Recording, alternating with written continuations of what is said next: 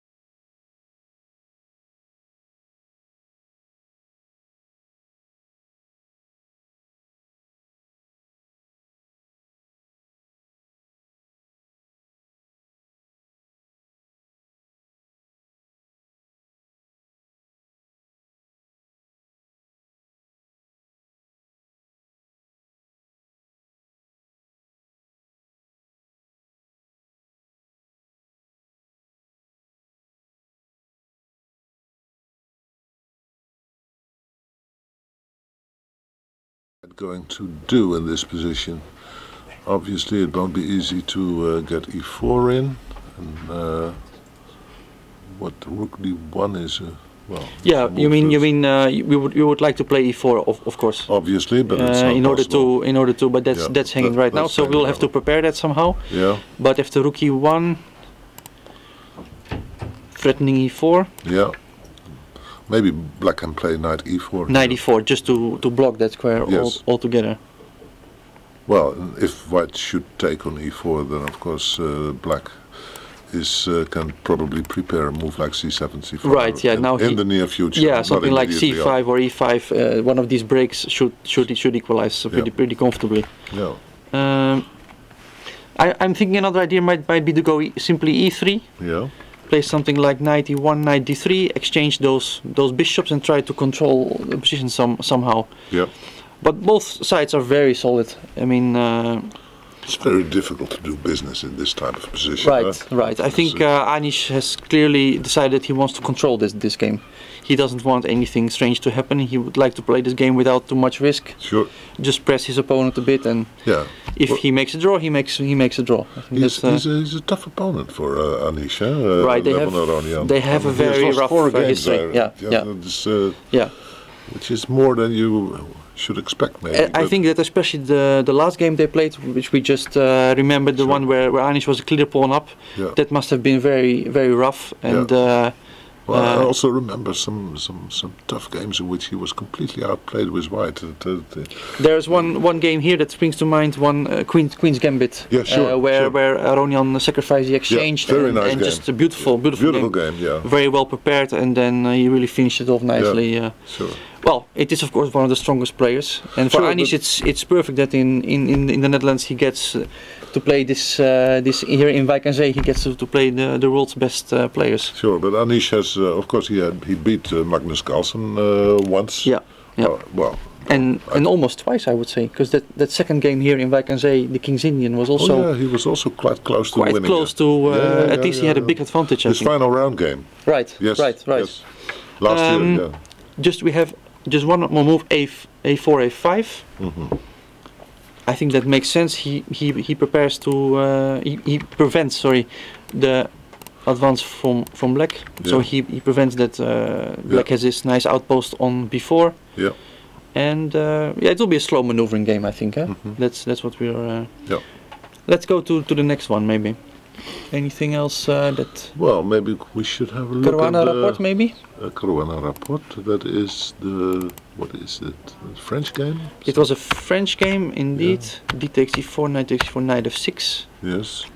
Takes knight f3, knight c6. Yeah, and of course. Well, I would say typical Rapport stuff. Yeah, this is Rapport. This is again we are on move 6, and I think we are. It's a bit suspicious what he's doing. I mean, he, of course, allowing your f pawn to be doubled is already a little bit suspicious because it might work against you in the later in the game, and also not playing for a move like c5 or but putting his knight on c6. Yeah, what would his setup be? You think? I'm not entirely. The only thing I can think of is that he's preparing for e5 in the near future. Right. But how will he going to do? Let's make some moves. Let me try what's normal here. Bishop e3 or bishop e3, bishop f4. No, bishop f4, bishop d6. Probably. Right. Yeah. That would be with tempo. And okay. Does he want to go e5 here already? Looks. Even after d5, white should be better. Bishop, but there are many other moves. Yeah, no, this looks suspicious, doesn't it? Yes. This looks a bit suspicious. Yeah. Maybe he would prepare it with. I could also imagine he could do something like b6, bishop b7. Yeah. Remove his queen and get somehow, and then go e5 or try to get some play over the g file. Yeah. Many options. Many options, but Fabiano is thinking. We said typical for Rapport because he has played some very unusual openings in this tournament, which you don't see too often in tournaments of this caliber. Sometimes he's been pushing his luck a bit, I think. Sure. But he had some big successes, like Gelfand and beating Gelfand in the Budapest. Yeah, that's of course quite a feat. That's big. That's very big. Yes. Very big. Okay, so this will definitely keep an eye on this. It will be an interesting game. Yeah, obviously definitely. It will be a big fight. And what else do we have? Maybe what is happening in the Gelfand game? Sergei Karjakin against Boris Gelfand. Let's see that. It's a bit. It's the Fischer move against the Najdorf, H3. Right. Suddenly it's all the rage now. Yeah, everybody's been playing H3. Well, yeah, that's it's a matter of fashion. Obviously, Bishop E3 has been all the rage for some time, and the variations are very lengthy, and people get a little bit tired of it and try for something new. And if someone has success with a move like H3, then obviously he gets followers. Right. Yeah, we've discussed this many times on the camera that nowadays to get an advantage is difficult, but to get even a playable position is already very difficult. So I think H3 is another one of those typical examples of trying to find new ways. E5, is that a typical reaction? I'm not. Obviously, against many moves in the Najdorf, E5 is a very normal reaction. Against G3, against Bishop E3, against Bishop E2, it is quite a normal reaction. So because I think the main line is to go E6. G4 and D5. That's the most principal reaction, trying to counter in the center where White is playing on the king side. Sure. This is one of the main. I think that this is one of the main lines. Something like this. I think. Well, this is what we have Peter for. He'll be joining us later. Sure. But this is not what Gelfand played E5. Which also has been played many times. Many times. I remember a famous game by the Dutch international master Hans Bouwmeester in the Olympiad in 1962, in which he beat a Bulgarian grandmaster Padevsky in a very, very nice game, in which he sacrificed his knight twice on the square F5. And it went like this, and obviously White played G4 next move, when Black doesn't prevent it. Yeah. And well, I remember this game. And if I'm not mistaken, Hans Bouwmeester won the tournament here exactly 60 years ago. So exactly that's another 60 years ago. Interesting fact. 1954. H5 is, I think, a typical modern move. Yeah, right? sure. It's been seen in all the Najdorfs nowadays. Black doesn't even allow this move G4 anymore. Yeah, but it's important not to allow the move G4. I mean, that was one of Fischer's ideas, obviously, to prepare the move. Because G4 also fights indirectly for the square D5. Yes. So, for example, after G4, White would go G5, remove that knight from F6, and then get his knight over to D5 and really control the position. Obviously, the bishop on F1 is ready to jump to G2. Obviously, to jump to G2 and take full control of the square D5. Yeah. So this would be White's objective here. H5 is the normal move. G3. So White still, although he cannot jump one move further, he will still go bishop G2. Knight D5, bishop G5, these are the typical moves fighting for the D5 square. B5, bishop G5, knight BD7, we have a few more moves, knight D5, and I think this is the position currently on the board. Yes. With Gelfand taking his time a bit. Yeah. It would be also interesting to know how original this position is, because I surely haven't seen it before. But then again, I hardly play Sicilians with either side, so I'm kind of in the dark here. But maybe you should, Erwin. Maybe you should play a few more Sicilians. Yeah, no, I've given it a shot, but it's not my thing. Somehow. I don't like the idea that if I make one mistake, it can go all. Sure. I prefer the slow maneuvering games where I can sometimes be slightly worse, but I will have the time to get back in the. I know you're quite good at that, but sometimes it's good for the. It's good, for the spirit to have the exciting game, which you might lose, but. It's. I'll keep that in mind for sure. It will depend on Boris' game today, maybe. Yeah. Okay. So Boris is thinking here. Well, as we said, it all revolves around this D5 square. If I just make a few not so great moves, let's say I'll go just to illustrate my point. This is all far from good. Just let me show you some position that White would be aiming for. Let me do something, just blundering even. this is the ideal position that white. This is the dream. This is the dream position, which somehow Bobby Fischer managed to get quite a few times. Quite a few times, yeah. But he was quite good, I think. But he was really. And maybe his opponents didn't quite understand what was happening. Yeah, to it was at the time it was all very fresh. I remember at least 2 or 3 games in which he got more or less this position, and which he showed flawless technique. Yeah. And of course, this knight it's so intouchable, and the bishop on f6 is just a horrible piece. White is playing on the queen side in this position. He plays c3 and a2, a4, weakening the queen side squares. Yeah. And then eventually it just collapses. Yeah. But this is very far from happening. We're just making some. It will be quite tough to exchange this bishop on f1 for the through bishop. Through c4. Yeah. Well, another. I think that also even in let's say. Such positions can be quite unpleasant. Let's say something like this. I'm just making a few moves. Also in these positions, white can really get full control over the white squares. And, he can also play the move h4 and bishop h3 in some cases. Exactly. This might go here. We'll end up with a4. So this is also something he might be aiming for. So this shows a bit the dangers in. But it can also go the other way around, of course. Just to point out that, let's say in a position like this.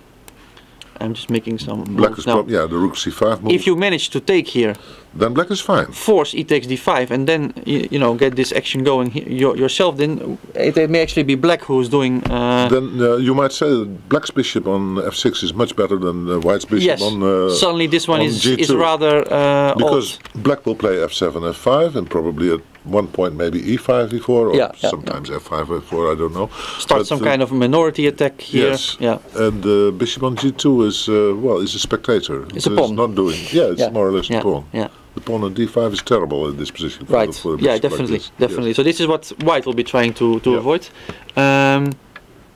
He has played bishop b7. So, for example, here he wants to take, I suppose, on d5. What do you think? Is there another complication, Erwin? Is the fact that black has played the move h5? Does that compromise the position of his king? I mean that it won't be so easy to find. Well, in some positions, I understand what your point. That in some positions it may be not so easy to castle because h5 will be suddenly hanging. So is the king more or less condemned to stay in the middle of the board for most of the game? That's an interesting. Yeah, well, it's difficult to say, of course, but that's definitely interesting to see if that is going to happen. Okay. Okay, this is one we will definitely come back to.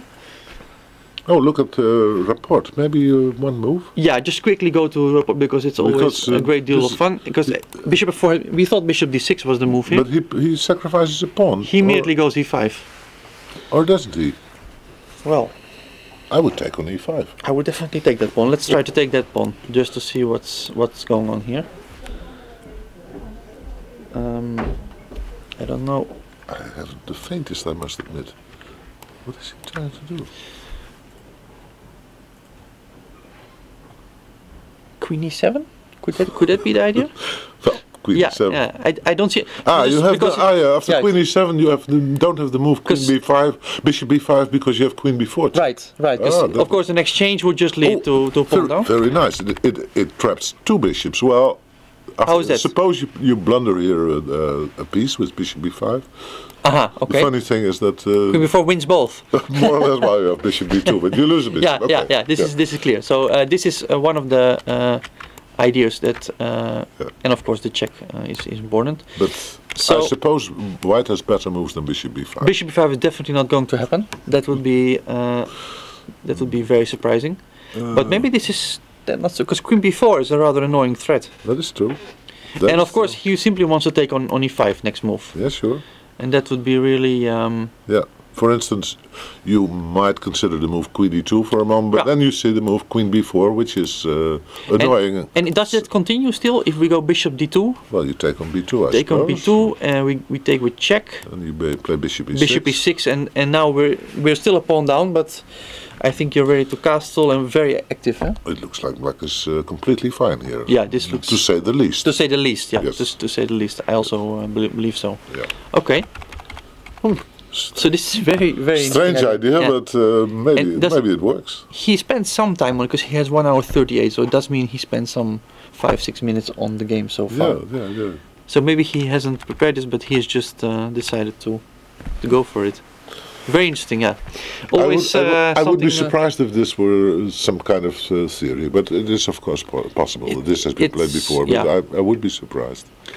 It must be very rare, to say the least. Huh? He's a creative player, by the way, Rapport.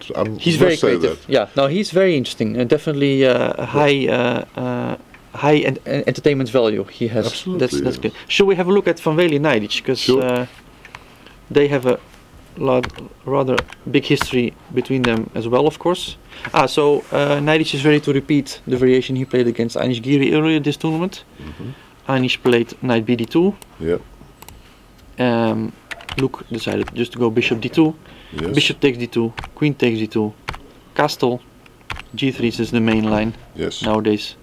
c6, castle, knight bd7, queen c3. This could be rare. He thought about it for 6 minutes. Yeah, well, so queen c2 looks a bit more normal, doesn't it? Right. Right. I'm trying to think. Queen c3 what the idea provokes knight e4 in some cases. Well, I don't think it's much, but okay. Yeah, because this is. What is the point of queen c3? He wants to go to a3 in some cases. Well, maybe because queen e7 is a right square for the queen, so maybe queen a3.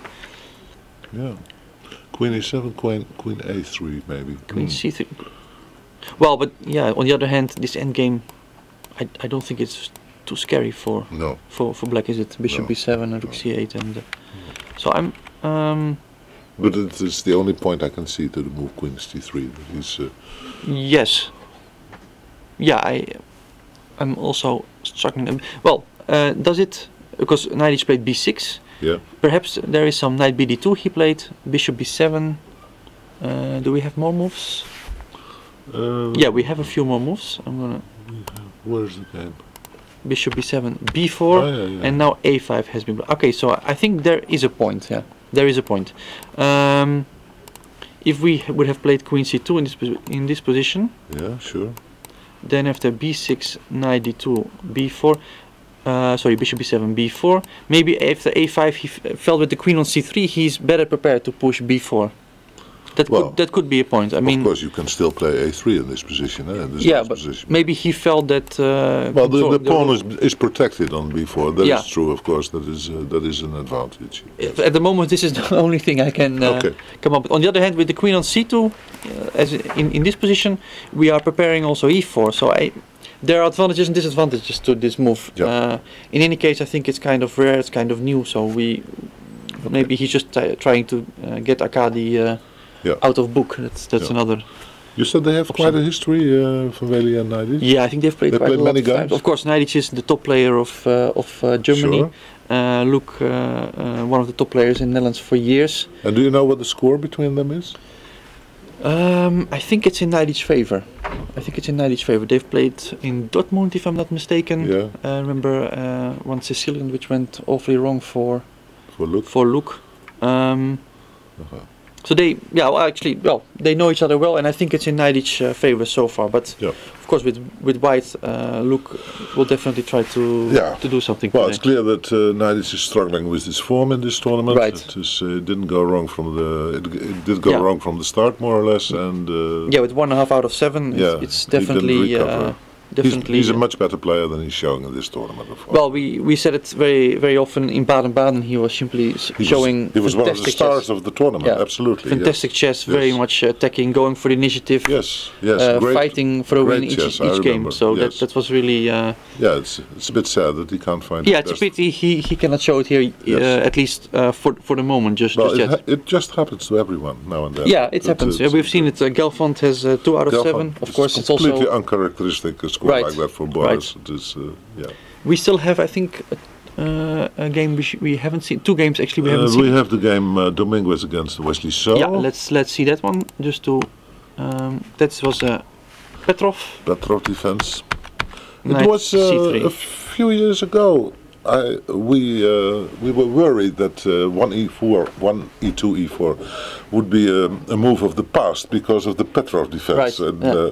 but that has changed more or less. It has been replaced by the Berlin. By the Berlin, yeah. The Berlin is now the new way to tackle e4. Now, I think it's this line, knight c3. Which, oh, sure, which sure. has, It's this line. Yes, yes. and it's always surprised me a bit because if just optically speaking. Yeah. Let's say this position, it doesn't look like there's an awful lot going on. No, but still, White manages to get play in this position. Right. That's it. I don't think he has a big advantage, but he. It's a typical, almost symmetrical position where actually all the advantages lay with White. Yeah. Yes.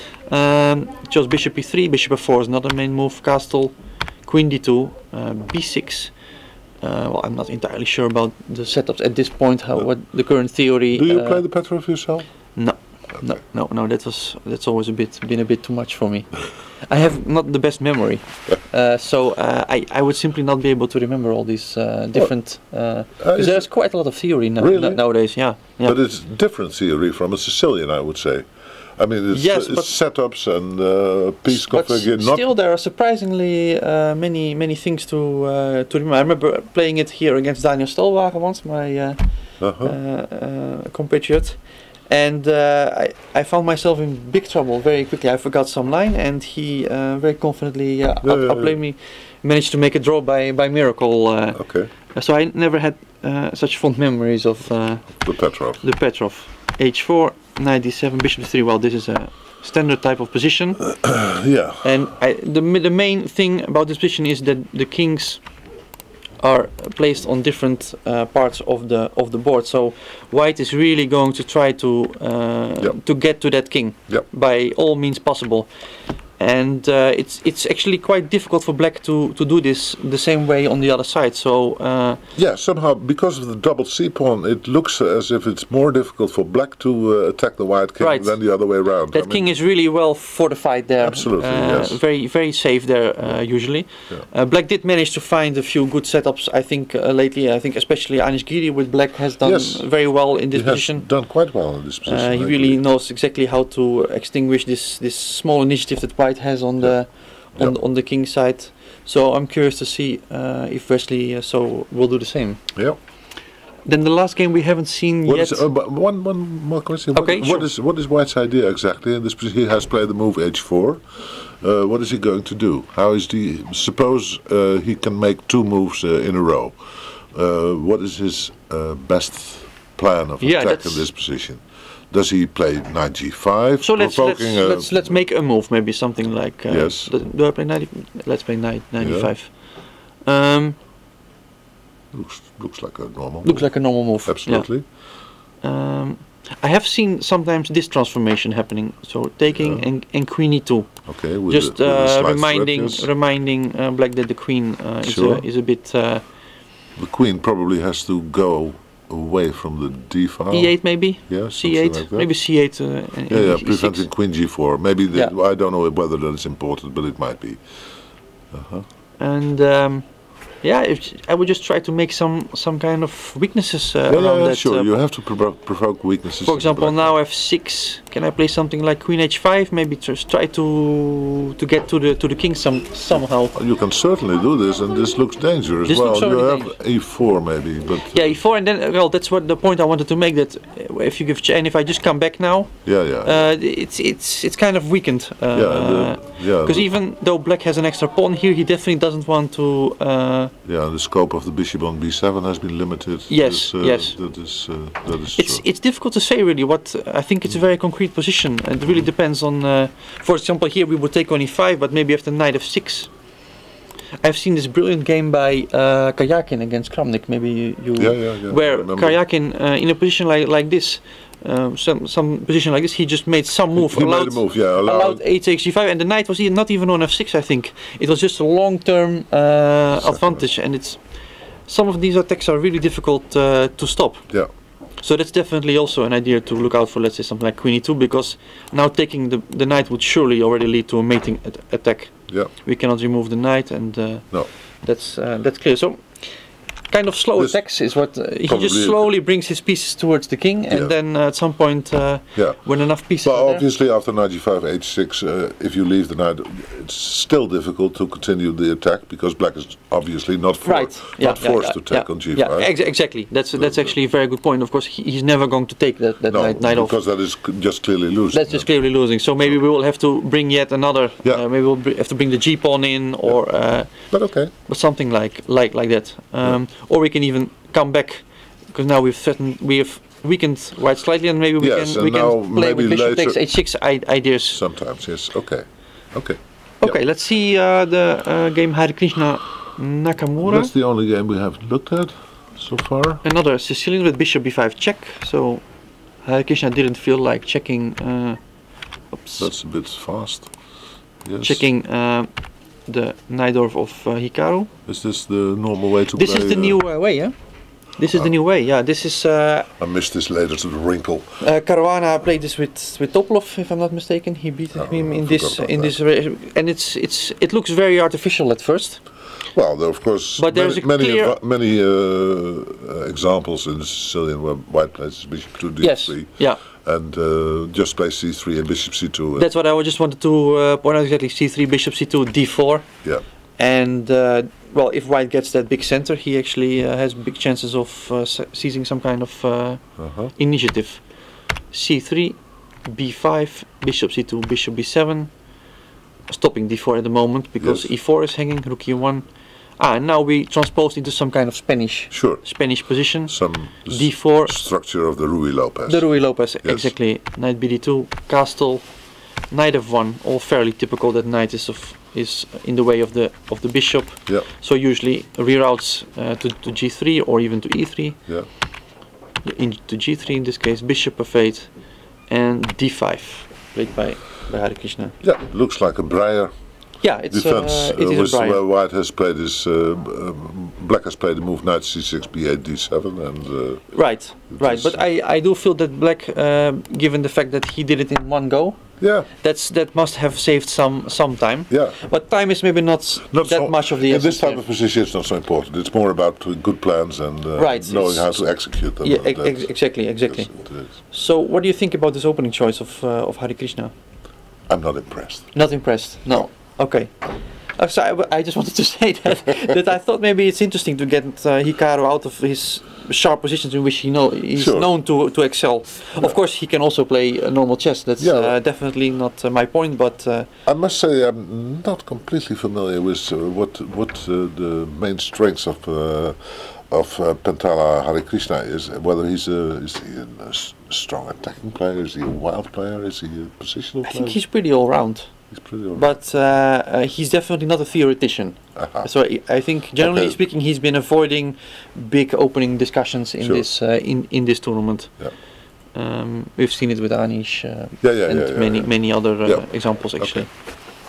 Well, this position also quite clear. White would like to launch some kind of initiative in the future here by playing h3, knight h2, maybe bring that knight to g4, queen to f3, queen to f3, bishop to g4. There are all kinds of slow attacking. Yeah, but this is of course very slow, the setup, but maybe we should take a look at the Giri-Aronian game. Oh, that's heating up. There have been a lot of developments, That's definitely, so we left it off at this point, a5, queen e7. Yes. So Aronian already looking so quickly that I suppose that this is a known example. Yeah, that could be because both just spent 10 minutes. So they have already played 19 moves. Bishop d5. Yes. So bishop d5. Yeah, this must be some kind of preparation. I would not be surprised.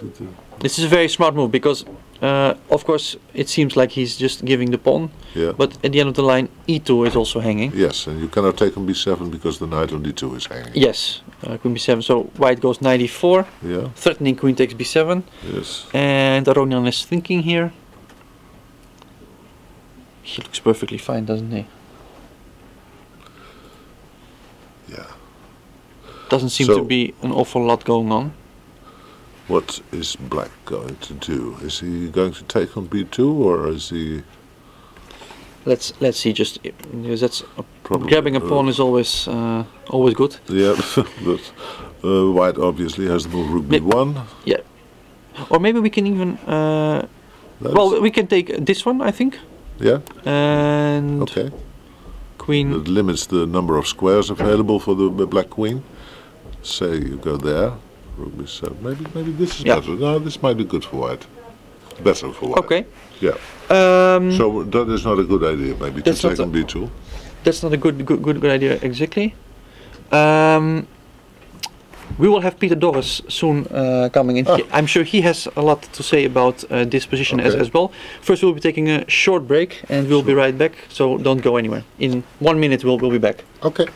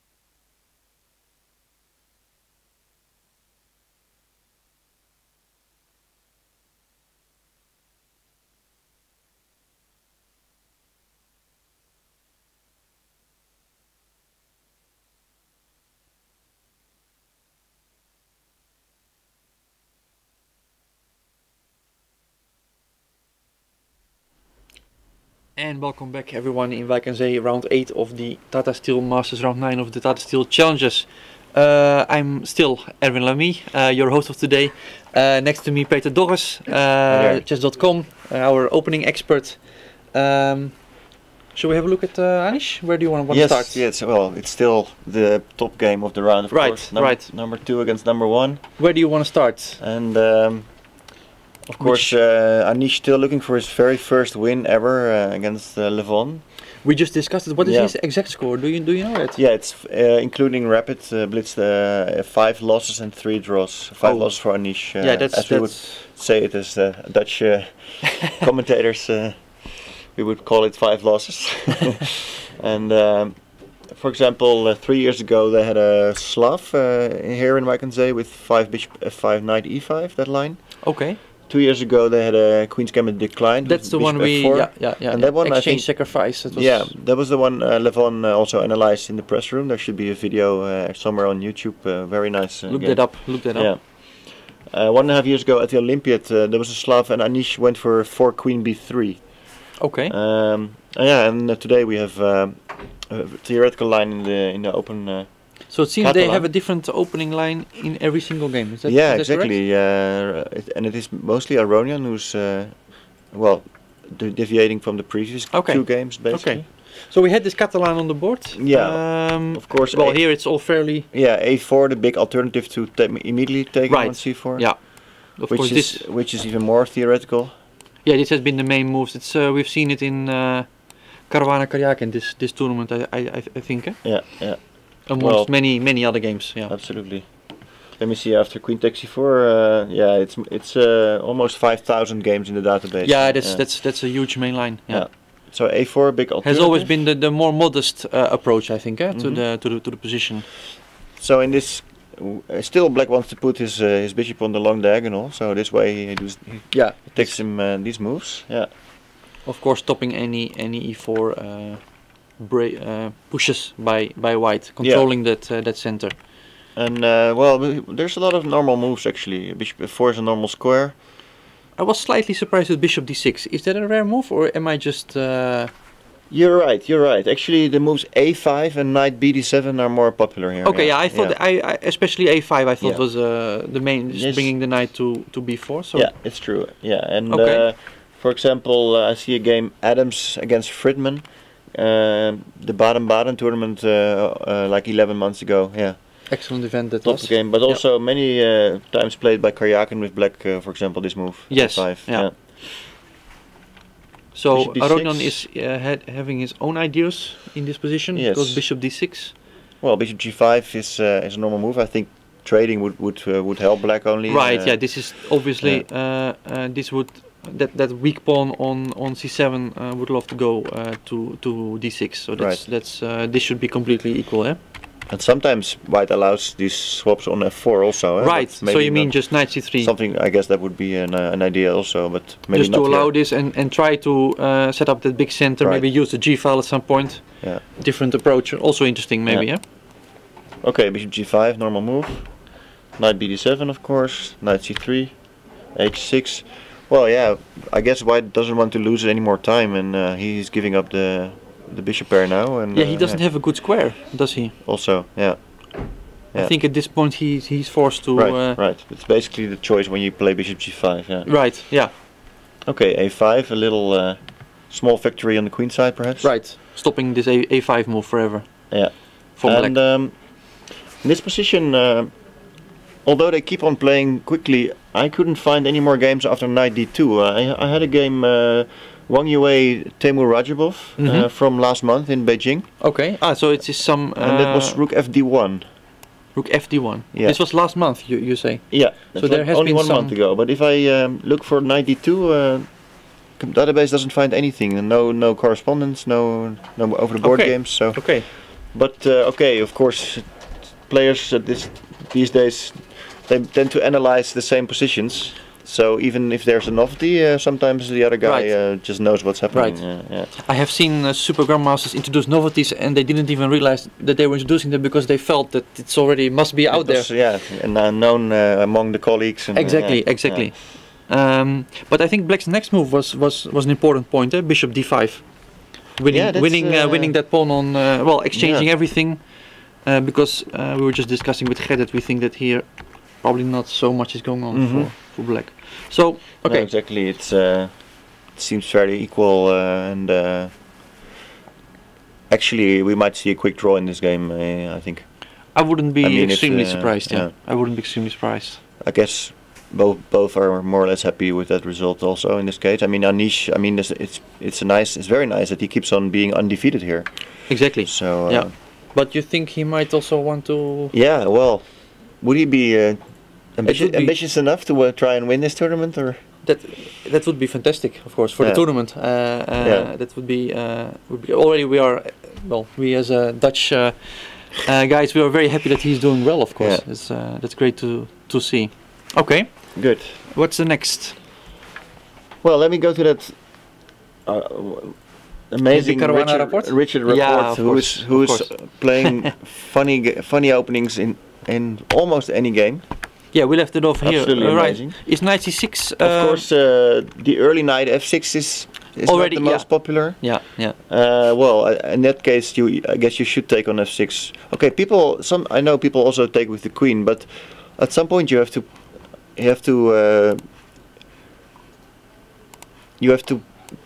basically play queen d8 voluntarily, Right. because white will play bishop d3. Yeah, just to point out that something like if you play a bit careless, you can just easily get that queen trapped. So it means either you play h6 early on, or you voluntarily retreat back to d8 early on. Losing yet more time. Which is very passive. Although It does remind me of a system in the Scandinavian. I think even a book came out last month. The Scandinavian with 3 Queen D8, which is Didn't Karpov do that? very Karpov against Timman, just exactly. in their match in Groningen. Karpov has played it also earlier in a rapid tournament last year. I see. Which is a really passive. I will. just I will show the audience what I'm talking about. Yeah. Which is of course the Scandinavian is like this, and the arrows are back. Yes. Okay, well, it's not a big deal, but we'll try to get it fixed in the next break. Exactly. Yeah. And of course, in this position, the big move is Queen A5, and another compatriot, Sergei Tivyakov, likes to play Queen D6. But somehow this simple passive move is getting popular, it seems.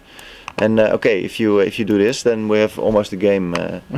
Right. I mean the analysis of the game. Right. But okay, black. After 94, knight of 6, knight of 6, you would have also, a very weird way of entering the game. Eh? Yeah, you reach theory, but you're mixed up the move or the number of moves. Yeah. Yeah. Well, black took with the pawn, and in this position, actually B6 is the normal move. Right. And I have some games where it's also quite typical of these French structures where you basically give this check to basically provoke something like this. Okay, of course knight b7 is annoying. You have annoying move. You give up C6. the c6 square, yeah. And you don't want to play this one either.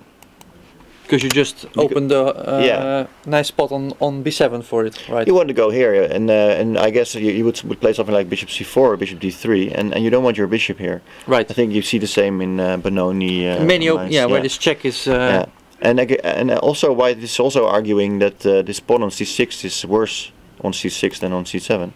Yeah, it limits the scope of the bishop. Yeah. That will go to b7. Yeah. And this was, for example, a game. This was how Garry Kasparov himself. Garry Kasparov guest in this tournament next Saturday. He will be here around this time. And he will be right here giving even some commentary, I think. Yeah, I think he will join for 45 minutes, 1 hour after the start of the round. That will be great. Absolutely. That will be absolutely fantastic, of course. Yeah. And he played this this check, for example, as early as 1986 in a sim also. 86. Yeah, that's really a good way of dealing with this. Yeah, go ahead. So he. But 96 completely again went for a different way. He really insists to be the first one to do something rare. Yeah, bishop f4 seems to be a normal move. Although, in fact, I found another Garry Kasparov game. In this position? Yeah, it's amazing. Okay. Another simul. And not a simul actually. I tried to find some background, but I couldn't find it. But I think Kasparov played a game against a newspaper. I see. The Antwerp Gazette. And I guess the readers were some consultation allowed to, game or they were allowed to vote for moves. And I see he played G3 and he in played that game. G3 here, yeah. And after E5? Bishop G2. Yeah, bishop G4, H3. Okay, so he didn't care at all about bishop takes F3. Because probably he believed that there would be chances on the diagonal there. Right. Queen takes, I suppose, or. Well, if you do knight takes, you actually have to go back. I would say. This is interesting. Because C2 is also hanging. Queen D1. So maybe he felt white was a good compensation. Yeah, maybe he wanted to take with the bishop actually. Also possible, yeah. Yeah. And then if knight takes d4, then we're ready to take on b7 immediately. So okay, this is an interesting way to play as well, of course. Yeah. Caruana played bishop f4. Yeah, a completely normal move. Completely normal. I did find one more game in this position. But I think that the next move of Rapport must have come as a surprise for him. E5. It's very easy to miss, isn't it? Yeah, because of the tricks you showed. Right, yeah, we were discussing with Gert Lichtering before d takes e5, queen e7. Ah, yeah. Suddenly, queen b4 check is coming, we're threatening to take back on e5. I think it's very easy to miss such right. It's rather surprising, of course. Also, this I'm thinking of this line. I forgot the name of the opening, but it's like d4 e5. You know that? Right. That idea with queen b4. Yeah. Where you also. Yeah. That's true. Yeah. Okay. So he just went back. Yeah, which is actually the move by somebody called Farkas against Pleshke, and that was an email and then correspondence game. Okay, that's from still 2001. Okay. So the player took some time, maybe some days, and also went for bishop e3. Yeah. Well, and, just to point out that, for example, if we are going to play very cooperative with black, if we're exchanging all the pieces simply, then of course these two weak pawns, they still going to play a big role here. In this position. White really has a very serious advantage because of it. Yeah. So black definitely still is the one who is trying to equalize here. Right. So that's what I'm trying to say. He's played bishop g4. Yeah, and that's actually new. I mean the game correspondence game went bishop g7, but bishop g4 looks. Bishop g7 and just castle. And but then White simply had a slight edge because of the structure. So he played c3, I see, castle, bishop d3, and this. And then he swapped twice, and then you're left with your f pawns. He swapped on d4. And there's hardly any compensation, I would say, for the structure. Yeah, this looks dubious. Even though after rook e8 check, I thought even king f1 would be possible here. Yeah. Because I don't think the king is so badly placed there, but he just played bishop e3, and this is more or less the point I wanted to make. That this structure is so bad. Yeah. That despite the rather asymmetrical way it all looks, it does look very unpleasant for for black. So he played bishop g4, Rapport. Yeah. And that's where we leave theory, absolutely. Isn't it? Yeah, and I don't think we have left Rapport's analysis actually. Because he is playing. He must have looked at bishop e3. But he did spend some time. Okay. He has 1 hour 27. That's true. That's not that much, I would say. But okay. That's true. It makes it rather unclear if he's still in theory. Yeah, and well. Bishop e2 maybe. It's quite a nice line actually. Yeah, it's to try once for black. I mean, he's giving our viewers all kinds of nice offbeat lines, ideas to check at home, and this is surely. I think Jeroen Bos has enough material for 6 more SOS. For 6 more SOSs, yes. If you're watching Jeroen, bishop e2 is maybe the way to break this pin. Yeah. And well, I still kind of like white. I'm a structure guy. I like that we have fixed these pawns. They're doubled. But okay, let's go to the next. We'll surely keep an eye on this one. Can you go e4 here? E4. Yeah, I was hoping that I could go. Well, I was hoping actually knight h4 or knight d2. Which one do you think? And after an exchange, I just wanted to give this pawn on d4. Go queen c4 and maybe a long castle, knight f5 at some point. This may be looking tricky for even though we're pawn down. So I think he will want to release to keep the tension in this position. Okay. Is knight takes c5 with threat? I'm just wondering. Let's say if we make a move like this, can you take on e5, or am I blundering things? I may be just blundering things, huh? Bishop takes e2. This is. I just wanted to point out the point of. Yeah, but the knight might. Because in the end, if you take back here, then we will be really a pawn up. Yeah. But bishop takes c2. Knight b7. Knight b7. Well, it's possible because I was thinking bishop e4, but after knight c5, bishop g2, rook g1, it's actually a big problem. Yeah. So okay, this is things they are definitely thinking about right now. Caruana is thinking. He already thought for more than half an hour, so he's definitely not. Right. He's definitely surprised. Hare Krishna. Let's see Hare Krishna Nakamura. Well, yeah. It was the Spanish. The bishop b5 line. The bishop d3 is of course. Latest trend, I think. Yeah, of course the knight d7 move, always known as the most ambitious, and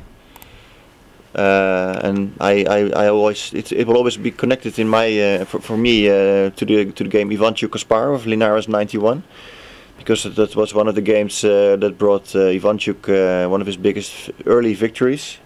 He won Linares in '89, and but Kasparov wasn't there. And then 2 years later, he won it also with Kasparov actually present. That's so a big difference. That was that was amazing, and he beat Kasparov in this line. That was I remember I just started playing chess, and it was it was one of the first times I actually saw Kasparov losing in a top event. Right, right.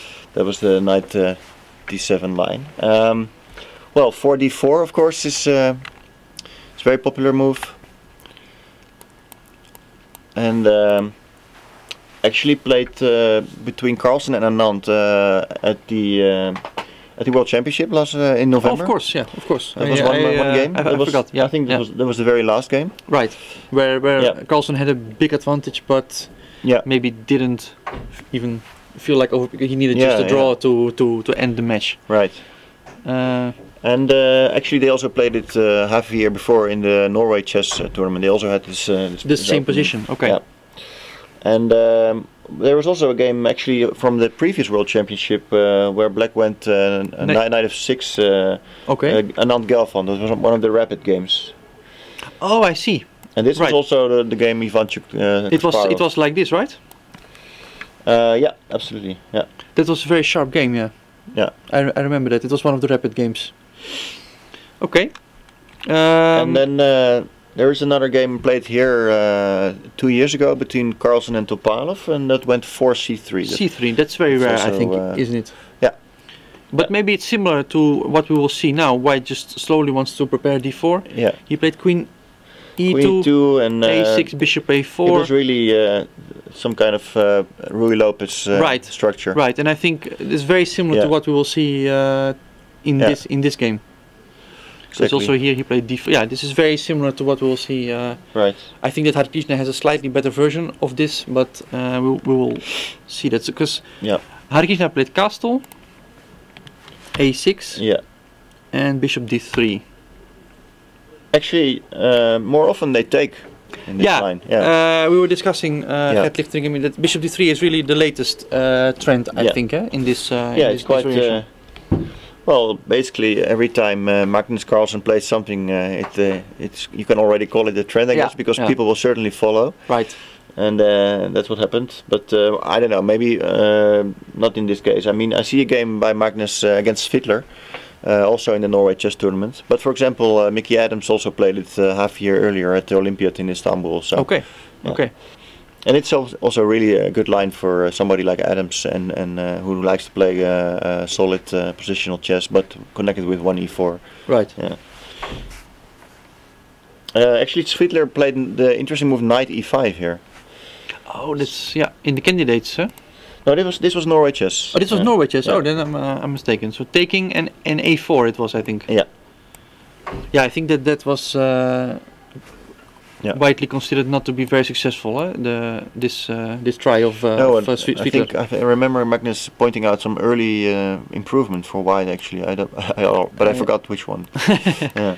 Well, it was a kind of crazy game, but White surely had the better chances. Yeah, simply based on development combined with structure, I think. Mm-hmm. So yeah, knight f6. Knight f6 is C3, the main move. Yeah. C3, b5, bishop c2, bishop c7, and now rook e1 is the. We have a lot. The moves you have are the moves actually played, right? Right. Right. Well, this is 94, 8 rook e1. Okay, so you went e5. Oh, you have a move c4. I see there. I can say that Adams was the Adams games. I said he played queen e2 instead of rook e1. Okay. So that's a slightly different way of achieving the same. I guess slowly pushing d4. Yeah. But e5 actually the most popular move. Okay, and the move c4? I found a game c4 played by Ivan Cheparinov against Sergei Karyakin. Both Topalov and Cheparinov have been playing 97 consistently. Yeah. But okay, we have. And c4, the point being that after d4, we simply want to take on and not to allow White this big center here. But on the other hand, the downside is probably that White can try to hit those pawns, right? With b3 and maybe even with a4, knight a3. Oops, knight a3, really applying some pressure on those pawns. Yeah. Nakamura simply goes for a Spanish type of position. Yeah, it's really they're really playing Rui Lopez style now. Close to Rui Lopez. Yeah. And I think we're expecting some slow maneuvering game, right? Yeah. In fact, we haven't. I have still one game. After G6, is that After the last move we have? okay. G6 is the. Oh, we still have B3. G6, B3. Okay, then in this position B3 might be an off-the. Although maybe we should actually really compare it with Ruy Lopez lines, because we may be back in some other theory. Yeah, although the of course bishop is a bit weird on B7, eh? and also, well, it might be some Breyer lines, but Yeah. Black didn't spend any time on knight C6 B87. So Right. on the other hand, Tempi don't really play that much of a role in this type of position. I think with the center closed, the center is closed, so it will be slow maneuvering. White will slowly try to get some edge on the king side. Yeah. And well, I can just mention the game we still had where White played Bishop G5. Bishop G5, okay. Again, David against Olszewski. Brato 2013. I think you played in Brato. Brato once. is a nice event. Yeah, you played there, huh? Yeah. I've played there. Italy. It's a very nice place. Yeah. Can certainly recommend it. Okay. Yeah. Well, last year, this position was on the board in that tournament. And after H6, White is saying, well, I'm going back, but I have somehow weakened your king side. Is that the point? Yeah, I would say so. It's very similar to this Breyer right line. Yeah. Well, Hare Krishna, he decided. Actually, the big difference, basically between Breyer and this, I noticed is instead of H3, White has played Bishop C2. Otherwise, it would really be a Breyer, I think. Okay, yeah, and the pawn is on D5. He closed already. Sure. He already closed the center, of course. That is, I mean, in the line with where you go C4 and Knight C5. Right. This is basically this, and that's definitely true. Maybe sometimes White can go H4 in one move. Try to save time because just to point out to our viewers that the pawn is usually here, and this time we may just push it immediately. Yeah. On the other hand, I'm also a bit afraid. Let's say I make a move like this, and after H4, H5, that it can also be. Well, is it green or red? That's that's the only issue. Well, this is very much a maneuvering game, I think, at this point. He chose B3, Knight B6, Rook B1. So he first, I think, focuses on the queen, not to allow anything to happen there, and C4. And do we have more moves at this point? He took already on C4. Okay, he took on C4.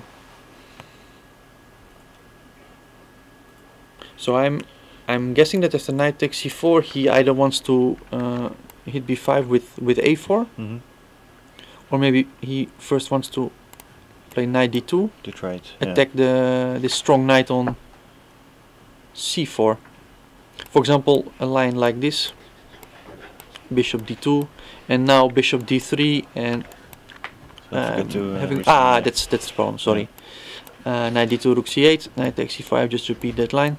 Bishop D2, and now maybe Bishop D3 and some C4 because we make use of this pin as well. Maybe there's also some queenside initiative in the air.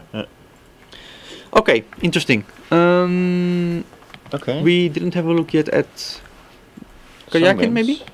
Sure. Karjakin Gelfand. Karjakin Gelfand. That was an interesting.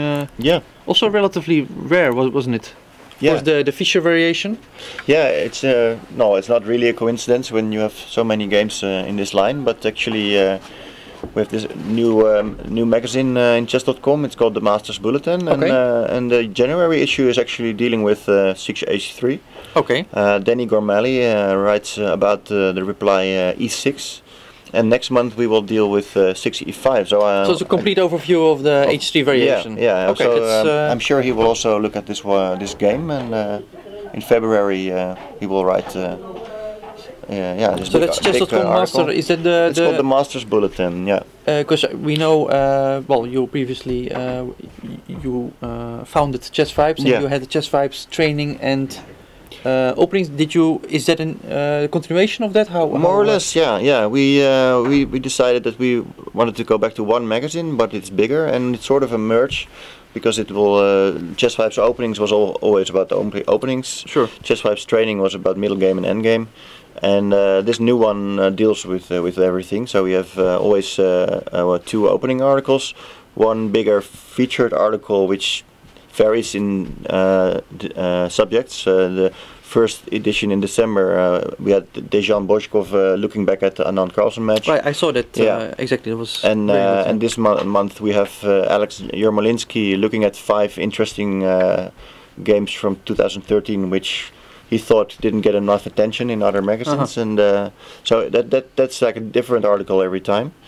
And from a Chess Vibes training, we still have 2 IMs from Holland who continue their column in the new magazine. Robert de Gis, who has been here many days, he has a tactics and an endgame column. I always liked his endgame column. So Yeah, I'm happy that it's that still there. he Me joined. too, yeah. And then we have IM Arthur van der Oude Wetering, writing every month about some middle game, Okay. which he thinks interesting, and he always finds stories from books, and he combines all the ideas. It's also very interesting. He looked this month at the game Kramnik Azad. This amazing. Oh, the Queen Sacrifice. Yeah, for the only 2 amazing game. pieces. Yeah. Amazing game. Yeah. Yeah.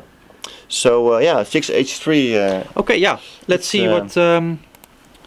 Okay, e5, the typical knight answer, of course. Knight e2, and okay. Well, maybe we could show quickly that game Gert Lichterink was talking about, because Hans Bouwmeester is really one of the old legends who actually paid a visit to this tournament last week, and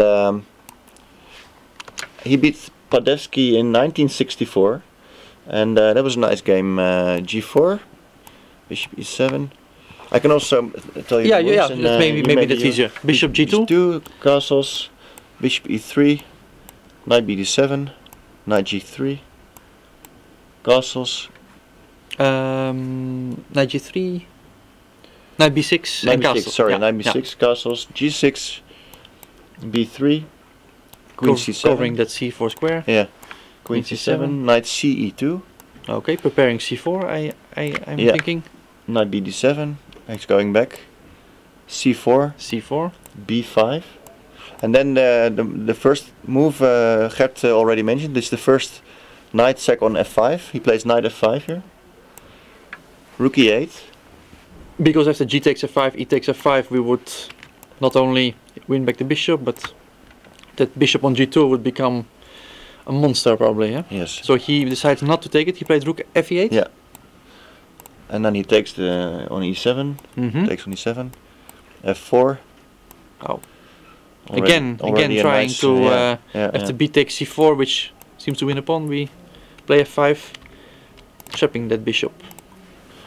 So black takes. Black takes. Bishop takes. Knight e8. Okay. And then cb5, ab5. Knight d4.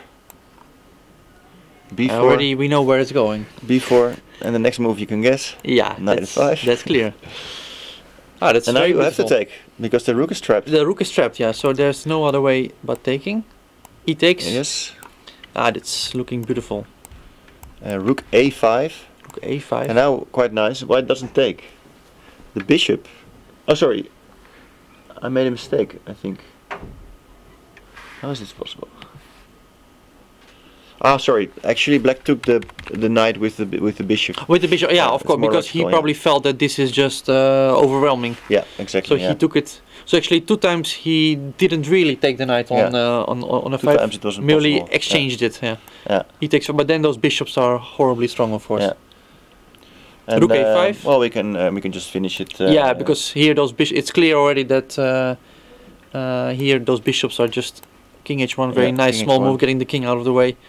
Knight d5. Knight e5. Bishop g5. Bishop g5. Rook d7. Rook c1. Hitting the queen. Rook c5. Queen d2. Queen d2. Reminding black. Yeah, this is Yeah, queen b8. Queen b8. protecting. Bishop e3. Bishop e3. Forcing the exchange. forcing the exchange, taking the c file. Knight g7. Bishop g5. Knight e6. Yeah, the computer is already showing the idea. Bishop f6. Yeah, the queen is already. And then a bit of a funny move. Rook a7. Rook a7. That doesn't seem to stop White from executing his threat. And actually, black resigned here because I would say. Just in time. Yeah. Or maybe a bit too early. What do you think? Yeah, well, I was just thinking you're gonna play bishop d5 and bishop e6, but of course fe6 protects the mate. Sorry, how? Bishop d5 and But bishop queen h6. queen h8 is another. That's actually yeah. quite simple. Yeah. I was just looking at the. You thought queen g7 queen is g7 the mate, yeah. Maybe Black was thinking the same. I've protected g7, But this is so often I'm okay. often discussed amongst amateur players, but also is it not done if there is a beautiful game played? Do you allow mate? Yeah. What do you feel? Well, in this kind of position, I think it isn't really necessary to allow because it's not queen h8 mate. Yeah, because the mate itself is not very beautiful. You mean? But okay. But in other instances, yeah, I think I would agree. Sometimes actually. it's quite nice. I think I would agree. Okay, so this is a very nice example of how things can go completely wrong for Black. Hans Bouwmeester is a legend of Dutch chess. And it means that h3 was a strong move already half a century ago. Right. So did he play it before Fischer then? Which year is this? I will check it. That's interesting to know. Yeah. In this game h5. h5. And now here the most popular move is bishop g5. Immediately again fighting for the d5 square. Eh? Yeah. Okay. And after g3,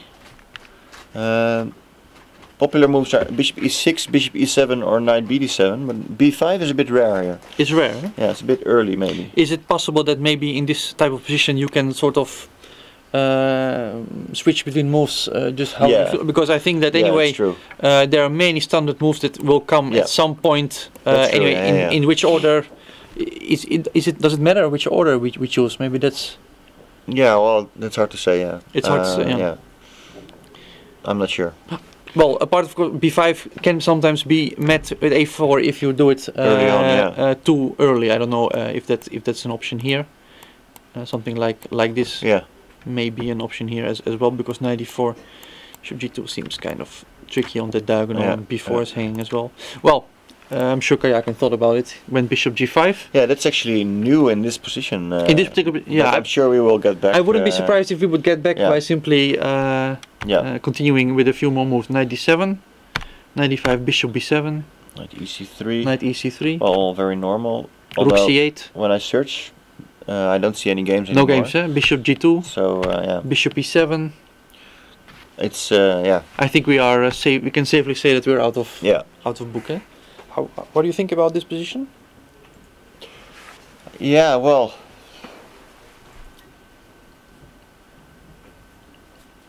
I guess white should have a very tiny edge. Yeah, I would also think that. Yeah. But he needs another mistake to get something really tangible, I guess. I mean, the pawn on h5 is a bit funny here, maybe. Right. Maybe you prefer to have it on h7. You can't even castle because of queen takes h5. Actually. That's a nice thing to point out. That's a beautiful thing to point out. Queen h5. Yeah. And after knight h5, bishop e7, we even win another pawn. Yeah. So. That's actually something rather annoying, maybe. Yeah, that's maybe more annoying than losing the bishop pair for Black in this position. Yes. Yeah. Is b4 a move in this particular position? Simply saying that, well, after knight d5, I'm going to take it off. That's why you. And that bishop pair, is it really? Let's say if I get my knight to c5, how does that? How is that knights versus bishop? It's an interesting question, maybe. Yeah, and I don't know. I maybe I'm too much of a classical player to prefer the bishops, but I do so too. Yeah, I would also definitely take the bishops, but maybe Gelfand thinks otherwise. Yeah, it's possible. Yeah. In any case, here he is thinking. Also, just to point out, Kajakin spent more than 20 minutes on his last move, h3, h4. In the future, he may intend to bring his bishop here, pin that knight on d7, and I think this is the position we have right now, isn't it? Yeah, so Gelfand taking his time. Is that a moment maybe to go to Van Wely Nijlic? Absolutely. It's quite a while actually. They played against each other actually. Last time was in 2008. Aha. They only played 5 times. Okay, last time in 2008. Somehow I thought they had some big history, but maybe I'm just. No, I couldn't find. And what is their score? That's a good question. I forgot to check actually. Okay, sorry. Yeah. Well, I checked it for other games, but not for this. Because I thought that night I remember a night of game which went all wrong for Luke, and I couldn't remember a game where Luke was. So I was thinking that the edge is slightly in White's favor. Actually, it's quite easy to. But of course, to our do the viewers let us know through Twitter. We are always. No, but it's very easy to do the search. So Yeah. let's just do this right now. Let's just see how It's with the modern without this. technology, Yeah, it's it's just a few clicks away. In the this meantime, game- we can just. So he has repeated the line he played with Anish, isn't it? Bishop b4 check. I was pointing out before Anish played knight bd2 in this particular position, and after castle a3, bishop e7, e4, they reached one of the main lines of this variation, very sharp. Obviously Naiditsch checked this variation afterwards because he's ready to repeat it today, and Luke had his own ideas. Went bishop d2. I think this is all pretty standard, isn't it? Yeah. In the meantime, I The score. found the score, and you're right. Actually, in the very last game, there were in classical games there were 3 draws, and Naiditsch won the last game they played in Dortmund, Okay. 2008. Okay. There's also one rapid game I found, and Naiditsch also won that one. So I see. So it's a we took- small edge for yeah, for exactly. Naiditsch definitely. Yeah, and the Naidov game you talked about, that was actually the last game they Okay. played. Yeah. Okay. Yeah. So and in the colors like this, there was one Vienna Queen's Gambit, and there was one English game, which was that rapid game. I see. So this has been this is new for both of them, at least in their mutual games. Yeah, yeah. And well, in fact, in this line, the first. Yeah, we were very remarkable surprised. move. Yeah, Queen Queen c3. c3.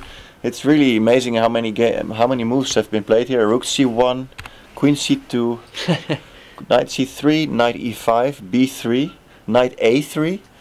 All reasonable moves. of course. a4, yeah, cd5 and Queen d3 all been played more often than Queen c3. More often even than Queen Yeah, c3. Okay. yeah. Okay. So Yeah, we also usually we were and- struggling to understand the points, honestly. Yeah. We thought that maybe it helps White carrying out this b4 advance. yeah, But that's about as far as we could get. But I see there are no high level games then on this. actually yes, there were 2 high-level games, and I noticed that actually this is a very old idea of Vasily Ivanchuk. Okay. He, Okay. So he- we do have a He played it in genius playing in this. 1989 in Reggio Emilia against the other legend Ulf Andersson of Oh. Sweden, and Andersson went knight e4 immediately. 94. Okay. Looks like a principal Yeah, response. Queen c2, Queen c2, Queen e7, and then knight a3, knight a3. and then knight d6. So he's really he wants to finish the development without exchanging that knight. It's actually quite a remarkable Knight d6. Huh? knight d6 to f5. Would you ever think of that maneuver? I'm not sure I've ever seen it. Knight d6 f5 to f5. So knight e5 came yeah. and knight f5. Yeah, that's Very interesting. Maybe it has the concrete purpose because after knight takes e5, d takes e5, it's hanging for the moment. Yeah. So maybe he first, I think e3 came. Yeah, and only now he takes on e5. Right. So that you actually force White into this position. So maybe it had a concrete purpose because in this a few moves later they agreed to a draw actually. So I see. So it was not a very successful attempt of Vasily to break the system. Okay. and then and maybe that was what Luke noticed actually in the Russian team championship last year in 2013. The young FIDE candidates participant Dmitry Andreikin also played Queen c3. And he took on d5, I see. And then the next move he took on d5. He played Queen a3. And Queen a3. So and that's interesting in the that sense might be that the big idea actually. the sense that White's black setup is usually bishop b7, Queen e7, well, and then rooks are connected, rook fc8, and so he takes away that best square from the queen. But is it enough? I'm wondering. Well, this game also ended in a very quick draw actually. A5. A5. Okay, so he wants to place the bishop on A6. I'm guessing. Rook and C1. then the queen went to B8. Queen B. Oh, okay. And followed by rook to C8, and black was already fine. Yeah, because in this type of positions, although this is the so-called bad bishop because the pawn is on D5, the bishop is very often actually even better than the good bishop on on G2. So this is obviously nothing for. Right. So look. So knight BD2, new move. And what follows is the typical B4. Yeah. Do we have a few more moves? I think A takes B4. Yeah, just C5. Let's see if you just activate this one again. Yeah. So B takes C5, B takes. We have had various exchanges. D takes C5, knight takes F, Queen B4, knight FD7, knight D4, rook B8. And rook B8 is a good move in the sense that, let's say if you make just a move, let's say H6, which is not. Then after C takes D5.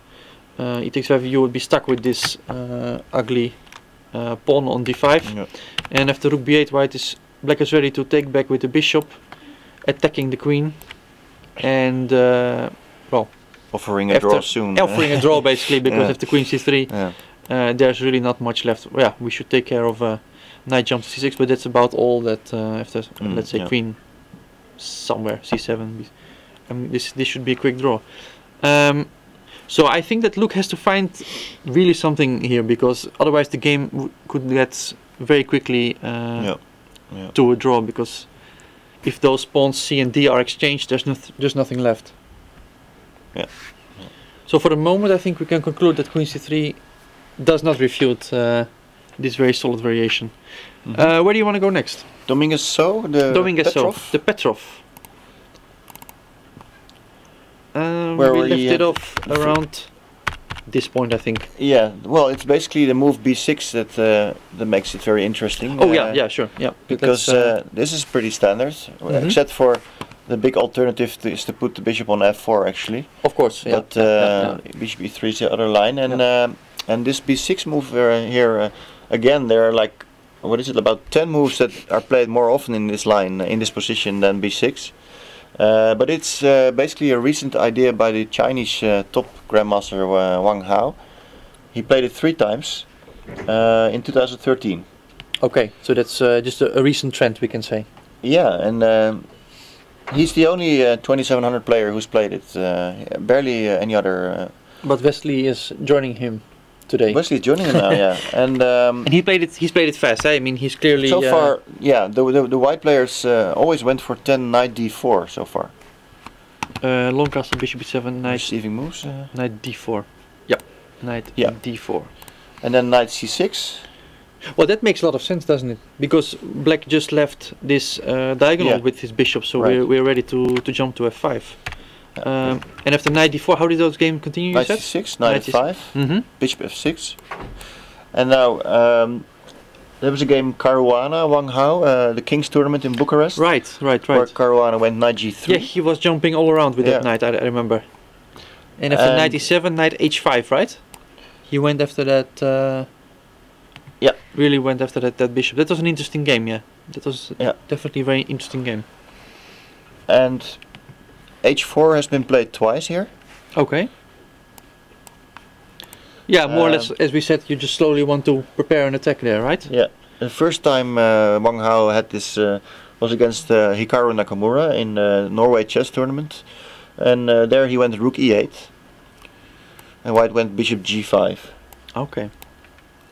And Nakamura won the game after 42 moves.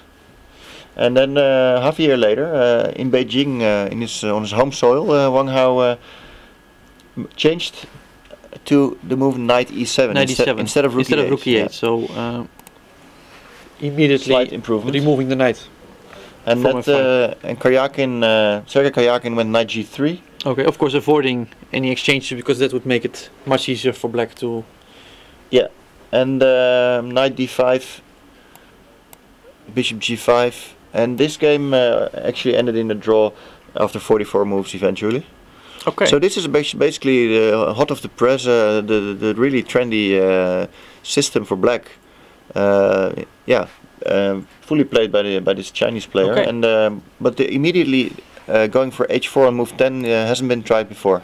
Well, Dominguez has thought Actually about not, this for not 6 over minutes. the board, yeah. 6 minutes. So Okay. maybe he, well, improvising is a bit. Maybe he was remembering simply, but this is a novelty, you say? Let me check, because the thing is, okay, yeah, actually, I found one correspondence game. Okay, and that continued with 97 That's a as game well. from 2011, and after 97, in that game, white went h5. H5, so that's a Yeah. different approach.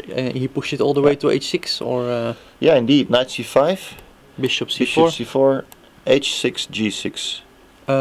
bishop F6. Sorry, bishop f6, h6, g6, yeah. Because that's really the difference in approaches. If you keep the pawn on H4, you want to use that G5 square to launch one of your pieces, and if you push H5, here, then you are most probably going to push it also to H6, just Right. to weaken those black squares around the king. And here, I suppose he played bishop D4. Yeah. Knight e6, and he swapped, and then also on f6, and then also bishop d5. Yeah.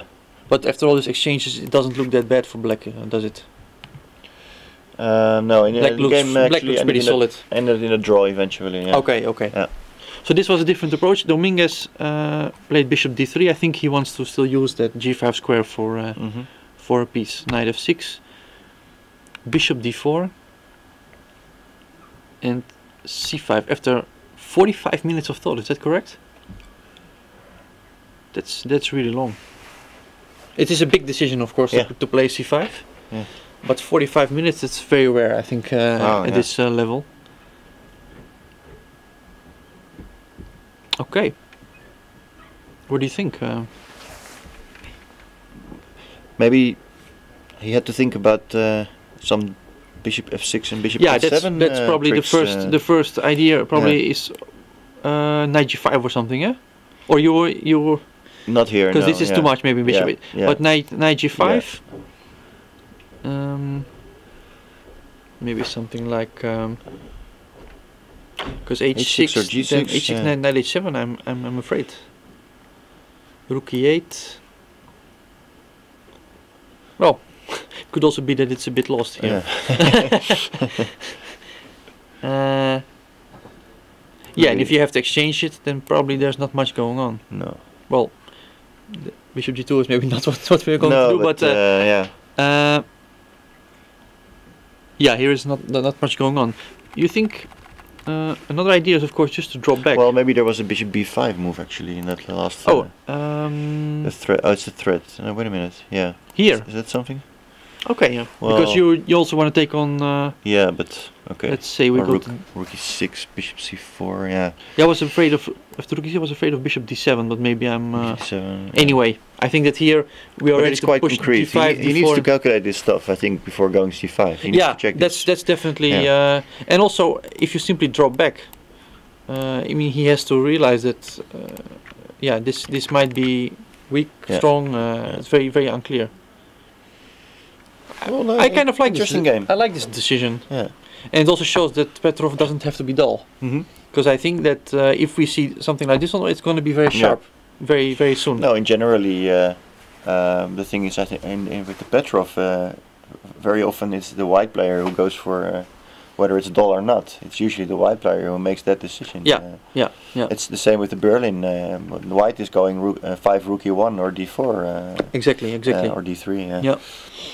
And Dominguez has still 1 hour 20, so he's played relatively fast so far. Wesley has 40 minutes less, so surely that could play a role at some point. Yeah, I think we saw all the openings. I think we saw them all. So that's.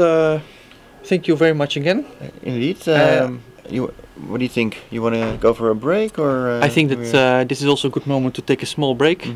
We thank you very much again, and of course we see you for the next round. We're already awaiting your opening expertise. Thanks again, and we'll be taking a small break, and we'll be right back. Thank you. Thanks.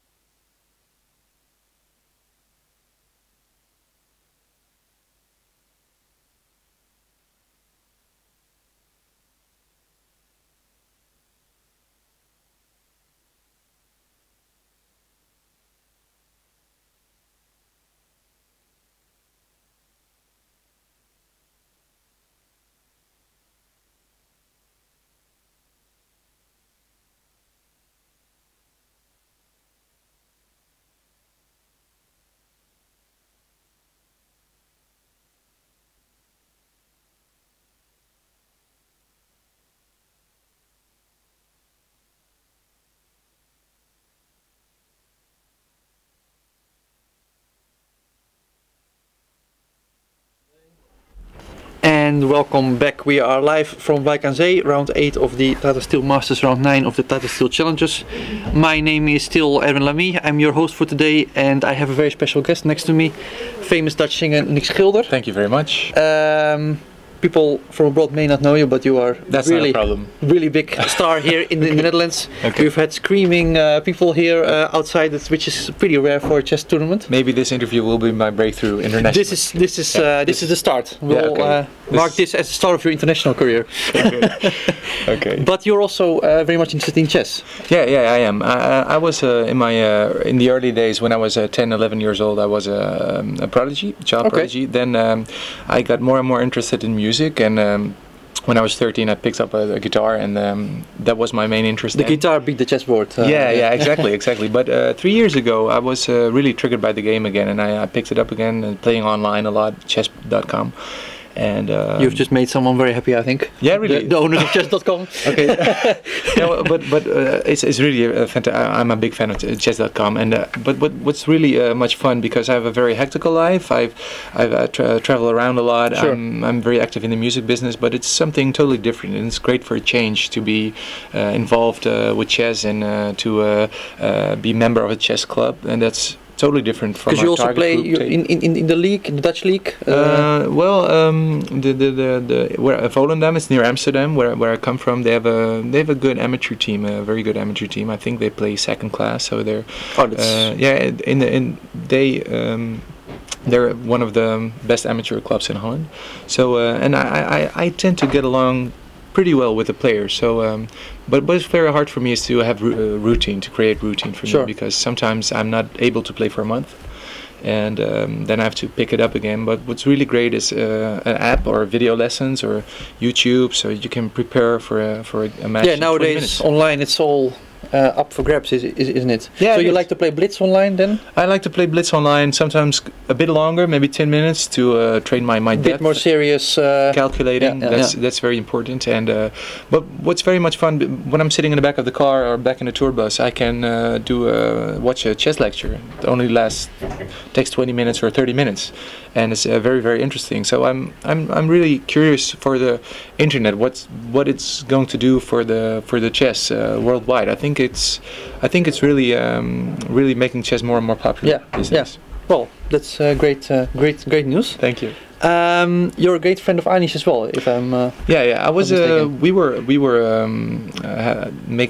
being guest editors of a magazine, and we were able to interview some people that we were interested in. I interviewed Joost Luit. He's a golf pro. He's in the top 100 golfers, a Dutch guy of our age. And I also interviewed Anish.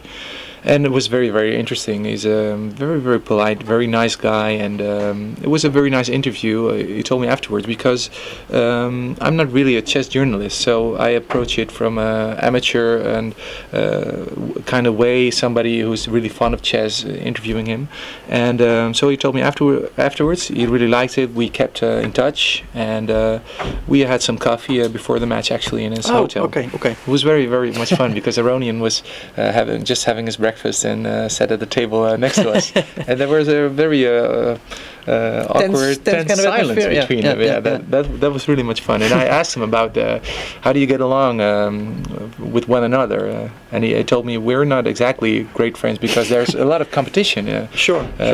Between one another. I understand it completely, but there's also it's top sports, much respect. But respect. It was very interesting to do that. I opened up the round. I hit the. I'm not sure. Sure, that's a gong in English. The gong. I think it's a gong in English as well, and it's a big tradition here. Many special guests have done that, and today the honor was yours. It was a great honor, and we got to walk in between the boards for 5 or 10 minutes. Right.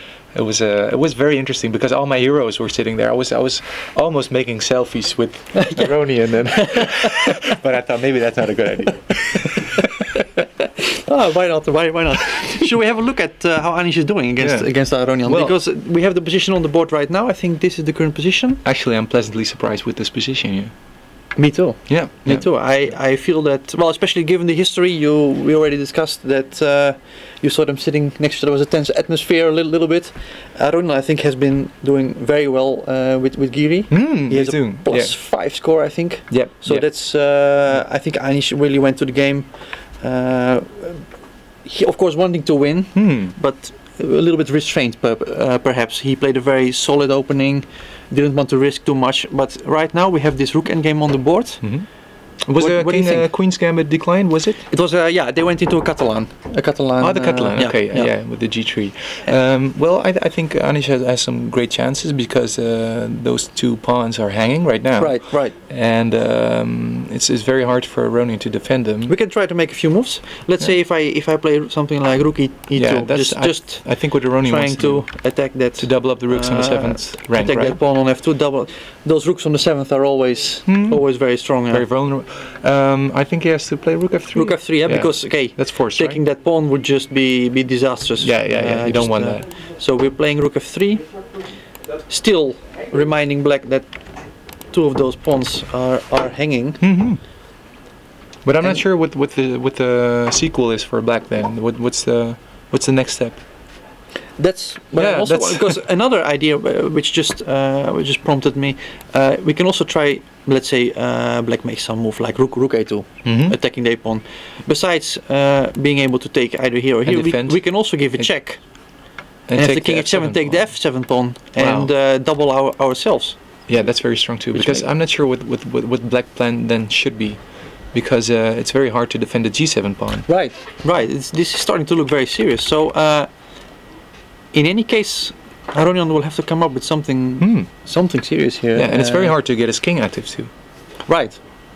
Because of the rook on f3 then.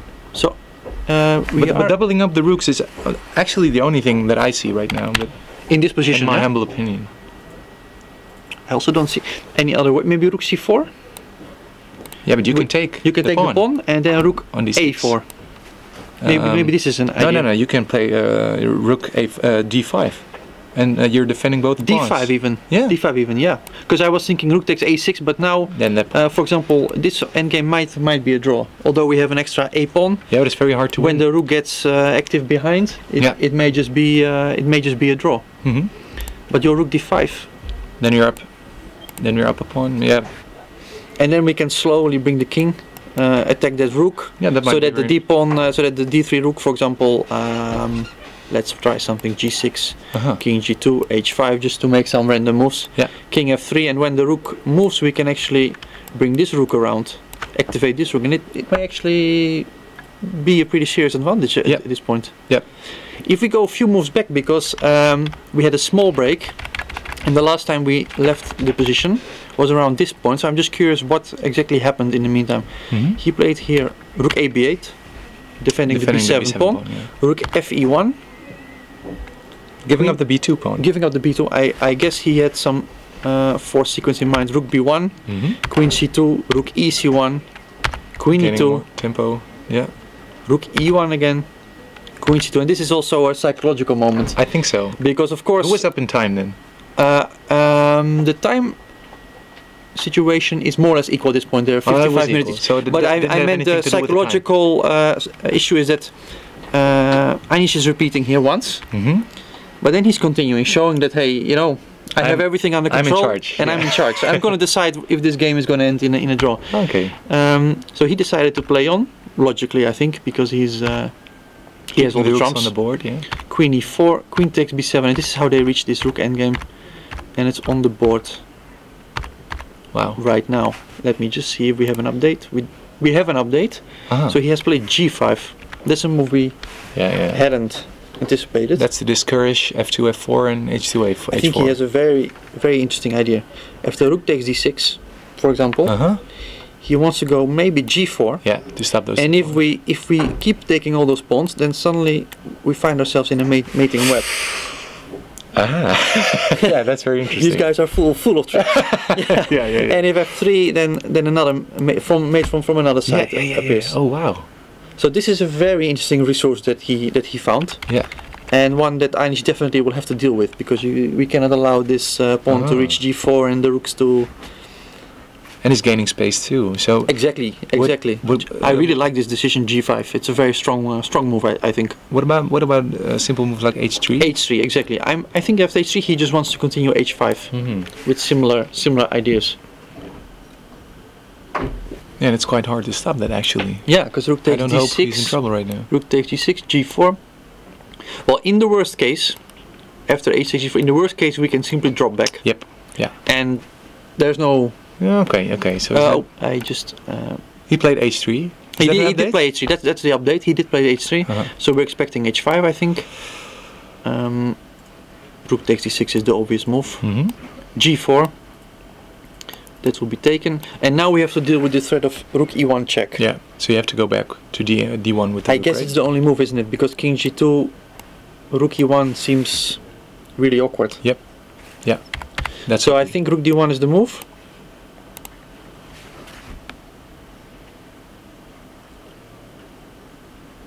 And That's still, not so bad for white. yeah, we're pawn up. Yeah. And that Yeah, and if a6 pawn is weak. It is. It is. If black doesn't look out, he's down 2 pawns. I think. I don't see a way to defend the a6 pawn actually. Maybe we have to try to be active. Yeah. Something like rook e2, rook f1, rook d2. Something like this. Why not? Yeah. Okay. Wait, you rook had a different rook f6 maybe instead of rook f1. Rook f6. Yeah, I wanted to keep that rook flexible so that we could take on a6 later on.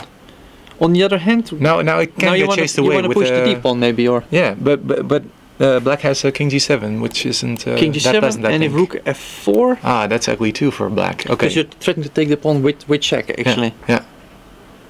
So we are really a bit struggling still to fully equalize here with black. Ah.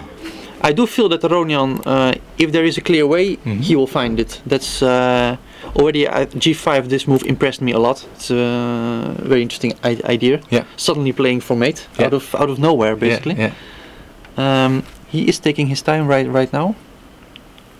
In the meantime, we can have a look maybe at the game of Van Wely against Najdic. Yeah. Another. Najdic isn't doing very well in the tournament, is he? No, he's having a really tough time. Yeah. He's having trouble. Yeah. He has. Well, he's actually 1.5 out of 7 on the bottom. And if I saw it. such a strong player is, it shows, I think, the strength of the tournament. It's really a very, very strong tournament. But here a lot of things happened since we left it off. It was around here, and I think something went wrong for Luke here. I may be mistaken, of course, but after rook a7, bishop a6, queen c3, because of course he's hitting the queen on. And he's locking queen in the b6. rook. Of course, yeah. And if this is really, he lost the exchange, did he? I think he just lost the exchange.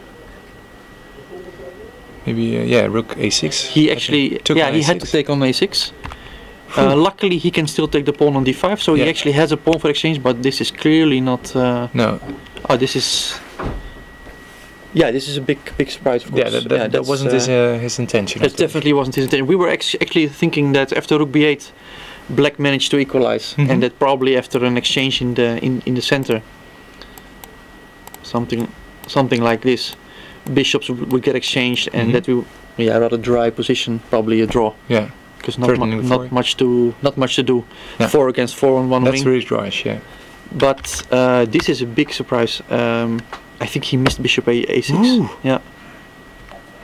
And we have them actually on the. We see them on the webcam right now. He's still keeping his poker face. It looks like there's not much to say, but the position on the board does reveal that. Yeah, Najdic is an exchange up. Yeah. Black has a lot of open files with those rooks there. Yeah. I do think that it's really still a very big task to make something of this, because he has this pawn for the exchange. He has a strong bishop on d5. Yeah, that's true. Yeah. But clearly, all chances are with. Yeah. This wasn't his intention. No, I this think. was no, definitely not his intention. Have you seen the games of Rapport? No. The Hungarian prodigy. Because he is always in for a surprise. Today he played again a very rare opening variation. I never saw this. Me neither. So that's. Where did it come from? From a d4 opening? This was a French actually. Ah, okay. And a very rare one at that. Currently, the position got completely out of hand. That's very sharp. Which is also no surprise. Rapport is perhaps the most entertaining player around. Okay. He's always going for something original. Oh, that's a good thing. Definitely someone to keep an eye on. Okay. This is the position currently on the board. They're taking their time. Knight e7, they're taking their time. It's a very original position, but I do think white is doing well. What do you think? Is Rapport up in time? Is he doing well? Rapport has 43 minutes and Fabiano has the same. All right, okay. So they're both playing over the board now. Yeah, they're both definitely not in preparation anymore. No. This is definitely something rare. I'm expecting a move like Queen F3, Queen F3 maybe, yeah. just to B7 is hanging, F6 is hanging, G2 we will take when the time comes. Bishop E4 maybe supporting that. Yeah. No, this looks like it's gone. Castling long maybe. What do you wrong. expect him to castle long?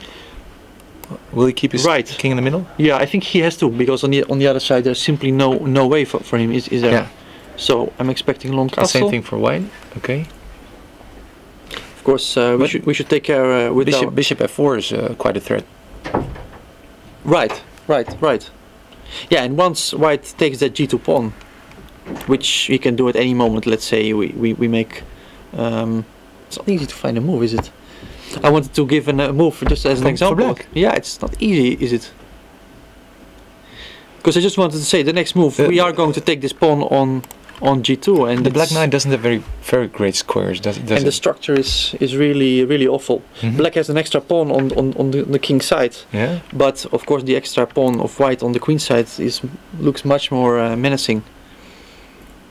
So this is definitely going Caruana's way. Yeah, I think so too. And Caruana, I've said this many times on the live stream already, is very strong in this type of technical positions where he has his slight edge, and he's really ready to strangle his opponent. Not afraid to play sharp, I think too. Yeah.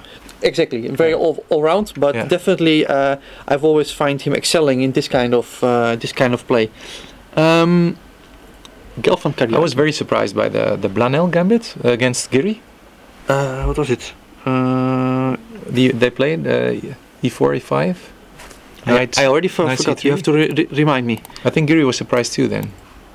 E4, E5? No. It was a bishop C4. Oh, of course. Yeah, that was incredibly. And knight C3. Knight C3. Yeah. Taking. And Queen H5. Queen H5. You know your theory. and then knight D6, right? I just have to tell the audience, we just played a game of Blitz actually, and I was thinking, well, okay, I'm just going to. But at some point during the game, things went completely out of hand, and I was pretty fortunate to win that game. Let's put it that way. Yeah. I almost won a piece. Almost. Yeah, right. Yeah, my piece was trapped, but by some miracle, I managed to steer the game into my favor. I've never been that close to beating a grandmaster, and I think I never will be again. So I'm quite disappointed still. But this would have been something indeed. This very sharp variation. Unfortunately, that didn't happen yesterday. Yeah? This Dracula. The Frankenstein Dracula variation. That's quite interesting. That's a very sharp game. That would have been gone all over the news. Yeah, and then Queen E7, G6. Yeah, and then Queen F3, F5, Queen all the time threatening mate on F7. Queen E7, right? F6. F6. Yeah. Why not? Oh no, because and then you lose the exchange. King D8, Knight takes A8. You lose the rook and B6. And trying Bishop B7, and you're trying to create counterplay against the queen. That's a very interesting position. Yeah. And the key point of this opening is that black has more initiative and less material. Black is completely developed. So once that bishop gets to B7, the knight comes to. There will be some pawn breaks, I think. The knight comes to D4, and that king is still in the on E1, feeling slightly uncomfortable. This has done well for black in practice. Yep. Yeah. I suppose. But okay, Giri had different plans that game. He preferred to keep it solid. He's quite a solid player, of course. Yeah. Do we have an update? We have an update on Einish's game, so we can quickly go there. He played H5, H5. As expected, yeah, as expected. So I'm still expecting rook takes D6. G4 will come. That's clear. Exchange is the logical way. Yeah. And I think we are expecting rook D1, aren't we? Or rook F6, one of the two. In any case, rook F6 not. Rook F6 just to point out, that was what we don't want to have. With the mating, we have to cover our back rank. He will not fall for that, I think. He played differently, I see now. He played he played differently. He's played the move rook f3 here. He's done that. He's Is that played an the update? move rook f3. That's the latest update. Wow. Giving up the d4 pawn. That's surprising for me. I just need I need a moment to figure out. Actually, when these guys think for 7 minutes over a move and you don't immediately understand it, then there are some very deep tricks behind. I can only guess for the moment that after rook takes d4, rook f5 maybe. I think he wants to give a check. And after king g7 he wants to go back. Okay, yeah, okay. And those two rooks are nicely looking at f7 That's quite at the moment. Yeah. Maybe this is an idea he has. I'm just wondering if it's more than a draw. Let's say after g4, an exchange. He's taking on f7. King g6 comes. Is it more than, because he could repeat moves? Actually, he could do it easier in this way. Then he could simply force the draw. You can expect the draw. Yeah. The king has nowhere to go, so he could just repeat moves. But if it's more than this, that's the only thing I'm wondering about at the moment. So rook f3. No, I'm expecting rook takes d4. I think that's the. I think he has to do that just to restore the material balance. Yeah. Well, the other move would be g4 maybe. Still to go for this mating idea. And then the check doesn't work because you have one tempo too few. Yeah, because now if you give a check, king, the rook is hanging, of course. So we're just not lacking the time to. Yeah, here black would be very happy, I think, because we cannot even stay on the f file. The rook will be hunted everywhere. Yeah. So after g4, I think he's going to take. He has to, I think. And maybe he just wants to go rook f4. Yeah, okay. Maybe just rook f4. I think that's quite dangerous because you can still play rook e1 then. Check. Yeah, but we're just in time on g4 because in this position we just take it with check. And maybe that's behind here it. Here we are completely safe.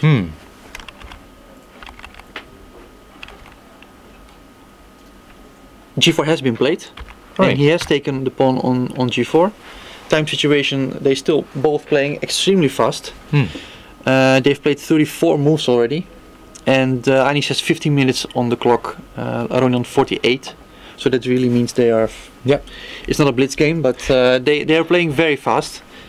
But I'm confident that Anish is doing pretty well this game. And rook f4 is on the board. Okay, so we're not doing so bad. All right. Maybe you could play also at some point. Eh? We're not doing so bad. Rook f4 is on the board. And Levon definitely has some problems to solve here. I think so, because if he exchanges the rooks, the f4 pawn will be very hard to attack for him, I think. I'm afraid that he will not only lose the d6 pawn, but maybe even both pawns here. This is definitely looking like progress for white. So I'm, for the moment, really liking this idea rook f3 of Anish. I think that was a really deep idea. And this is the position currently on the board. Very interesting. Very interesting. What else could we be looking at here?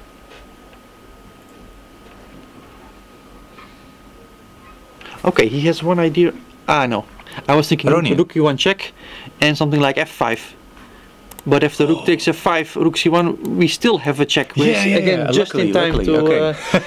Don't worry, don't worry. It's all good. It's all good. Okay. So I'm struggling to find a clear way for Aronian here. So this would be very good news because, as we all know, and defending the rook with the other rook on e2, it doesn't do anything for him, right? In this way, you mean? Yeah. Yeah, because then we can simply pick up the d6 pawn, and a6 will be hanging as well. And if he exchanges the rooks on f4, he will be in disadvantage, I think. Yeah, that's. No, this is turning out very nicely for Anish. It's a risk-free game. He can push without any problems. He may even win the game. And minimum is a draw. There's no risk. So this is excellent. Yeah, I don't see any dangers. Is king still totally inactive? Right. This is looking really good. Really good. Nick, I don't know if you have a very busy schedule. I don't want to keep you too long here. No, okay, it's okay. But I'll go grab some coffee and play some Blitz games and have some fun. Of course, there are plenty of opponents here, Yeah, so that's definitely not an issue. But I want to thank you a lot for joining us and joining the tournament. Oh, you're very welcome. Like I said, it's very rare to have screaming kids here in front of the.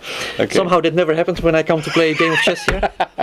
I definitely have to work on that. Okay. Thank you very much for coming on the show, and I hope you'll enjoy here. Keeping my thumbs up for Anish. Yeah. Okay. Thank you.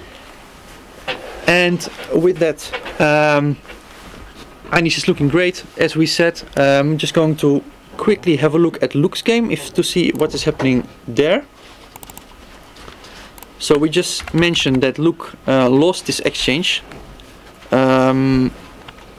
I'm pretty sure he did not see the move bishop a6, otherwise I'm confident he would not have gone for this.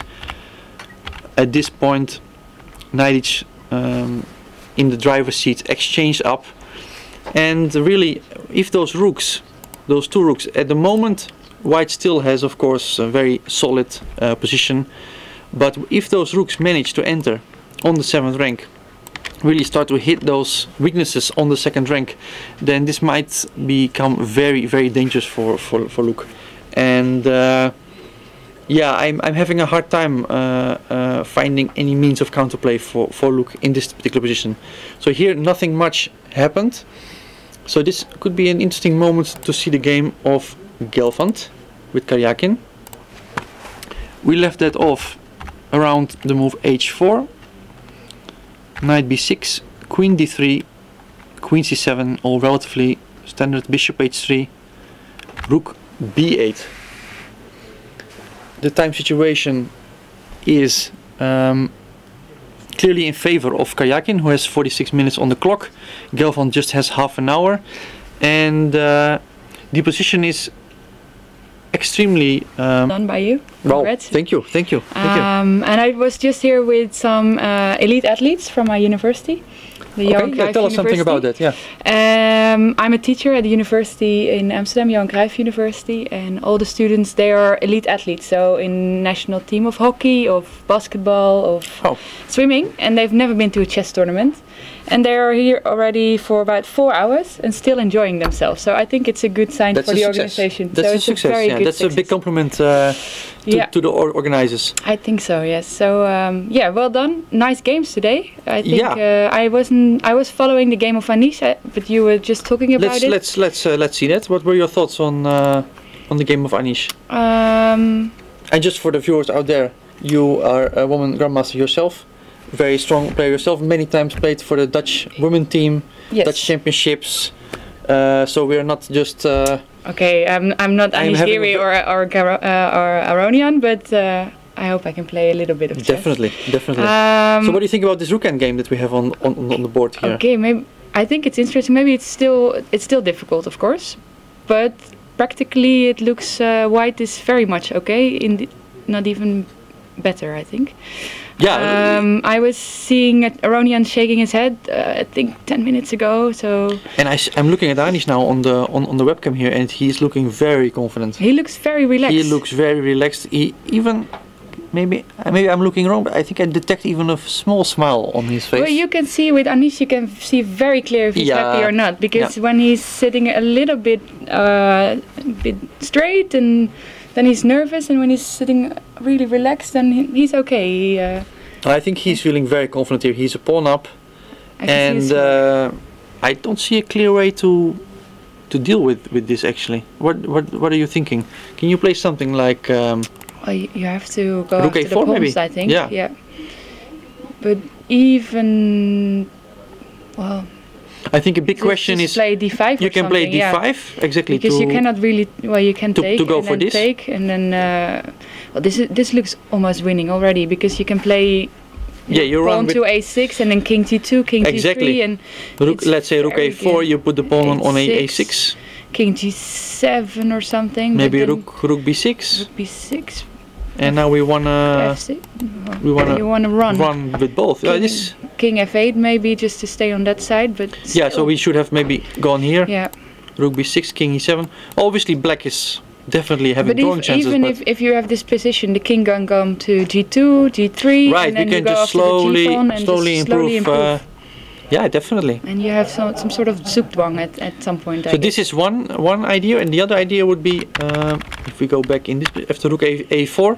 So one idea is to go d5, go for those two passed pawns. Another idea would be maybe to take, and after rook takes e4 to bring the king in. But this, I prefer the other option. I prefer the other one because the drawing chances I think are much higher here as in the other line. I believe so too. Yeah, it's. This is more difficult. The other one is more practical. I also think so. Yeah. I also think so. So we are, I think, expecting. Is there already we are a expecting. move made? We are. No moves has been made. Rook takes a6 is the last move. We're expecting rook a4 and I think d5. But Anish, well, where's Aronian? I can. Yeah. At the moment, No. I don't see anyone No. behind the board.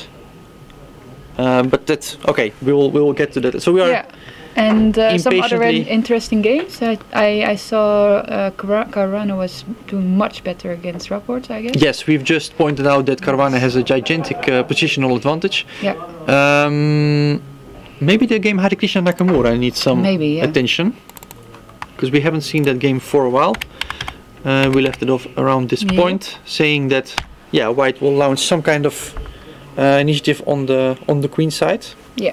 Well, it's a close position so far, so it's always good to react. Yes, yeah, exactly. With that center closed, it's going to be very important who actually gets the initiative on the wings.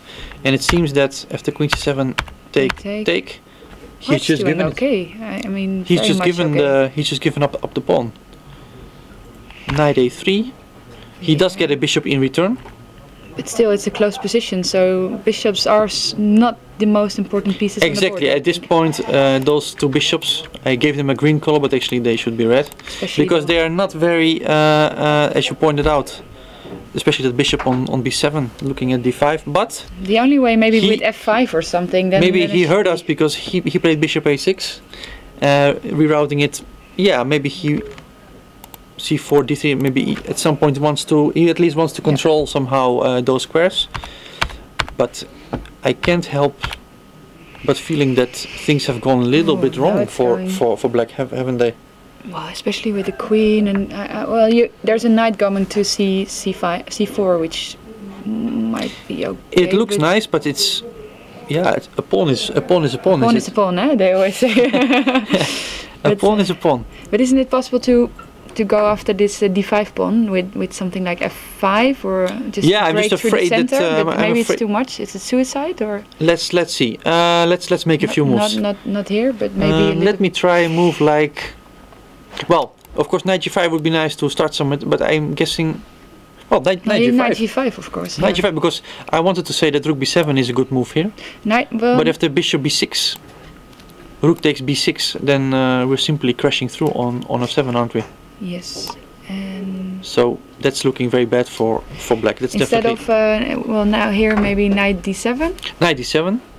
to That's go some to sort of c5 it's some or sort of something? victory because it just came from there, I Yeah, think. so that's So this is at least some sort of. On the other hand, you are ready to kick the knight back. true. But can I play maybe a little move like c4 now? You can, of course, you can. And You just can to always. Point out, just to point out, after bishop c4, rook d7, small trick, wins Yeah, 2 pieces for the rook, and this is of course this is much better. this is much better. And this actually It seems almost it's already. it's wrong. already lost because after bishop a6, we have queen a4 again attacking Double the attack. bishop, but also the knight on d7. And this is really looking bad. Yes. Yeah. No back rank tricks or anything. Yeah, So, I'm rather surprised by this. So why what- didn't he play it? That's because he didn't play it. Well, or he played queen c1. Yeah, he didn't go knight g5. No. So what could have been the reason? Maybe he wanted to bring his bishop back to d7, or even to e8. Oh, yes. Okay. E8, but then you have some mental advantage. yeah, I understand. So, yeah. so at least that's okay. And Yeah, maybe looks a some bit- sort of tactics. There should be. Well, I'm not very happy with the knight on g3. I don't know what your opinion is about that, but it's so far Right. it's not doing anything. so it has maybe- provoked the move g7, g6, but after that it should have been rerouted somehow. Yeah. Yeah. I'm very happy with playing with white. But Yeah, I me too. Yeah. Me too. I'm generally quite materialistic. Yeah. So I like a pawn. I just like a pawn if I don't see any clear way. And it seems here that after knight g5, black even has to defend a bit to extinguish this initiative. He has played differently. He's played queen c1, which I think is very logical as well, because after knight c4, he's intending, I think, bishop h6. Yeah. And then just go for the mate. And just go for mate. Yeah, because well, this is why play chess for 4 hours if you can end it in one? So, exactly. Yeah, if you can end it in one, they surely won't mind. This is really looking awful because that knight's coming to h5. This one is coming to g5. This is really it's just a mating attack. Yeah. Of course, it's no checkers. We don't have to take. We don't have to take. That's only minor issue. Exactly. But there are many. For example, after bishop g7. I know you are an attacking player. So I know you something move. with knight h5. Yeah, I knew you were gonna make this move, and this is also immediately decisive because taking is it actually? It is. Taking queen g5. Probably here, huh? Even start with queen g5 maybe. But yeah, this is just terrible. For example, queen e8 and m8. Yeah, this is just a sample line of how things can go wrong very quickly. This is another nice simple variation where the mate is simply. You can still defend with queen f8 one move before this, but maybe. Just take queen. Oh, knight of 6. Oh, knight of 6 even. Yes, and then mate from all the directions. From all the sides, exactly. Yeah. So this is definitely queen c1 is definitely a good move. I'm pretty sure that this is. It's winning. And after queen c1, Nakamura has started thinking. Okay, I'm not very fan of computer evaluations, but still. Is there a computer? Oh yeah. Okay. We have here a second screen. I'm barely looking at that one. So how come there's the computer says no? Or says, well, says he says that white is a bit better, and I think I would definitely agree. I think practically speaking, whatever computer is saying, I think that in this particular position, we already have a pawn up. Yeah. And I think that bishop h6 coming, it looks awful to me. And they're still human. They're human, yeah. That's the problem. That's the problem. That's the problem. We're no computers. We're no computers. We're no computers. No. Let's go to another one maybe, because this one, well, we will leave Nakamura to find out how to extinguish that upcoming initiative. How's the B group going, or we only do A group games? Definitely we can have a look at the B group. As we all know, Jobava has been set up. Yeah. He just wants to play chess, and he's surely been very successful so far. We'll just quickly go through the opening moves because and that's the position on the board right now. So he's playing against Brunello, the Italian grandmaster. Who's on 3.5 out of 8. Not yet his tournament. What do you think about this position? First side, I prefer white, but somehow this knight's okay, but it's very dangerous with c5 and it's... c5 and knight b5 coming, you mean, huh? Somehow it feels like black's pieces are not very well coordinated. Then again, black has the open a file, which is also comes in hand, and maybe the king of white is slightly less safe. You mean those black squares around the king? Yeah, if you at some point can get a knight on g3 or go into the position of white, maybe, but it's still difficult. This bishop defends. Well, for example, I'm h5, just to give a sample. I'm pretty sure this is not going to happen at all. Something like this, well, we can blame. Maybe this is more or less what you mean, huh? Yeah. And here we could still play c5. So my example is all wrong, but it does show that there are some things to think about in this position, and I think that was your point. Yeah. Yeah, very unclear. I guess very unclear. But what do you think? You prefer white or black? Well, I was happy to ask you the question because I have no idea actually.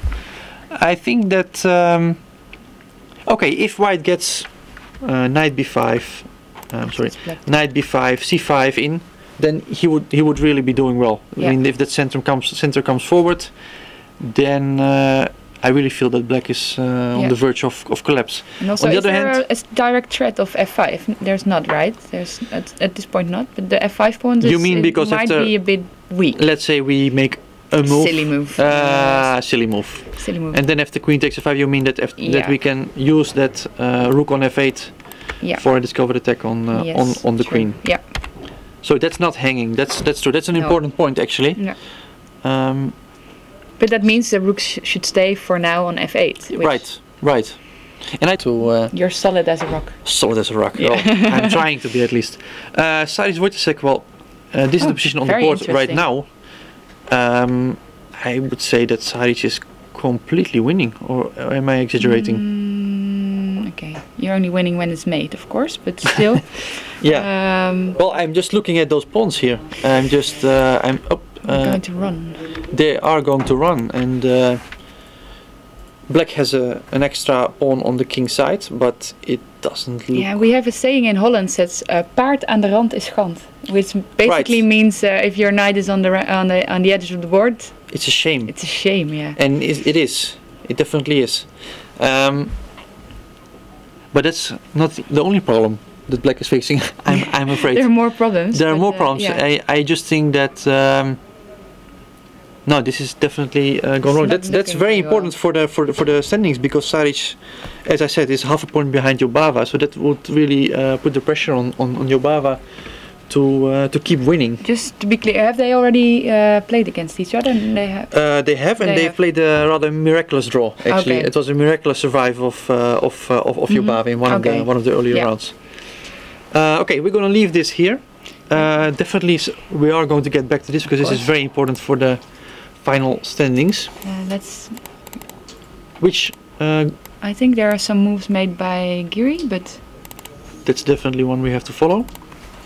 So we had this exchange on f4 and king g7. Okay, so he's going to run himself. But isn't this the position that you said rook takes d6? Rook takes I was thinking rook a4 here, yeah, to force something, because king g7 doesn't force any transformation of the position. After king g7, I'm guessing we can just go king g2. And this is his idea. F6. Yeah, he wants. I thought that we're taking it with check now. Yeah, and then king f5. But king f5, exactly. Yeah, and then if he goes king g3, then it's rook 8, a3. Yeah, and then this would be a horrible end of the day. of this tournament. Which is likely not to happen. No. But at least after rook a3 check, we will have to go back and you're ready to pick up the f pawn. Yeah, and now the king is more active, so the drawing chances are more likely. King g7 could be a very strong move. But still, have a look at what happens if you just take on d6. Okay, yeah, then we get this endgame which we just discussed. Yeah. Rook takes a5. But you were happy with this endgame? No, I preferred your option. The other one, I preferred your option of, and I think Aronian also thought that was the better option, and that's why I think he didn't choose rook a4. True. Because rook takes d6, rook takes a5. Let's say king g2. Yeah. Maybe rook a3 simply. Yeah, true. And then you cut up the king, and and I think I'm even threatening rook f3, rook f4 now. And you need a king at least to promote this d pawn, or with just the rook it doesn't. I think this is already very close to a draw, if not just drawn. Well done. This well is defended. Very well defended. We have more moves. If the king, we don't have more. No. We have a move, king g2, and Aronian played without thought king g6 here. So he's really executing this plan of activating his king. Too bad this pawn is not on a4 but on a5. Right, so right. Because if the pawn would have been on a4, we would always have this nice check on a5. Yeah, too bad. Yeah. So king g6. Do we have another try here? A different one? No, because things like d5, it doesn't really help. Yeah, it has been played. Rook takes d6, king f5. So they're really blitzing here. Okay, probably they already seen the draw here. Okay, but can I try something? a6. Okay. King takes f4. King takes f4. Yeah. Rook f6 check. King e4. King e4. So my first question was, how is it after rook takes f7? Rook takes a6. and something like king g3. How is Ooh, this? and now I have to think about my endgame. Yeah, well, you think I'm having it already? Yeah, no, I definitely not. Maybe some table base at the moment. No, I think a6 has been played, so I think. Oh, and we're having getting a lot of moves right now. Yeah. King takes a4, rook f6 check. I'm Well, what are we expecting? Because maybe he wants to go back. Maybe he wants to go back to g5 because after rook f7, rook takes a6. We definitely in this position we definitely prefer the king here than cut off on the e file.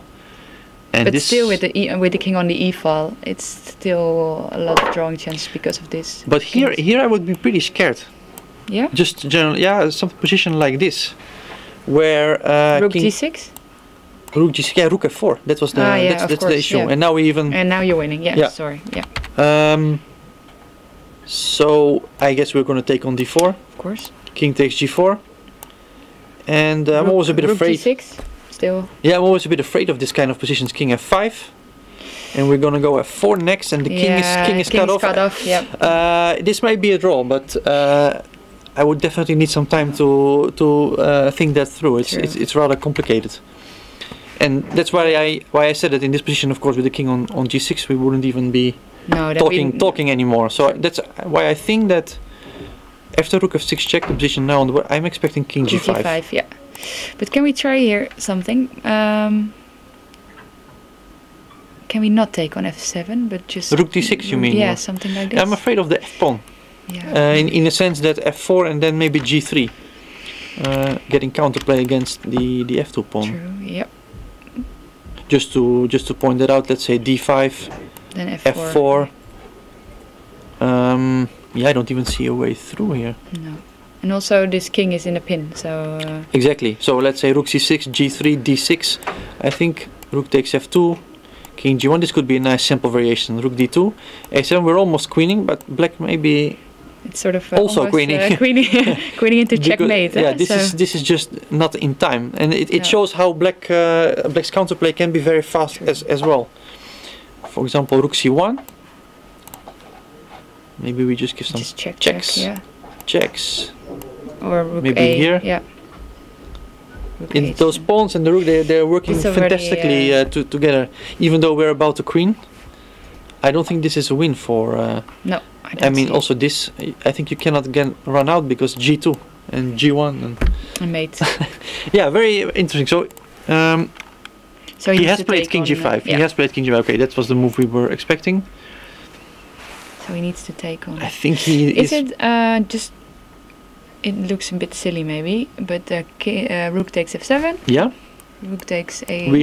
We can try anything because it's only analysis. And then something like f4. To f4. hope. So we. Your idea is that you want to cut off the king. To cut off the king, yeah. and yeah. I'm only wondering that if this is not it's already drawn. Because now the pawn end game, we are right in front, and it's draw. Yeah. So that's definitely a draw.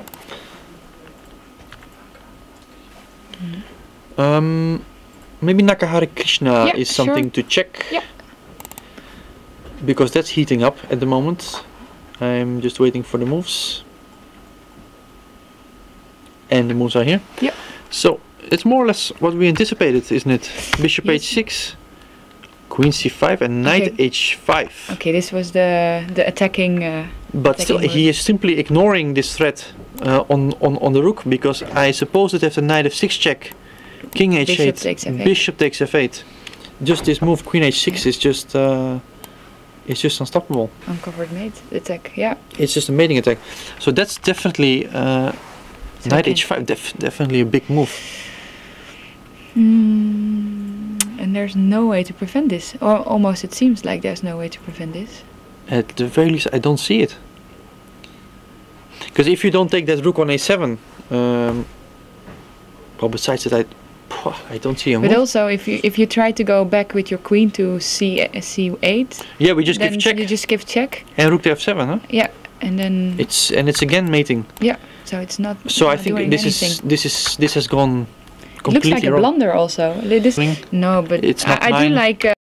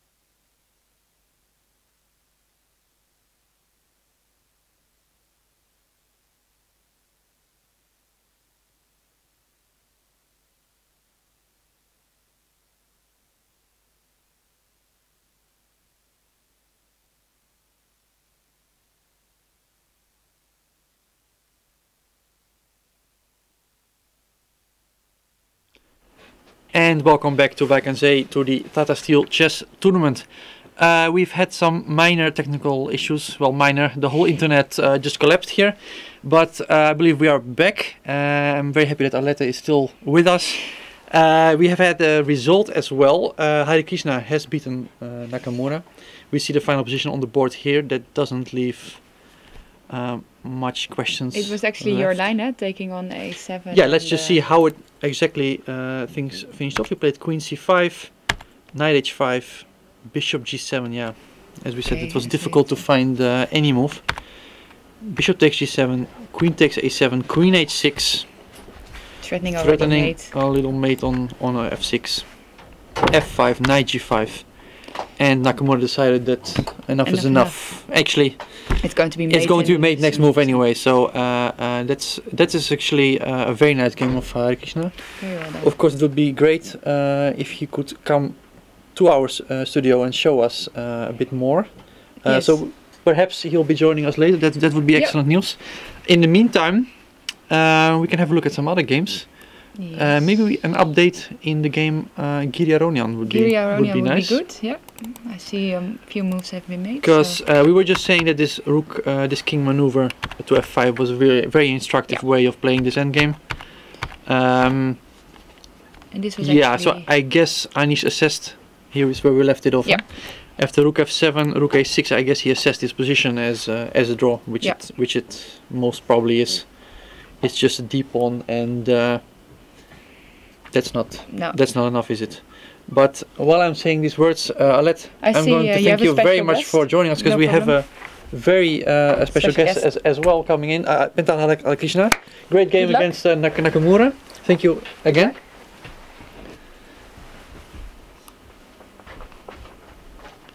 I'm just going to reopen that game, and perhaps you would like to show us what went on there.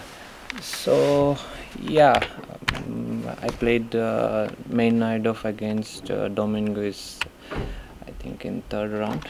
So I decided to play something normal. And this is the latest trend, is it Bishop d3? I've seen it recently a few times. Actually I didn't prepare for this particular variation, because he plays so many variations, even center counter and Perk modern and so many lines. So I just thought to play this over the board. And actually I don't know what is the main theory and what is considered to be good for any. But I guess most of the times it goes to the Spanish type of play, which you don't mind, I guess. I like it. Yeah. So this is a sort of a Breyer position. Right. Of course there are some difference, because usually the bishop is on b3, at the same time black's pawn is on c5, and not necessarily black pushes c5, and often black puts pawn on c6 and try to for get example, the same. after a d4 d5 push he would like to break with c7 c6. Yes, exactly. So I guess black is 2 tempos up, but on the other hand I don't think pawn goes back, so that's not allowed. Last time I checked. So c5 is I would say committal for black. Okay. And I think I should play d5 here, because if I don't push is d5, he ready to open everything up? Or? Not everything, but I guess somewhere d5 can come, maybe cd4, cd4. I see. And so let's say if you would make a move like h3. Yeah. You think he would be ready to? I think he will take cd4, and d5. Maybe d5. I'm not so sure. And liquidate everything. Yes. And, yes. Okay. I wasn't sure about this position. So you decided to close the center. Close the center, yeah. And he played. Of course, he should play. He should play g6. Otherwise, I will play knight f5, and then g6 would be very difficult, since knight h6 and knight g5 sort of things are there. So he plays g6, and I think b3. Before b3 it's not good to play a4, because black gets c4, knight c5 and knight fd7. This is like very good Spanish. So b3 is nice, and He played knight b6. I mean, if c4 I just take, and c4 becomes a weakness since my pawn is... just to point that out. Yep. After c4, you're just gonna take it off, huh? Yeah. And what's the typical way to take advantage of that c pawn? Well, something like bishop e3, knight d2, or the only thing white should be careful is not to allow a5, bishop a6, knight c5, knight f d7, because then he's very solid. And then, so you mean that this is just to enable a knight, and then yes. you're ready to jump in, you mean, or all at times stay and then to exchange couple of pieces, and this is good for black. But I think that's not going to happen, because I have bishop a4. Usually a4. the pawn is on a4, then the bishop doesn't go to right, a4. Right, that's so that pawn is very good on a2. Yeah, yes. Yeah. And you know, to have just bishop e3, knight d2 and some normal. Right, and this pin is very annoying, isn't it? Because yes. the knight is completely stuck on this one. That pin is very... Yeah, and anytime you play knight c5, white can even take bishop into c5 and dc5. And yeah, you mean in a position like, well, the rook is, let's say... h3 or, rook b1, something like that. Yeah. And now after knight c5, because b7 is hanging, even such positions and e5 are... is hanging. Knight d2, knight c4. Okay, sure, yeah. So he played knight b6, which is normal move, I think, because he's playing c4, so he wants to take bc4 and knight c4. So rook b1, it's a very typical idea. So, yeah, sometimes you are even threatening to play c4, and then you start attacking on the king side to close this side. So he pushes c4 and bc4. Because now you just start some queen side. Okay, bc4 is, I don't want to say bishop e3, knight f d7 takes and queen b1. Sorry, I just... I mean, this is not even an option. Of course, this. Okay, at the moment... and making use of that pin on the... Okay. Yeah. Just, of course, now one of the two is going to fall. So knight takes is clearly the move. Yeah. Yes. And a4. Here he went. Here he decided. Is to this already slightly unpleasant for black? Yes, it is. Because I had trouble to figure out because what of the bishop on b7, and it doesn't have. It should be on d7. Right. I mean, ideally, knight should be on c5 and bishop on d7, but it's a bit difficult to get this to rearrange. Yes, and. He needs at least 3 moves, I suppose. So by the time I have some bishop d3, knight d2, and the b5 pawn is... You already start to... Yes. So queen c7. So it's a pawn sacrifice basically, but... Yes, he could probably play queen a5. I was calculating queen a5 here, and you know, some bishop d3. I want to go bishop c8 and put bishop on d7 instead of giving the... You want to go bishop d3 here, huh? No, actually I want to go knight d2 because queen c3 I have knight e2, queen a5, and I take knight into c4. Okay, yeah, that's the idea. Making use of the bishop on b7. Yeah, I should not let the bishop to go to d7. This is that's the whole point, yeah. Yes, because now bishop c8, then I take, and you know I have I don't know, rook b4 or bishop e3. Yeah, we can just show the. Oh, sorry. You so mean that if here takes. And maybe rook b4. No, rook b4. Yes. Just you're immediately... I'm threatening the pawn. Yeah, it looks very good. So, if he takes... this, I take, and I'm threatening you're ready c4, to go c4, yeah. So I suppose this move or rook c8, but then the bishop cannot go. So this was my idea for queen f5. And another move, another interesting move is queen d7. Just to protect the pawn. Yeah, but again the bishop is, you know. Yeah, the bishop wants to go there. Yeah, bishop should be there. Yeah, so I guess that's why he decided to sacrifice this pawn, because. But at this point, I guess you were really very happy with the way things were developing. Or? Yeah. Okay, I am pawn up. So. Yeah. Exactly. Yeah. So, well, he's taking a bishop, but it's not really fully compensating the pawn, I suppose. Yeah, if he takes the c1 bishop, then it's good compensation. But c2 bishop, I'm not not really Yeah. worried. And yeah, knight d7. Okay, knight c5. He wants to come. Yeah. Bishop e3. And yeah, he should play this. I think knight c5. He's threatening. Try to get the bishop in. No? Yeah, I was thinking of this move. Okay. Rook a8, bishop c2, rook e8.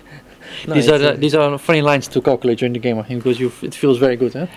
yeah, but Or I it isn't. think You have knight f6, or yeah, it's not clear because knight because just to point out that maybe if you make just some random move, then if the bishop h6, black is completely, of course, finished, paralyzed. yes.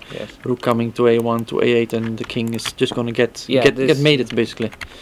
So it's very important to kick away the yes, rook. Yeah? knight f6 or even f5 is a move which I was considering here. Okay. Because then after bishop h6, you could reply with king f7. Yeah. Yeah. Okay, it's still not over because you can take bishop. Sorry, knight g5. We can have a look maybe if Okay. it's. Yeah, it's. Oh, I see. Yeah.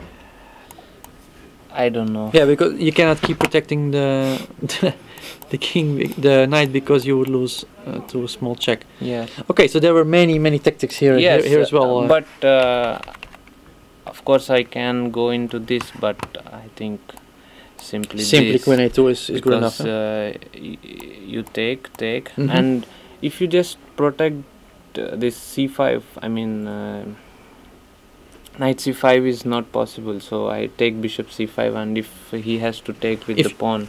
You mean that this kind of positions are just always yes. completely... Yeah, but no, okay, now c4, bishop c4 and queen a4 is there, but oh, in that's a general, nice yeah. extra, so you're just actually winning material here already. That's a nice it's a nice detail.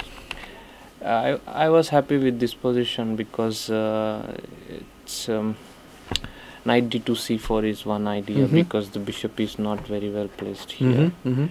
And I think if he goes f5, okay, trying to create something, I take. Okay, still f4 is not a threat. So Can you go c4 again? Or? c4, queen c4, rook c1, queen b5. It's still not clear if I am winning the f5 pawn, but I think simply rook d1 and simply asking the bishop where to go. I play knight e1 and take f5 pawn, so f5 is not working here. So basically you're saying bishop d3, interesting tactic, but not very much more than that. Okay, it's still game goes on, after but this, it's a clear pawn. It's a clear pawn. Rook c8 he can play here, and the game just rook c1. Rook c1, and you're just saying, well, I have this. I will push c4 actually next move. Right, because again you're making use of the use of the pin. So okay, oh that's clear, I think. So bishop b5. He chose. Yeah, bishop b5 is interesting, and I played this. He went rook b8. I don't know what else. It's difficult to propose something, is it? Because yes, okay, there was if he plays this, I have this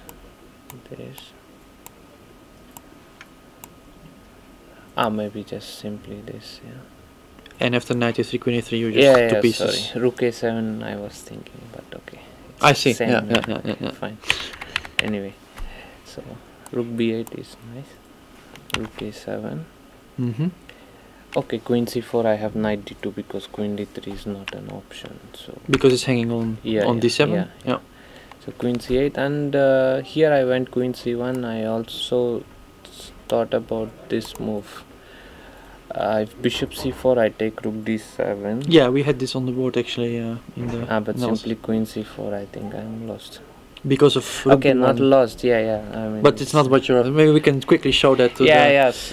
There are always ways to go wrong, even in beautiful positions. And now it's back rank mate. Yeah. So anyway, this.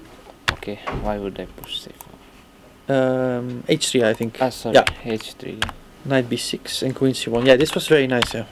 Because we were simply looking at direct moves like knight g5 and Bishop e8. Bishop e8. That's what we also thought. Yes. And, okay, It's not so easy because to h6 and right. nothing Right. is No, there. queen c1 is here I simply want to exchange the f8 bishop and mate basically. Well, if it's possible. Yeah. Yes. And probably here he should. It's time to play rook b7 here, because after bishop h6 he goes bishop e7 with bishop g5. You mean f6. after taking or immediately bishop h6? Yeah. No. I mean Taking, take, yeah. Bishop h6. He goes bishop e. You really want to avoid. Yes. And now you'll be ready to go f6 even just to. Yes. This is better version. So that bishop is essential actually to black's defense there. Yes. Yeah. And well, here of course you're also a clear pawn up, but It's pawn up, of course. I can. Okay, I don't need to take it. Probably I can come back rook a1 or rook a2. Yeah, rook a2 is also possible. And yeah, everything under control, of course. yeah, okay. It's hard to take this pawn on c3 because. And Well, you also have this constant bishop h6 threats coming now. For it's difficult for him to switch attention. Yes, I to thought this is a nice. very nice strong move. Very strong move. Because once I exchange the f8 bishop, then black's position fell. Just collapses. Yeah. And okay, he went for a wrong plan, which I saw. Yeah. Yeah. That's of course Okay. nice move to make, I think. Okay, here gh5, then queen g5, queen f6, queen f7. Oh, we can just just do. Of course, yeah. This is leading to a quick mate, and yeah. Queen takes a7 is knight f6. Yeah, queen a7 I take. Oh, knight sorry, f6, yeah. yeah, knight f6. Yeah, that's an important detail. Yes, king h8. Knight d3 is a move we missed actually, but it doesn't matter much. You mean? Yeah. Yes. Okay, then it's knight e3 is the only way to save.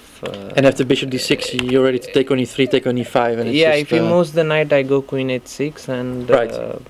I mean e5 pawn is hanging, so I guess he's losing this piece somehow. I don't know. Yeah. Yeah, it's just lost, gone. yeah. Yeah. Yeah, and here, okay, it's mate.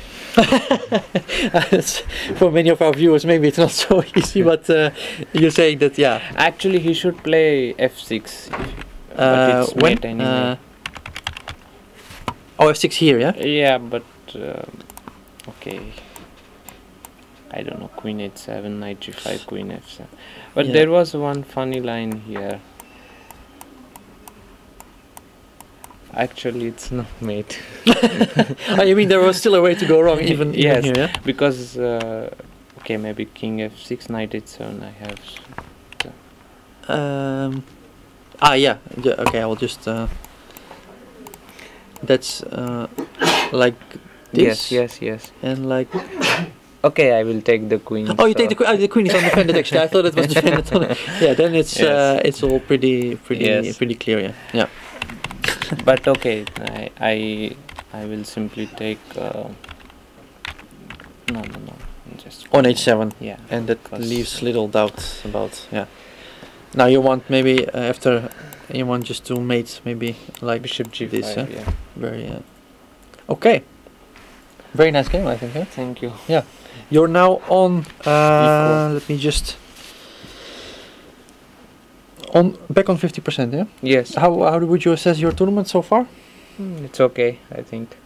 I had nice win against Dominguez in the end game. Very beautiful end game And victory. Yeah. with Anish,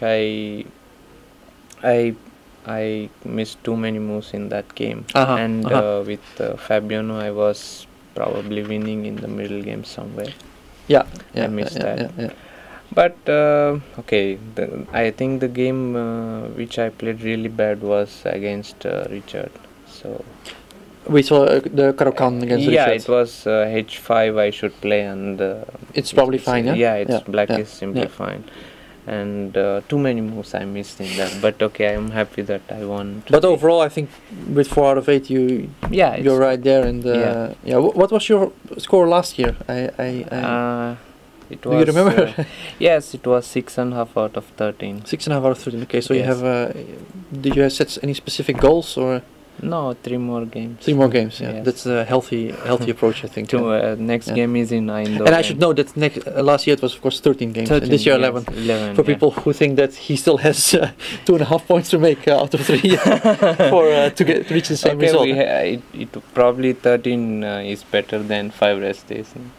Well, I'll leave that. That's an interesting question, actually. Of course, that will have to be evaluated after the event. How do you see these trips to Amsterdam, to Eindhoven? What are your thoughts on that? Eindhoven I still haven't made, but I liked Amsterdam trip, and I think I don't. I think there was no need for rest day because it was only 30 minutes. Okay, I see. So that will be part of the evaluation, maybe. Yes. But if it's up to you, these kind of trips, they are certainly worth repeating. Then. I think so. Okay, if there are venues within 30 minutes, why not? Because then you have. Of course, from players' point of view, you have to you have less time to prepare and to have a different routine. But I think for organizers, it's nice to have more venues to attract a different audience, etc. Yes. Well, thank you very much. Great game. I wish you a lot of success in the upcoming rounds. Okay, thank you. And we'll also be taking a short break. Don't go anywhere. We'll be right back. Thank you very much. Thank you.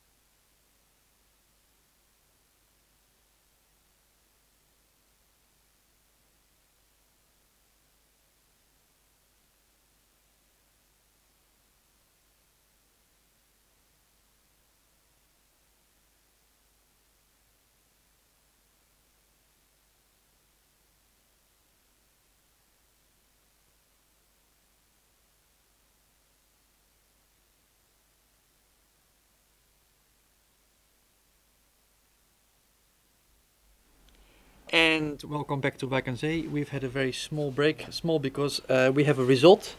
Lanier Dominguez just won his game against Wesley So.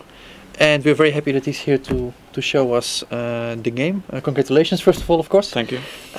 Please show us, take us through the game. Yeah, it was not so usual line in the Petrov. We did defense. B6 move, which is Right. quite rare. I think it was played maybe a couple of times by Wan Hao. Right. Yeah, we've actually taken a quick look at those games. Yeah. So I didn't really, I couldn't remember during the game how those games. I think most went, of the players played knight d4. I thought knight d4, yeah, which yeah. also looks very natural. Yeah. To go to f5. Just trying to take advantage of the fact that now f5 is a bit weak, but I thought that why not to play differently h4, just to try to create some chances on the king side. So knight d7, bishop d3. Yeah, knight f6 looks logical. I was also thinking about something like this during the game, but it also looks quite dangerous for black. I go knight g5, and Is this kind of slow attack which you're building there, or yes, but it can be really dangerous. For example, yeah, of course. After g6 here, I think already knight h7, and h5 is probably. This you have to show us. It's always nice. h5, and you're just yeah, because it's difficult to make a move. Just very strong attack. Yes. Can I try king g7 maybe? Maybe, but then I can, for example, take. You can already play bishop h6 check. You mean if you want, or maybe rook h6 and just. Rook h6. I don't know if I can. Just increase the pressure. Maybe yeah, play like this, queen e8, rook h1. Yeah, that looks really dangerous, doesn't it? I don't know. Yeah, but for sure some nice chances. Right. Yeah. After knight f6, I thought bishop d4 is most natural. And he took a lot of time on c5. Yeah, probably. Did you expect? Yes, I would. I mean, if he doesn't go c5, then I will slowly play knight g5 or maybe queen f4 first. And it's getting a bit unpleasant because black has no real counterplay. So I thought that c5 was kind of obliged, maybe. Yes, it was very logical. It's a big decision, of course, to. Yes, bishop f6, and queen f4 look like the most natural to me. Also considering bishop c4, just try to play more positional, but I wasn't sure about this. Maybe he can take this pawn. And you have this beautiful white square bishop, but you're not sure if it's compensating for the maybe pawn. He can try to make some kind of blockade here. I'm not sure if he will manage, but didn't seem so clear to me during the game. So queen f4. d5, because now maybe bishop c4 is I wasn't sure, because sometimes bishop c4 and after d5 I can take and play c4. So you mean if you mean after a random move like a6, for example? Yes. You already want to take? Maybe it's possible. Yeah. And c4 or yeah, c4. Yeah, that's a nice. That's a big positional threat, because if you don't play d5, you mean I can put bishop on d5 and then just play positional. That's really nice, of course. Yeah. But d5 is logical, and then I was thinking so much because somehow I wasn't sure, because I have different ideas. I can try to keep my pawn on h4 just to play some knight g5 at some point, but I was even considering something like this, which doesn't look like very much in the spirit, because maybe I will need this rook on the h file, but it had some ideas. I think I was afraid of something like simply b5 here. And after bishop b5, queen a5. Yeah, or maybe even queen b6, because I can. Yeah, maybe I can go knight g5 first. Okay.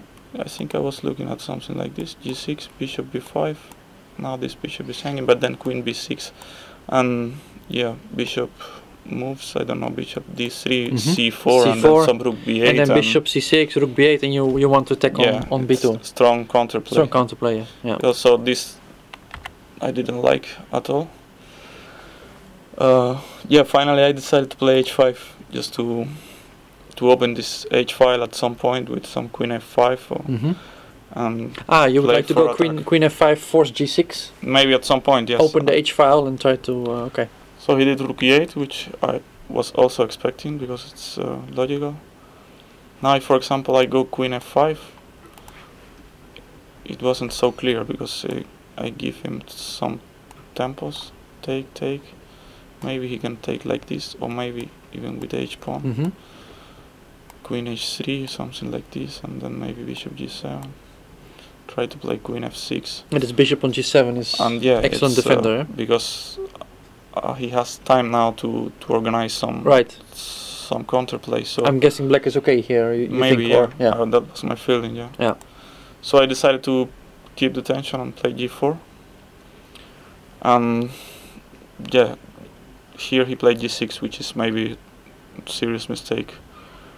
I wasn't sure what to. I mean, d4. But it's very difficult to meet this slow sort of attack, is it? Of course, white wants to play g5. Right, and maybe even g6 afterwards. There was some c4, trying to get this bishop away from. But then I think I can take already. King h7, g5, and it's.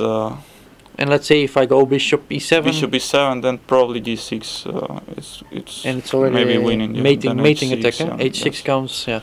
If rook e4, then there's queen f5. It's nice example of the strength of such an attack. Yeah.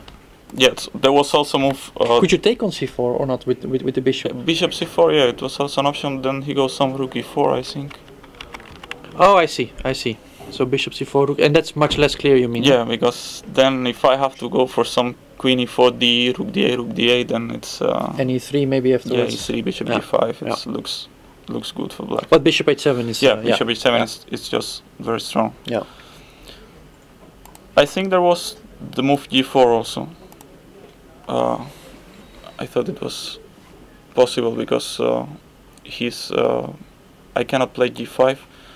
I think because of bishop f3. And if the g takes f6, there's no real follow-up. Yeah, then queen f6, queen f6. Queen f6. Queen yes. f6. So, if not g5, for example, if I take, then he can go something like queen d5 and hitting f3 and a2. Yes, a2, f3, and it's kind of crazy. I didn't really want to. Yeah, you don't want to allow any counterplay. So I was just considering to play c4. Looks very natural. C4, yes, just stopping him from queen d5, but now it's maybe he can play because now g5 is not a threat because of this bishop f3. So I don't know. A6 b5 is it possible? Maybe or is it too much? I don't know because maybe I can play some rook h3. Or preparing g5 again, huh? Yeah.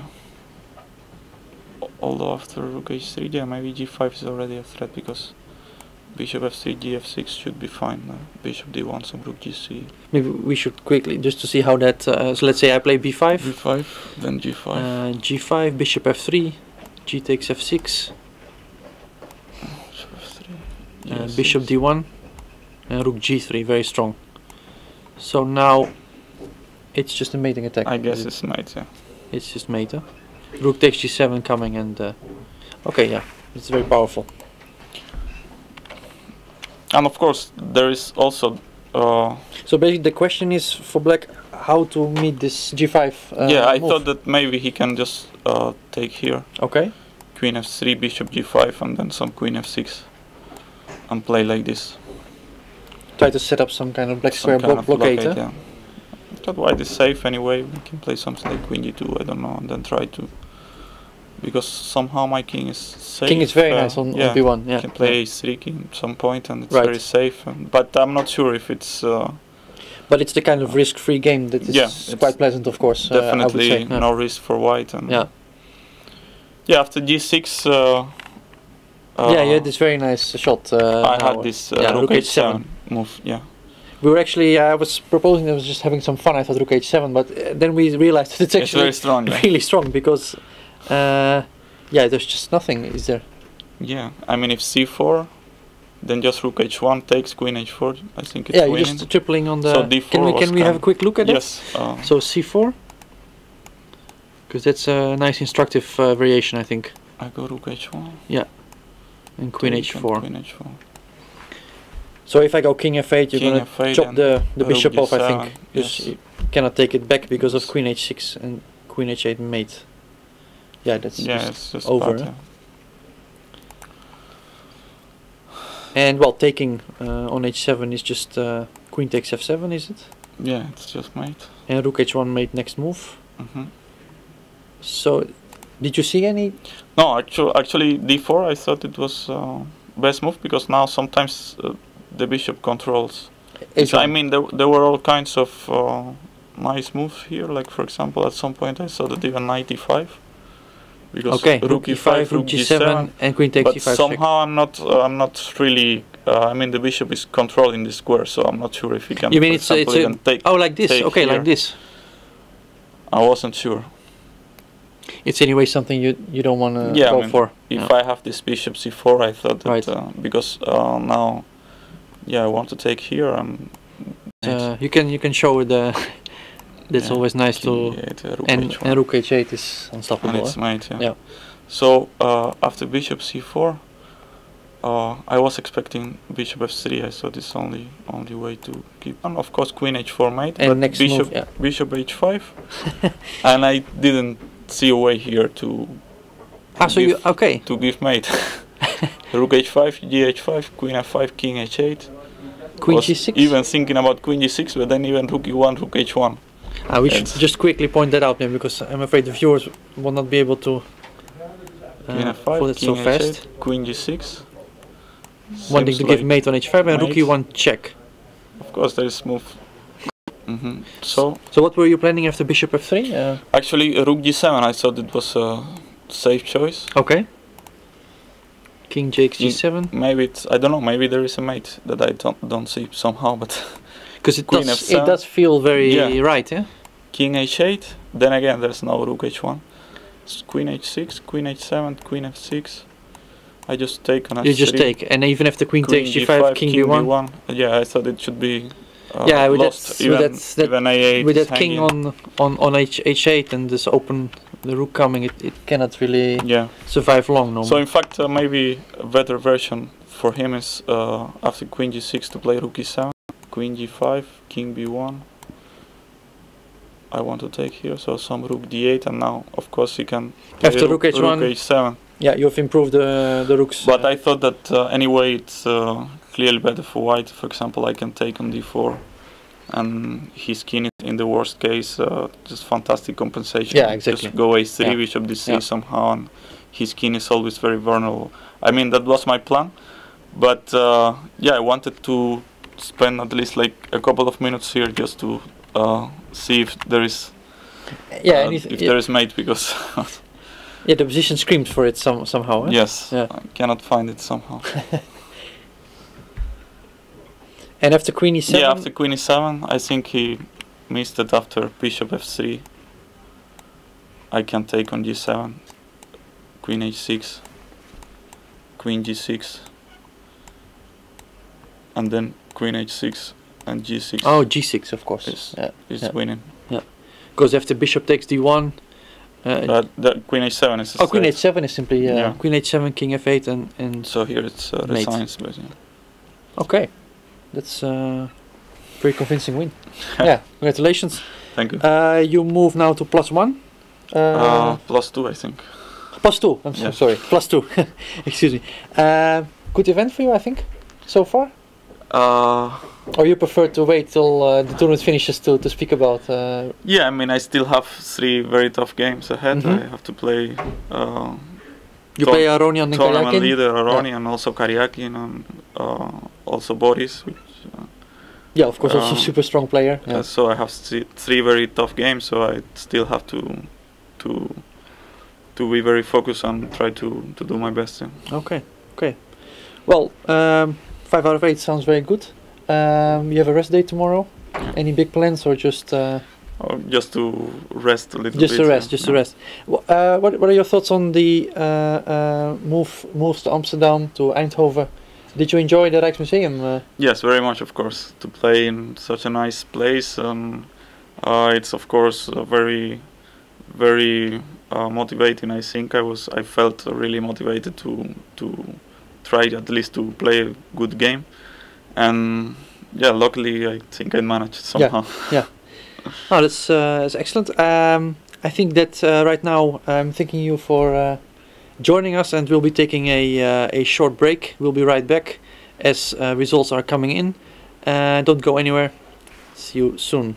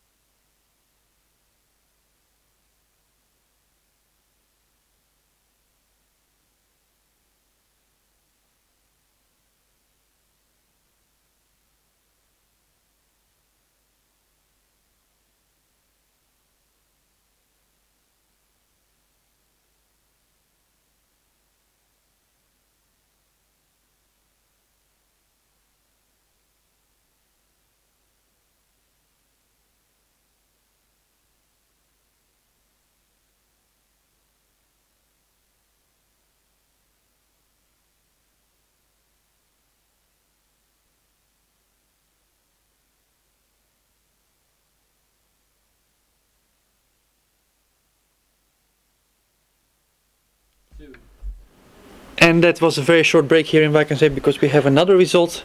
Fabiano Caruana, who is joining us here, has won his game. I think you nearly win all your games with white here, haven't you? I drew yesterday against Anish Giri, but besides that, yeah. Yeah, it's 4.5 out of 5, is it? Yeah. So that's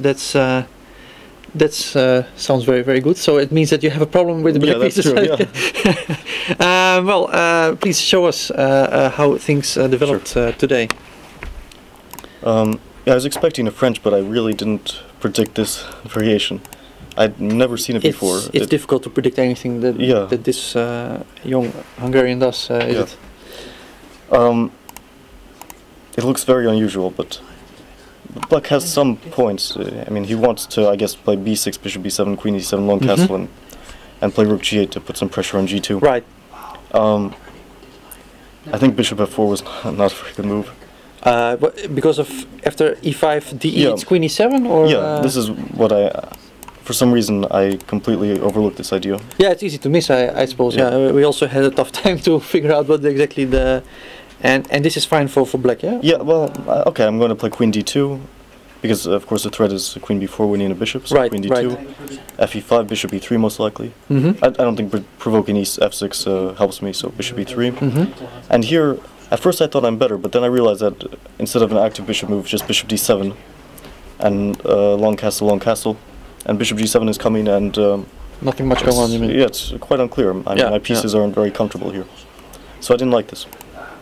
And it's a bit sad to move back, but I didn't see what else to do. Well, actually, there was Peter Douglas always informs us at the beginning of the round about the openings, and he mentioned there's one correspondence game where also somebody played bishop f4 e3. So maybe it's actually very deep. Maybe it wasn't my intention when I played bishop f4, but yeah, it could be. I'm not sure how Black should play here, because in the game it turned out very bad. We were thinking either bishop g7 or bishop g4 or bishop g7. I don't know if that's. I didn't consider this.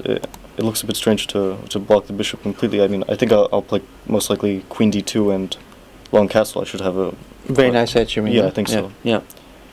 I mean, bishop g4 is what I was worried about, but maybe there's something more clever, although I don't see it. Okay, let's say this move shouldn't be so bad. Bishop b5 is important, I think. Of course, e4 h3 is always just quite leads good. Yeah. nowhere. Yeah. Yeah, this is always very good for white. And ED4, Queen D4 is also very good for white, I think. So I was expecting here Queen E7, or I thought it was the best move. I was going to take, and play C3. So it's bishop pair versus structure, or Yeah. but structure seems to be more important here, is it? I also have to be careful about my structure, because I'm kind of pinned at the moment. Right, right. And can you make a move like Queen A4? That's yeah, Queen A4 was first he takes here. I probably should take. Right. I'm not sure if I have Queen A6 and then D5 if King B8. Oh. That's definitely also. But there's King D7. I'm really not sure. It's probably very bad for black.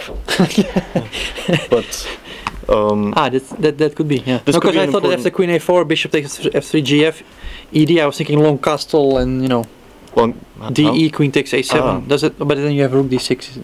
Yeah. Maybe we can just quickly point that out to the. Yeah, D, I was Queen thinking A7, Rook D6 and or D2. ready to go King D7. If you want to be Rook Rook D2, FE3. Okay, Rook D6. Yeah, yeah, and that's leading leading nowhere. Yeah. Although maybe this intermediate check. Still. But now I don't like it so much because this is. Yeah, this is different. Yeah. The question is with the king on D7, what's going on?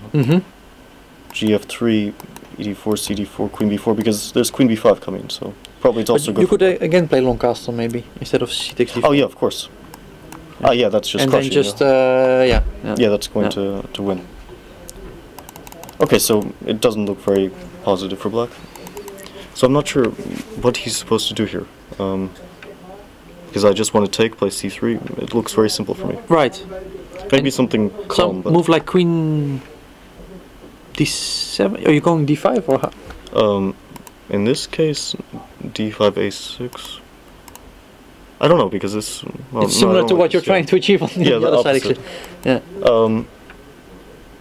But first of all, if I take here, it's probably very good. Alright, because I cannot take back. It will be just if F takes E5. You are ready to take on D7, or. Yeah, why not? Yeah, that's just pleasant game, you mean? Well, it's all very pleasant. I'm not sure if I have more than that. Yeah. Is there some kind of 95 here, or am I? Probably not. No. Knight C6, A6, or how? No, well, just move the bishop, I guess.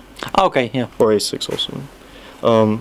Okay, but Queen D7 is very nice. And also C3. Simply the same. Yeah. Because his point was to unpin the knight. And after long castle, for example, Queen A4. You would just go Queen A4 and. I don't know. No, but here I have this again. Because the point is like Knight takes C5. Knight takes C5. And BC is just a disaster. Yeah. Okay. So it's really a difficult question here, basically. What to? I don't know what he should do. Or what he can do. Because after Queen D6, the game continuation, you think it's... Yeah, I think he missed that he can't castle. I mean, if he could, then it would be quite fine for him, but this is very unfortunate. It's a nice the same trick, yeah. And I have to wait for him to castle, because now Queen G2, Queen G4 is check. With check. It's with check, yeah. And so here he's losing, and BC is just Queen A4, and like you said before, long castle. Similar to what the lines we saw before, yeah. So I didn't... I mean, okay, E4 is a move. He can also go back, although it's quite sad, again. Yeah. In general, if he can't do something in the center immediately, his position is just statistically bad. Yeah. I mean, it's very concrete. So he took 20 minutes for E4, but it wasn't solving it, yeah. I thought he was going to go back to D7. This looked more reasonable because Knight D2 F5, and Knight C4 Queen D5. It's still okay. It's very good for white, of course. You have this very nice blockade, right? I can play G3. More or less, I can do whatever I want. Yeah. Even I can put my knight on H4 to try to get the F5 square. You mean and after F5 G3, you may want to place it on F4 via G2 or Queen H5 is coming. Queen H5 is coming. Right. Yeah, this is positionally gone already. Yeah, but in the game, it wasn't much better. Yeah, so he went for this operation. Okay, A6 was not very accurate. I think probably castle. long castle is better. And compared to the game, here he has some queen b6 ideas. My bishop isn't so secure yet. I was actually going to take later take some time to move it back because I want to go to d3 in any case. Okay, I can castle along, but it's a much better version for him. He can maybe think about f5 somewhere. Try to exchange some. Try to get rid of these pawns. Right. But here it's just, of course, queen h2, king d2 doesn't do anything. In fact, it just gives me a... Well, many viewers would be a bit hesitating to put the king up, but of course here there's not a really... Yeah, no, my king is very safe. King is very safe behind those pawns. Yeah, long castle, queen f3, rook g2 is coming. Right, right. I was trying h5, gh5, and here to take back, but I mean, all endgames are very bad for black. Oh yeah, this is beautiful Two bishops, yeah, and my pawns are very good. Yeah, they should be technically winning, right? Just very good chances to win. Yeah. Okay, he'll try to trade bishops. He can't right at the moment, but he'll try in the future. He might go knight e7. I think he should have gone for something like this. Yeah, yeah. Because okay, here I'm just getting quite a nice grip. Okay, knight d5. I don't know if I like that, but I don't see what he can do. Knight g6 is, I think, I can simply play rook g3 or rook g1, and then if I get my rook to h1, he can't move at all. Yeah, okay, here he can't take, unfortunately, because bishop b7 is with check. I was expecting c6, bishop d2, but here I didn't see the continuation. And you just want to go long castle, rook h1, yeah, rook h1, rook and h2. go after the h7 pawn, basically. Yeah, no counterplay, is there? No, it's probably just losing. Yeah, yeah. Or close to it. He tried something kind of sharp. Actually, if I don't want to take, I can just play b3. And there's still nothing, you mean? Yeah, he has. I mean, he can play c6. He more or less has to go back. And long castle, this weakening doesn't really help black so much. Yeah, the king is very safe, is it? But I thought, I'll take a pawn. Pawn is pawn, huh? Okay, there's some tactics here. It looks like I'm a bit shaky, but... You calculated it simply. I didn't see anything for black, yeah. It's important that after queen b2 you have this rook b1, rook b1 is prepared. Yeah. Oh, sorry. Yeah. And knight b2 is, anyway, rook b1. Just the pin will be always winning, yeah? He can never take. Yeah. And it's important that, okay, let's say rook e8, king f1. With bishop d6 I always have this b3. This was an important point. Because once I open the b file and... Oh, you're ready to take on c4, yeah, okay, okay. And then f4 is hanging, rook b1 is coming. And if he has to move his knight, well, I can just take on d6. Anything, up a pawn with a huge advantage. Yeah. Yeah, I didn't see any tactics. And it feels like there shouldn't be anything. So, h5, gh5. I was calculating queen b5 here. King g1 and rook e4. Aha, and queen takes h5. Yeah, because if this, I think I'm in big trouble. Knight f3 check coming. But rook h2 seemed pretty strong, and if queen g4, queen g2, and I'm going to trade queens or win another rook. So. Yeah. Yeah, there's not much I can... Some very serious calculation here. Yeah, not much to recommend for black. But did you calculate this the moment you went for this whole operation, when you took on b7? Or no, I just saw this king f1, bishop d6, b3, and you figured it's... Yeah, okay. To be honest, after h5 I think there's many ways. Sure, yeah. Yeah, or gh5, queen b5, I think bishop d3 is also very good, but... Oh, that's... Yeah. Or, yeah, there's many ways, of course. But that seemed... I was very happy to trade queens and no more tricks. And here it's just totally winning on 2 pawns, and I have this h pawn. His king is weak. Rook d1 and bishop c3, bishop c6 wins something. Yeah, because rook e6 is d5 and still bishop on c3 will be hanging. And here, okay, he didn't have to play rook e6 to allow d5 with tempo, but I'm going to win in any case. So.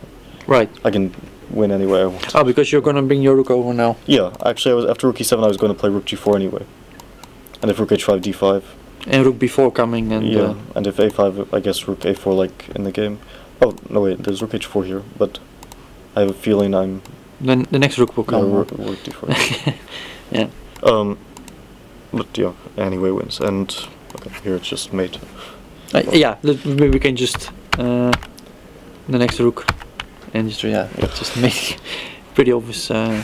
So with this win, you're on +2. Yep. What do you think about defense so far? My play has been up and down. Up and down, yeah. That's what we're just noting. So you're winning all your white games more or less. With black, it's been slightly less. Okay, I played some decent games and some quite disappointing games. I was not very happy that I managed to let the advantage slip yesterday against Anish. I thought, that looked like a very nice advantage. Yeah, very pleasant advantage. Yeah. Okay, he defended well, and I didn't play very accurately. Okay, the tournament situation is still reasonable for me.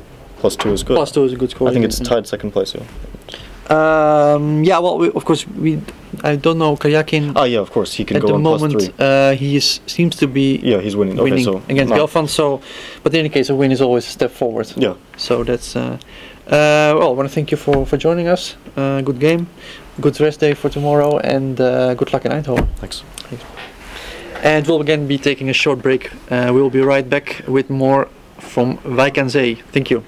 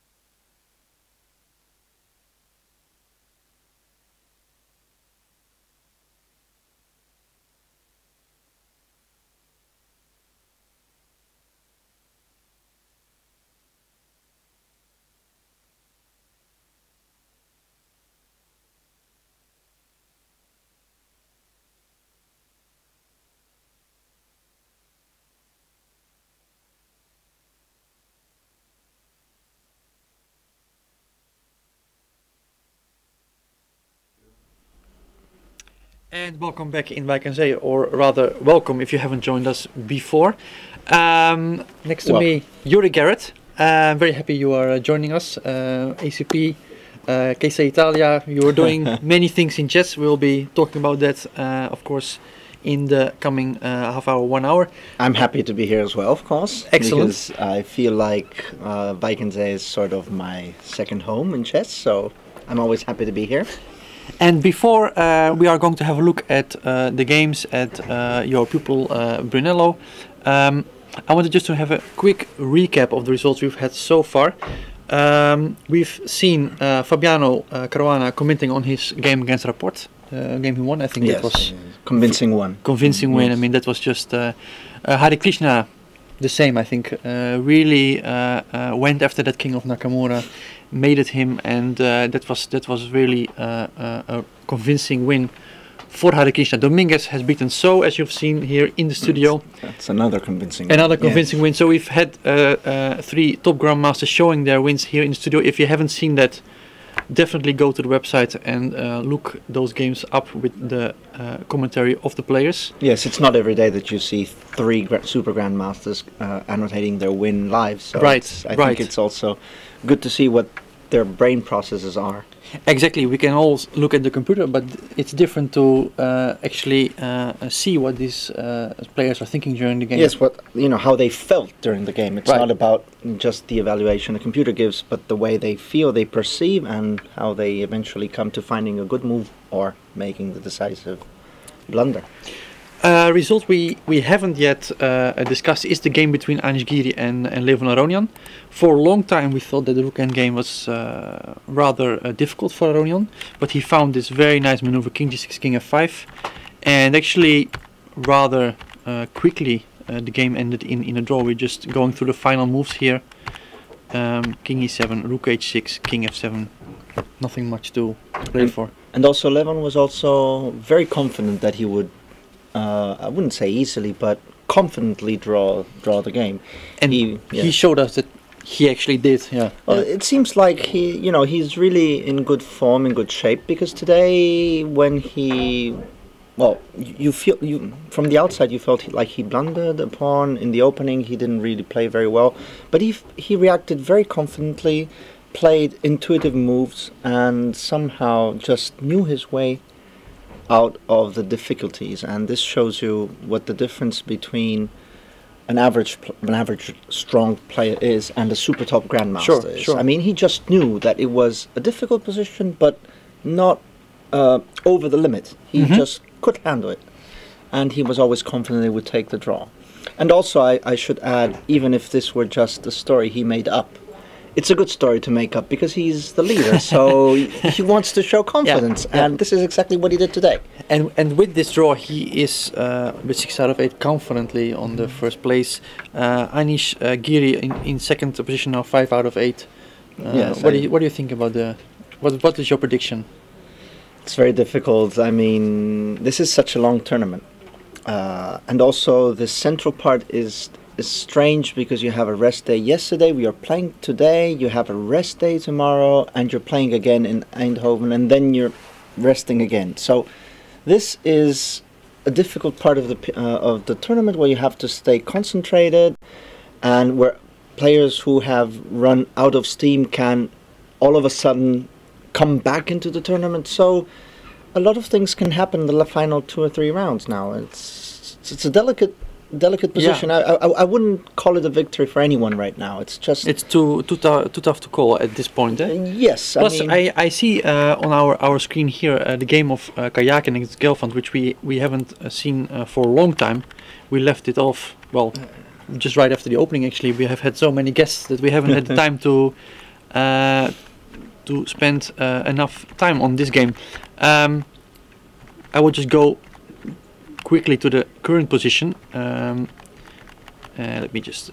They have this rook endgame on the board right now, which looks winning. It looks bad for black. Yes. And that's actually quite big for the standings, because it means that Karyakin comes in a half point striking distance of Aronian. Yes. So as you said, exactly what I meant. It's too early to draw any kind of conclusion. Yes. I'm looking at my and the rest day can affect you, and they still play each other. So that could be a That's very a nice showdown. very nice final of this tournament. This rook endgame. It's 4 rounds to go with today. So it's other 3 games, and 1 game is in Eindhoven, which is like a standalone game. You have to keep your concentration, you have to keep your nerve, you have to keep fighting spirit, which is not so easy when you don't play yesterday. You play today, you don't play tomorrow. You're right. It's like a world championship match. Yes, you have to, and experience will play a huge role in these last few rounds. Exactly. This is my prediction. So and I want to just have a look then at the game of Van Wely-Nijdic, because that's one we also haven't seen for a while, and something quite amazing happened in this game, because at this point it felt here Van Wely had his rook trapped. I'm not sure. I was wondering here. I think he went for it. He played. Yeah. I think somehow. I mean, the resulting position. He probably must have seen the bishop on d5 and the pressure. Well, I felt that we were discussing it. I thought that in this position, although you have a pawn and bishop for the rook, the chances should be with black. But on the other hand, given how you still have to play. Given how the game progressed. Oops. Yeah, that was too fast. I will just unclick there. I mean, at some point, white just... And here, I mean, already white has this extremely dominating position. This seems already, And... in the hands of Luke, especially. This maneuver, especially, I like a lot. Bishop A2, Queen A8, Bishop B1. Suddenly, this king is in terrible danger. Arkady saw himself forced to give the exchange. And, well, pawn up, suddenly. Plus initiative, I should add. Yes. So I'm thinking that we're gonna see those 2 knights are very, very strong. I mean, right, much stronger than A4 C5. Yes. So this is just centers in white's hand. The white squares. I mean, it's really difficult. It's awful. It's awful. difficult for black. Right. Very difficult. Right. I could even make a move like knight f5 maybe. Just making use of the fact that after c6 we have little trick on e7. Yeah. And those knights get nearer to the king. So that would be really awful for Nijdic, who is on 1/2 out of 7 at the moment. And I've repeated this many times. This tournament is so incredibly strong. You have Nijdic and Gelfand on the lower spots. Isn't it safer to comment rather than to play this? Right. Good point. Good point. One that I've taken to heart. I've also been there. I've been there on the bottom of the standings in this A group. It's really it's such a tough event. Every day, especially when you are one of the lower ranked players, they're out to get you. They want your blood. They want your blood, and unfortunately, many times they succeeded in my case. I think but it's a great experience. I mean, to play these top players, it's what we're all playing for, right? I think first of all the best thing is to be here, and then whether you end up last, second last, or I mean, first of all you're playing A group in Vikings. It's not you're just playing any other tournament. The second thing is that it is not about your rating. It is not about your nothing or your name or anything. It's about how you're playing in the tournament. Right here we have a player like Gelfand who has had a fantastic 2013. He's risen to the top 10 easily, and he's gained like, I don't remember, but it's like 50 rating points in a year. He's won some very strong tournaments as well. Won 4 major tournaments, and here he's just having the wrong tournament, and everybody's going for him. It's not that they don't show respect. They feel like wolves. They feel the blood. They feel that you're wounded, and they go for you. And this is happening every round, and there's no way of stopping it, because these are very experienced masters, and they just feel the pain. And if you don't recover, they will just go for you. So it's something you can only feel when you're here in Vikings A. You don't feel this at home when you have a computer in front of you just giving you plus 0.30 or nothing, but it's completely different here. You feel that the master is uncertain and that the other is outwilling you really on the board. Yeah, that's very well said, I think. It's exactly, I'm having all kinds of deja vu moments here, so we may not want to go into that too much. No, I have to call in a shrink or something to get rid of my issues.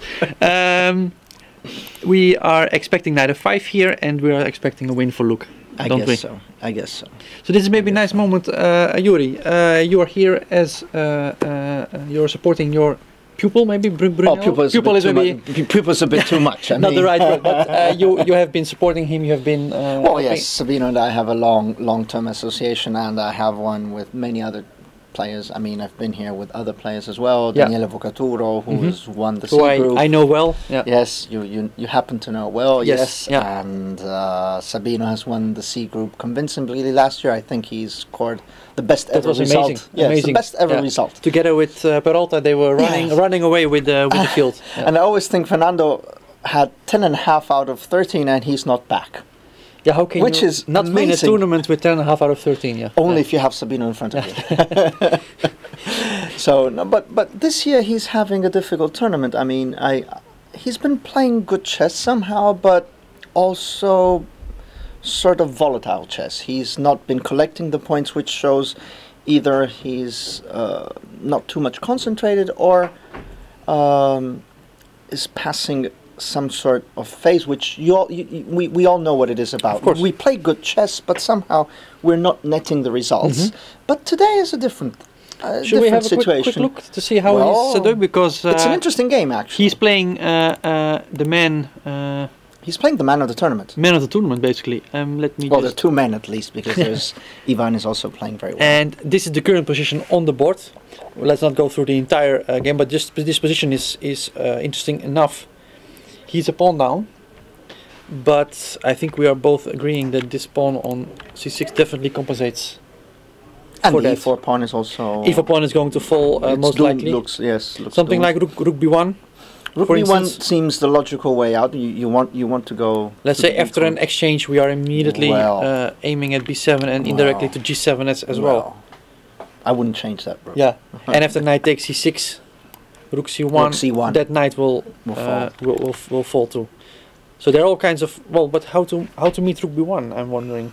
Well, the first thing here is that this whole thing comes at an unfortunate time for Jobava, because rook b1 was played, as I see here.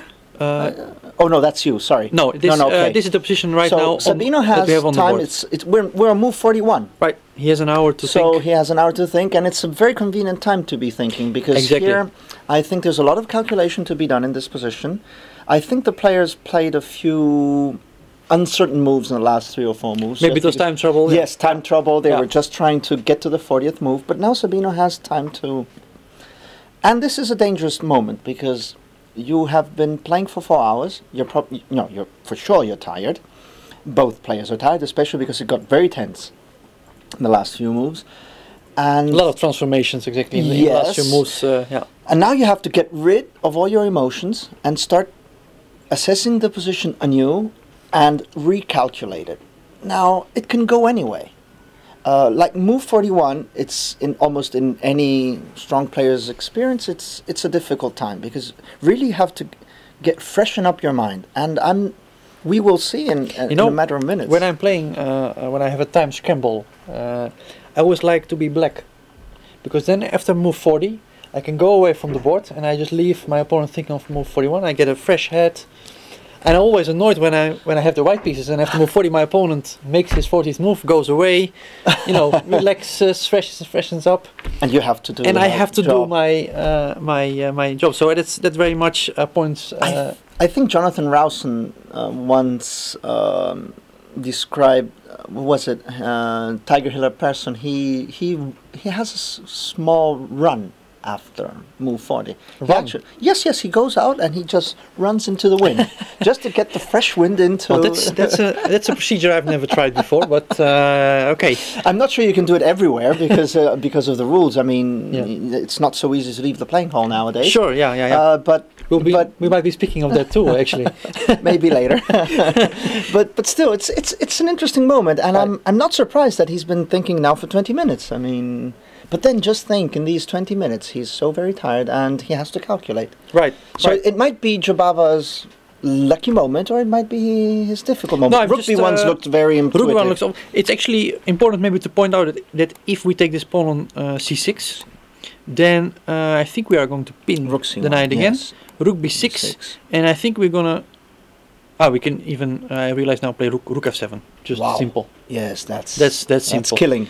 That's simple because we're just hitting that queen and the pawn, and that's just a mating attack. So that's definitely not possible. But if you cannot take on c6, and if an exchange, as we said, leads to the rook coming to b7, then I think we can say that. No, you would have to see whether rook b8 or rook b6 work here. Right. Let's try rook b6 maybe. Doesn't look very. Maybe we can just exchange one time and take on e4. Because now again knight takes c6 would lead to queen g6, and with lethal threats. Double attack. Oh, that pawn is really. It's huge. That's it's really huge. a big and pawn. Sabino always resisted from playing c7. I mean, he never actually played c7 early during the game.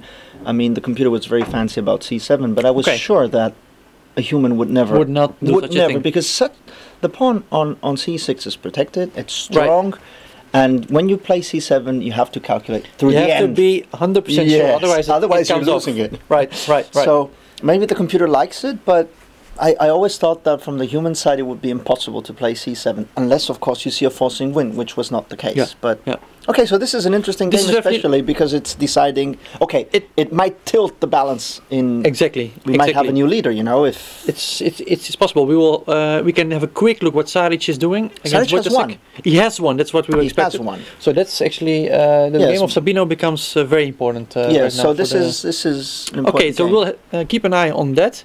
In the meantime, maybe we go back to the game of Karyakin against. Yes, that's Gelfand, because that's. We have seen a lot of moves there as well. Rook c5, b4. That's slightly surprising. At least it is to me. Wow. What's the point behind b4? Well, I'm just wondering if king e3 is the obvious move, maybe, but then I think he would have done so maybe on the. I think his idea is maybe to go here. And after rook e5, just to push that pawn. b6. Right. And he's just saying, okay, I'm not in a rush. I'm going to take this off.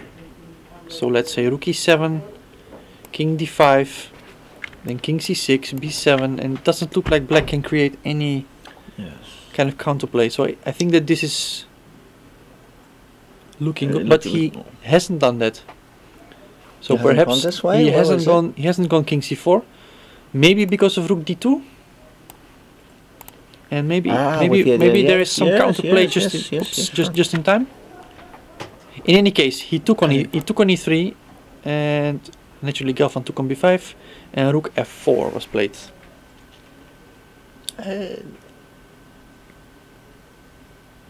Well, with that king on well, d6, the king at g6 is very unfortunate. Very unfortunate. I just want to point out that I think that if the king just comes over, supports the b pawn.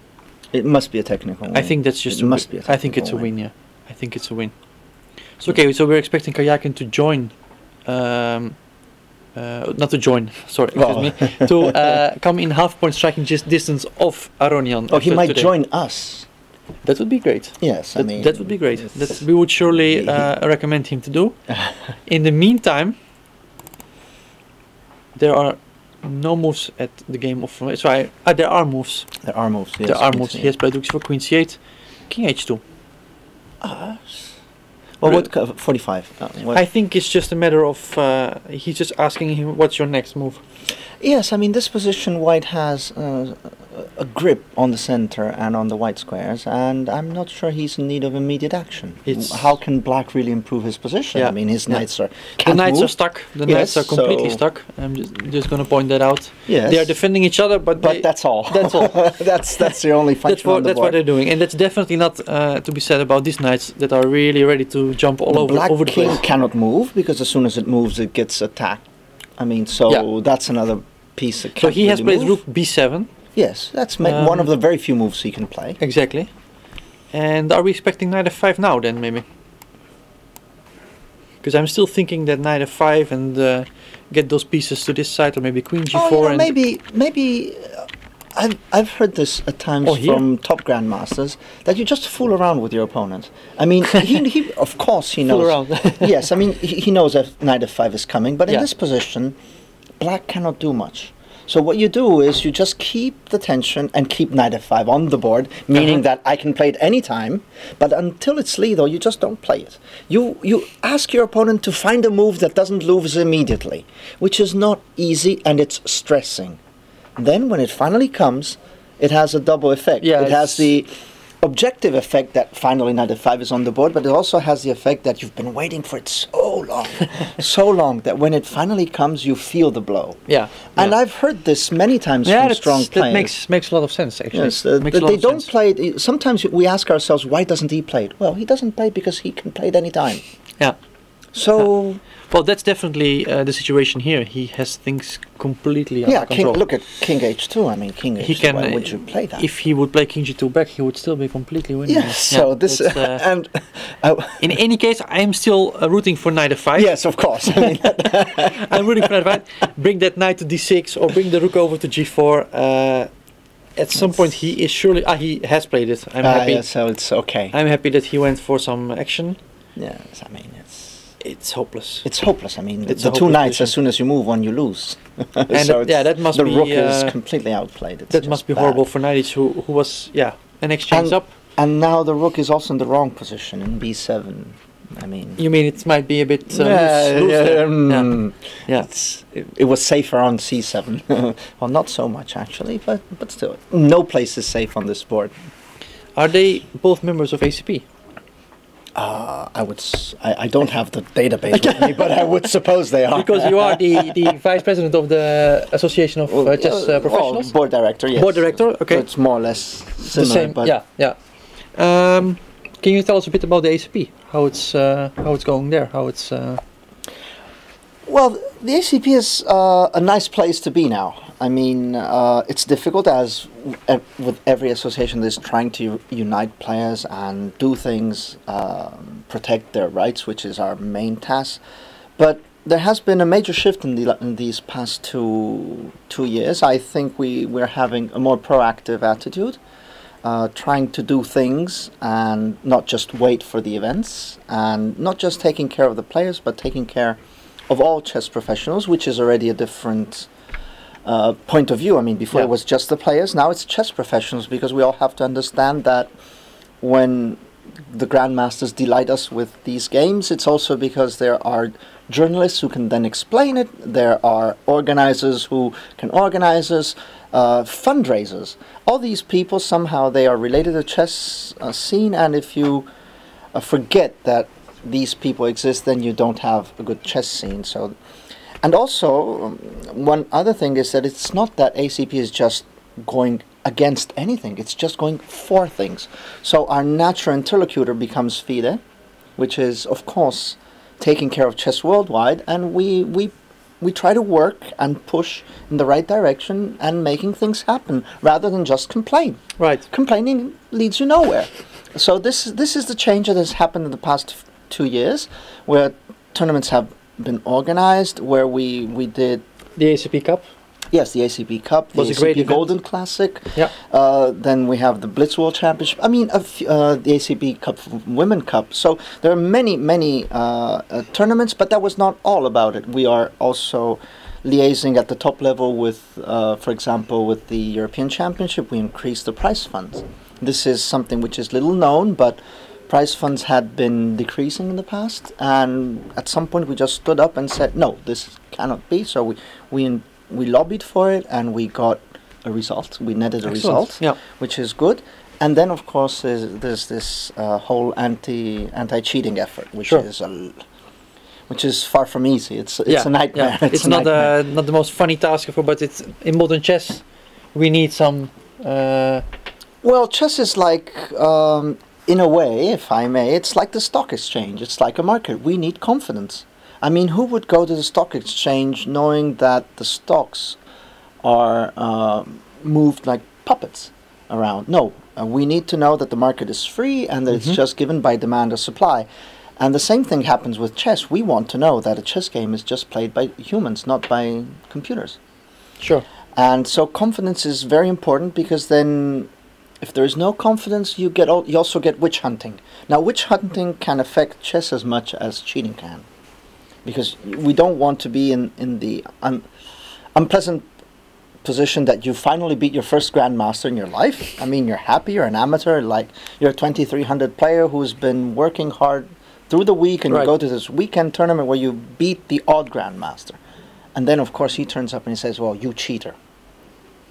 Which is, of course, which can happen, because when cheating is all around you, and paranoia starts to... yes, yeah. we don't want this. And also, we don't want us to end up like cycling, where cycling and doping, it has tainted the image. Entwined more or less. Yes, we don't want this, so we're reacting very, very strongly. And the way I put it is, cheaters think that the computers is their best friend, but the reality is that computers is their worst enemy, because if you cheat with a computer, we will catch you. Simply because there is a reversed engineering, and we can... You can actually spot... we can determine with very high approximation when a computer is playing and when a man is playing. Okay. It is far from easy. It is not, as many people think, just convergence between the moves you play and the moves the computer would play. Right. And this is intuitive. I think if you get 3 or 4 programs, they will have different first moves. So move matching cannot be just the only thing. There are other things, for example, the error rate. Now, this is already more interesting. A human cannot just play at 100% throughout the games, or throughout a tournament, or throughout a year. A machine can. It always keeps a level, a steady level. But men, they can't. And what if we start putting those machines out to check out on all your moves, and we have a pattern? So this is what you have been doing with the cheating committee? Yes, we have statistical tools, which are not enough, because you also need evidence supporting other supporting evidence. But the supporting statistics is getting better and better. It's been tuned, and right now we also have thresholds. I won't just get into too complex into the details. Sure, we have. sure. It's not because I don't want to. It's just very complex. No, I understand. I understand. I would have troubles, and it would take. I don't think everybody would get bored. But there are thresholds that are accepted, generally accepted, also in legal jurisdictions. These are called deviations. Deviations from a standard event. So, what is the standard event? It's like you are rated 2600, we expect you to play more or less like this. Now, what happens if a 2600 player all of a sudden starts playing like a 3200? Now, of course, this can happen at times. Now and then. Yes, because maybe the position allows. Right. Maybe you're on a good day. Yeah. But statistically, this can happen only so much in time. I mean, I don't know, once every 2 years, every 3 years. Now, you do this on Sunday, and you do this on Monday, and you do this on Tuesday as well. Now, this is already very, very foxy. I mean, so this is the way. This is a very easy way of saying it. There are more complex ways of cutting the problem into tinier bits, and then you catch them. Now, we all know that there have been cases. I shall be very cautious here, because I don't want to get sued. Nobody wants to get sued. Definitely don't want to provoke that here live on. No, but still, it's not. We know that they are cheating. We have more instances of cheating. We know. The problem is that we are devising the tools, and also there also has to be a legal framework. It's completely useless to come up right now with a result that will pin you down to your cheating, because we don't have a legal framework for punishing you. Right. That all has to be it all has to be, yes. So everybody's asking for an immediate solution, but the solution is complex, because first of all, we have to have a regulation in place which says, if you do this, you shall be punished, and this is the punishment. Yeah. And if you don't have this, we will have someone who is called a cheater, but we cannot punish him because we don't know how to punish him.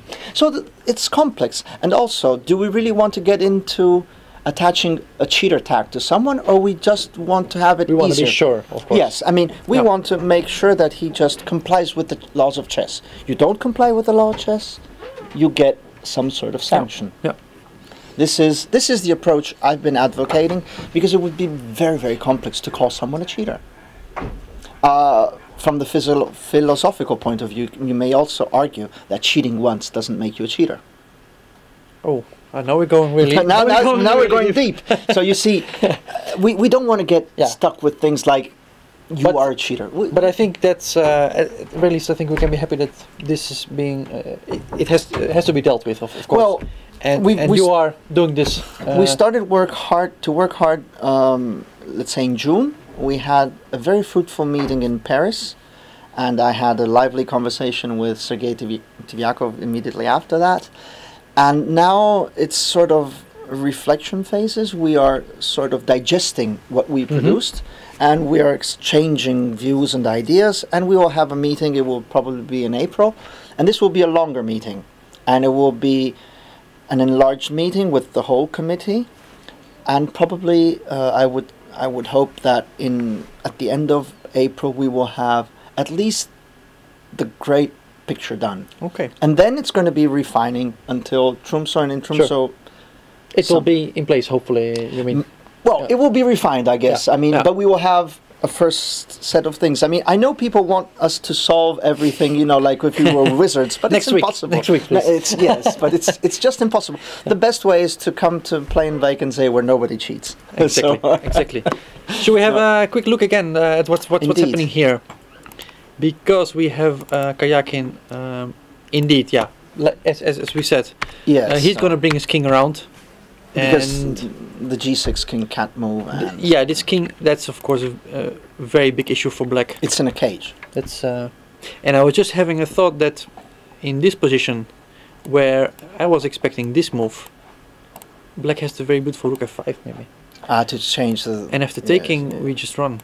Ooh, that's nice. So that was the reason that that was not possible. Yeah. This rook endgame. The king will just walk around, get into it looks get hopeless. to c6. To me, it looks it looks hopeless.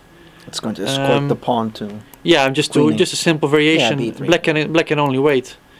We're just gonna slowly bring that all up, and there's really nothing black can do. There's no counterplay at all. That d pawn, it's impossible to set it in motion. He can give it up and free his king. Is rook f7 a move? Well, actually, it's not, because we can simply exchange and the end game is lost. The end game is easily easily lost. I just want to point that out. We're going to pick up the last pawn, and those two pawns will decide easily. And the king gets out. So this is very interesting. This is going to end soon. In the game of Luke versus Najdic, Najdic has gone back to c7. As I said, he doesn't have any moves. He doesn't have any move. He has to. So Luke is just carefully now deliberating the knockout, I think. He has 11 minutes though, so he should not spend too much time at this point. And then I think we'll be going for a short break. I want to thank you very much for joining us. Oh, it was a pleasure. It was very nice to have you here. Can I have a look at Sabino's game just because? Sure, yeah. Before we finish, just take advantage of having you as a commentator. I'm going to be. So he has thought 40 minutes. 40 minutes. I played Queen c3. Oh, you see, as I said, we're all thinking. I mean, Rook b1, we would play blitz almost, but then comes, and now it will be interesting to know whether this is a good. Well, he's hitting the rook, so what are we expecting? Maybe rook. Rook b8 seems very logical. Rook b8? Because you want to get hold of that file before white does. Another move would be rook b5 in order to go rook c5 maybe. Another option. But then we will be giving up our e-pawn, which is maybe less desirable. I still think that he's in total control. What do you think? Oh, rook b8. Surely I would have played rook b1, but on the other hand, he has thought about this move for 40 minutes. Sorry, rook b8. Maybe rook e1 is coming, and then he just wanted to get the e pawn and then slowly. Yeah, I do feel that he couldn't find any forced. I mean, this is my guess. Right. So I think he wants to go for the e-pawn and then just keep his positional bind on the position. So are we? Let's make a few moves. Rook EB8.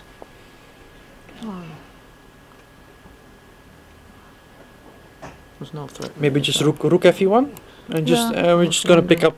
That's the, I guess that's the idea. Pick up the pawn on Rook E4 E1 and rook E4. And that knight is of course quite a good knight, but given that pawn on C6, I think it doesn't compensate for such a beautiful pawn, and the bishop is actually quite good very too. strong really also, yes. controlling the entire board. On D5 it's so very Jobava strong. definitely in trouble here, but we've seen him. He comes out of trouble very easily. Yes. Right. So he's not the type. Very resourceful player. He's not the type to panic. No, and especially he has a good knight, as you say. So the knight is. Yeah, I definitely wouldn't say that it's winning here, but it's I think it's a white big has a stable advantage. Stable yes. advantage. Yes. But knights can make strange jumps. That's clear. So you would want to have white. Definitely. No, it's already good news for me. Blindly take white. Good news for me. Blindly take white. Except that Badur is my good friend, and it's always this is another thing when you're really it's never nice. It's never nice because you root for your own player, your own friend, but maybe he's beating another friend. This is something you eventually learn to know. This is individual sport, and well, what can you do? What can you do? What can you do? Nothing. I mean. So I want to thank you again for coming. Thank you. And we'll be right back. Don't go anywhere. We still have a rook endgame. Karyakin is bound to win that endgame. But have a biscuit. Have a biscuit because it's going to be long. So it's going to be long. Biscuit, yes. It's going to be long. Make sure you have energies for the rest of the day. Thank you. Bye.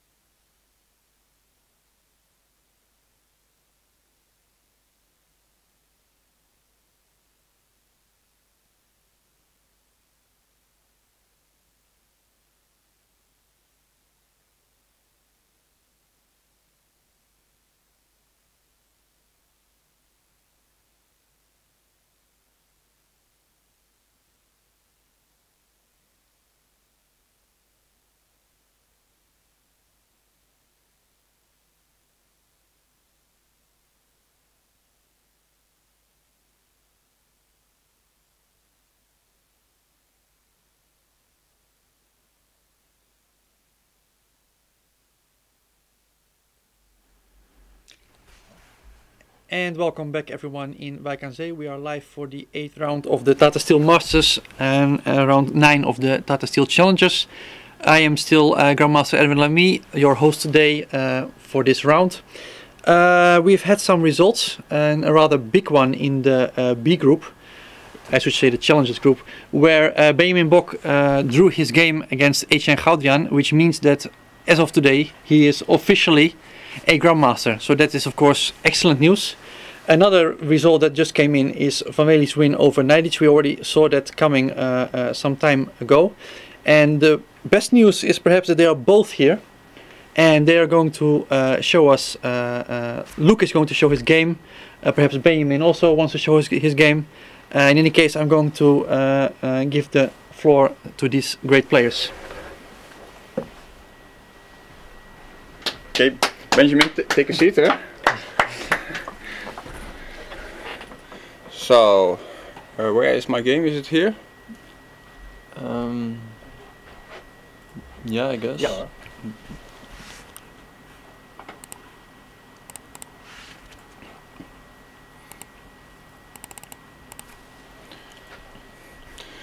So first of all, of course, congratulations, Benjamin, for becoming a Grandmaster.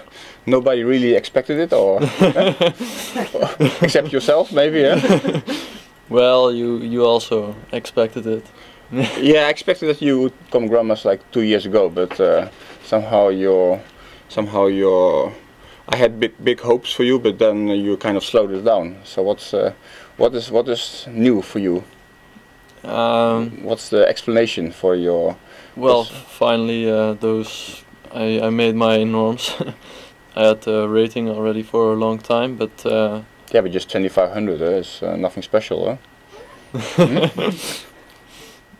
Okay, if you want to play with the big boys, you need to have, let's say, at least 2600, huh? So what's your ambition right now, or you didn't think about it yet? Yeah, I don't really know yet, but trying to improve as much as possible. Okay, that's all what we want. But let's say, are you maybe aiming to play for the national team? I hope so, yes. But you need good friends, huh? So you have some people that need to. Okay, and you know, I heard one of the ambitions of, let's say, of Robin van Kampen was to have a higher rating than Erwin Lamy and Jan Smeets. Do you also have such an ambition, or what is you have some clear target? Well, I want to get a higher rating than you. Okay, okay. Okay, now that's my only target, basically. Okay. Depends on timing. Yeah. And how long do you give yourself the time for that? 50 years or? No, 2 years. 2 should years, be okay. enough. You're getting old, so. Yeah. All right. And how did you feel about your games here?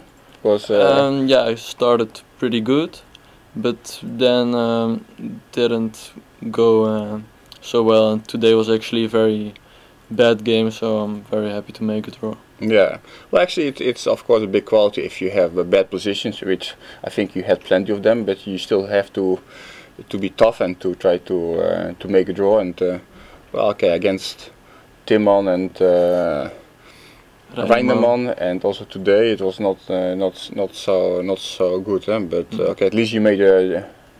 Imagine if you had lost today, yeah? Yes. I think it would have been the end of your career, probably, yeah? So yeah. it was quite a close call, huh? Yes, it was quite close.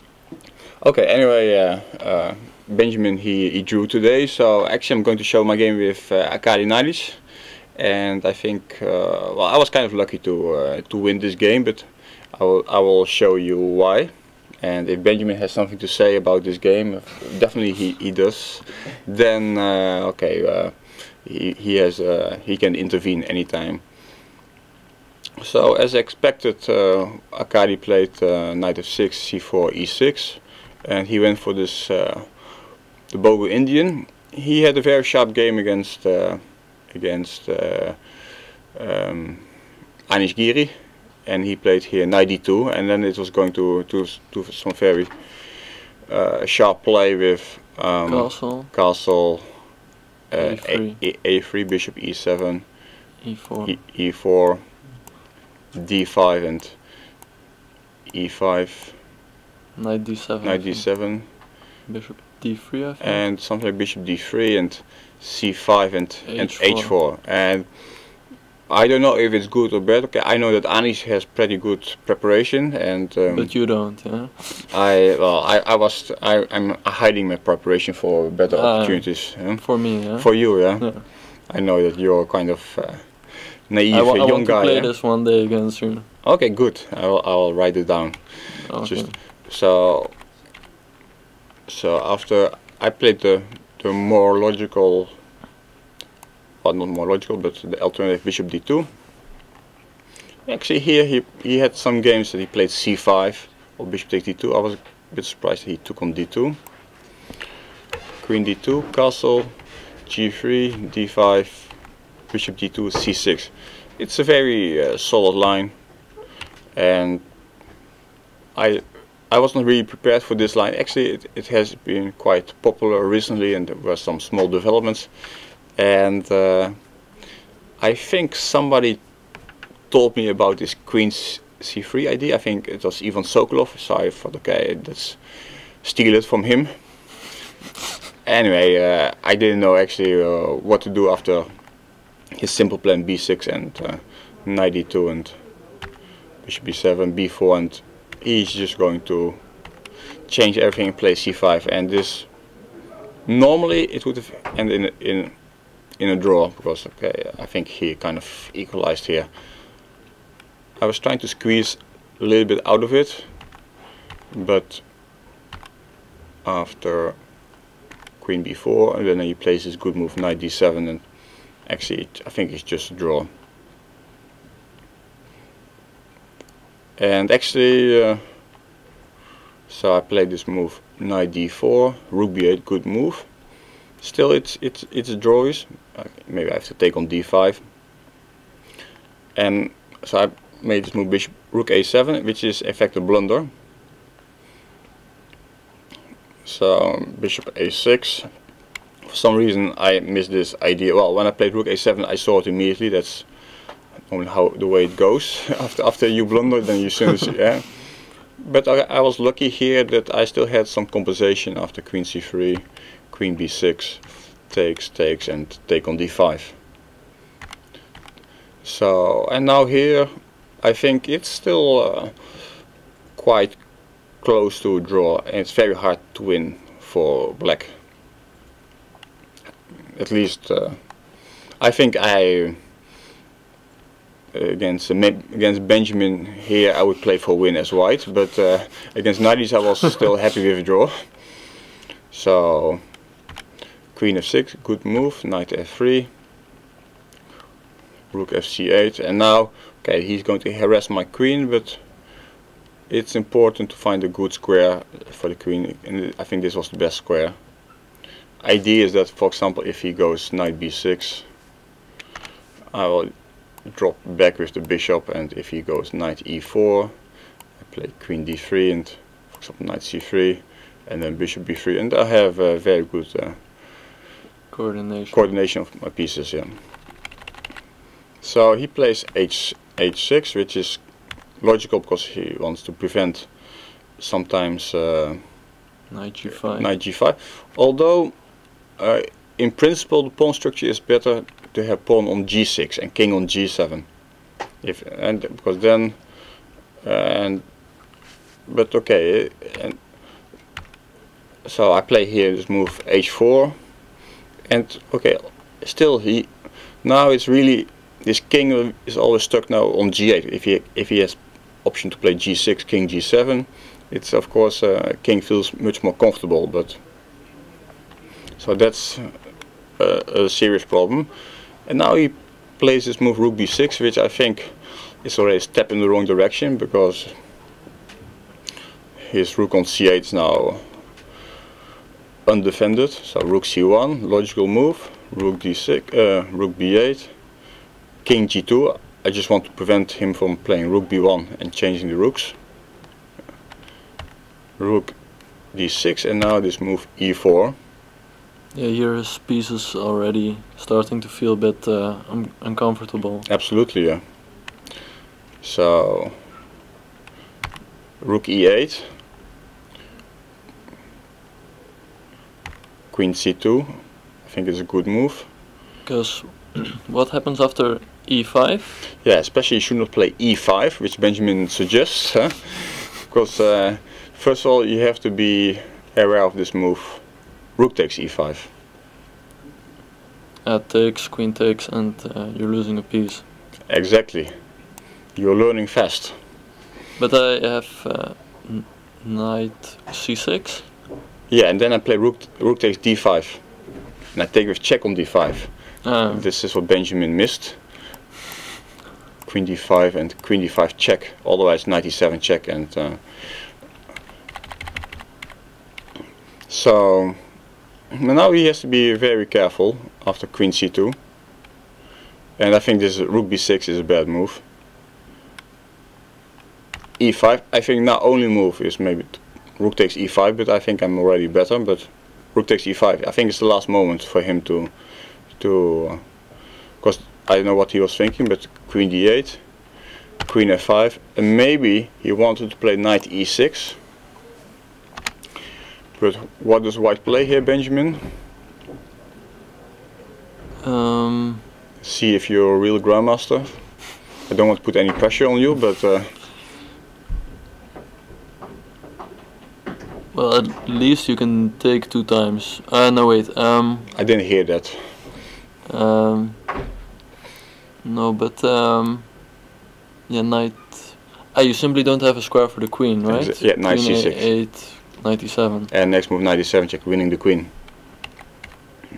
so he had to go passive, queen e7, and now I just get my ideal configuration of my pieces. And he's very passive, and rook c3, now threatening rook f3. So rook b7, I think only move. Try to defend f7. If I play rook f3, then he has knight b6, something like that. Still trying to hang on. So I play this position move h5 because I want him to prevent. I wanted to prevent him from playing g6 maybe at some point, and I already saw the idea of transferring my bishop to b1. So he made this move. Rook a8, stopping bishop a2, bishop b1. So it was not so clear for me here what to do. So I just made this move rook c2. I think because I want to get the bishop to a2. Rook a1. Yeah, and now computer found actually a brilliant way to win it. Actually, which I was short of time, but in fact the funny thing was that e6 was winning, which is hard to foresee in my opinion. F takes e6, knight e7 check. Queen takes e7 and knight takes e6 and if you play king h8? No? Yes. Or knight f4, yeah? Yeah, knight f4. Knight f8 and you take. Yeah, for example, knight f8 is nice, you just take everything with check. And also take the knight on c5. But okay, if you don't see anything clear in time trouble, it's better just try to keep your advantage, which I was sure I had advantage. So I went rook e2, just potentially want to play e6 of course. Knight b6 here, and bishop is going to b1. And I think this is a really bad position anyway, so he's forced to take. Knight ba4, and now I'm transferring my queen to f3. Rook c7, now very strong maneuver, rook c2. Queen e8, Rook c4. Although the funny thing is, I have my knight defending each other, which is, and so does he. And in general, it's very bad to have that the knights are defending each other. In this case, you see it because my rook on c4 prevents both knights from a4 and c5 to move. Okay, my knights on d4 and c6 are also defending each other, but they are on very good squares, and I had ways to make progress. Make progress somehow. So he makes the move Queen c8. Now I make some nasty waiting move, King h2, because he's kind of zugzwang, in fact. But can't he really can't make some move, like, because of the rook b7 you play knight f5 and then you're of course winning. But let's say he maybe some move like Queen e8 or something, I don't know. Queen e8? Yeah, if you play Queen e8, first of all, maybe rook b4, that was your point. Rook b4, but you still have rook b7, huh? You can still try to defend maybe somehow, huh? Yeah, definitely Queen e8 was a better move. I'm not sure if I have something forced here.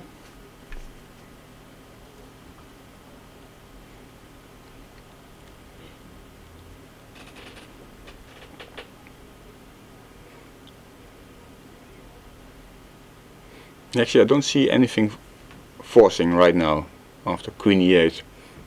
It was okay. Of course, he likes to have the Queen on c8 because the Queen looks more active on c8.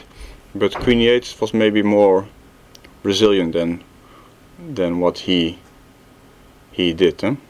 Yeah, because if you allow knight f5, then the game is basically over, I think. Yeah. Okay. Well, probably he's in bad shape anyway. Yeah? But yes, of course, if you allow knight f5 in the game, so you can see what happened in the game. It was rook b7, and now I start to jump with my knight. In fact, the other idea was here, but it was not so good, to play Queen a3. Simply, I'm going to take his knight, but well, yes, then he suddenly has a little bit of counterplay. Queen g4, for example. I take, he takes, check here, and then okay, it's some mating threat. Yeah, it's not so funny, huh? Not so funny, certainly. So we don't want to give him any counterplay. So after rook b7, knight f5 is a good move. Rook c7, and now a little trick. Rook b4. Idea is actually not very difficult. Rook takes c6, knight e7.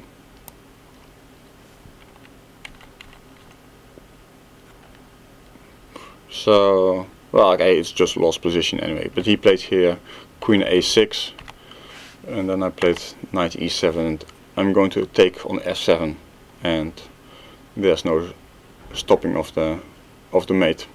Yeah.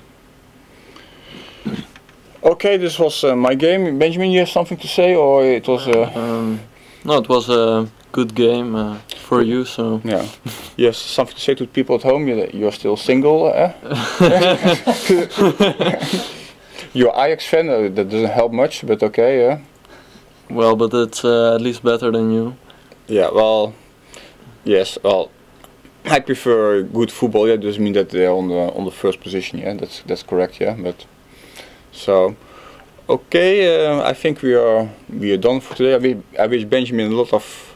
I want to warn actually Benjamin for the last few games, because after reaching the title, you think, okay, now all is good, but still he has 4 games to play. So, and it's important just to finish the tournament on good spirits. So not to take it too easy like many did before. Okay, then. Okay.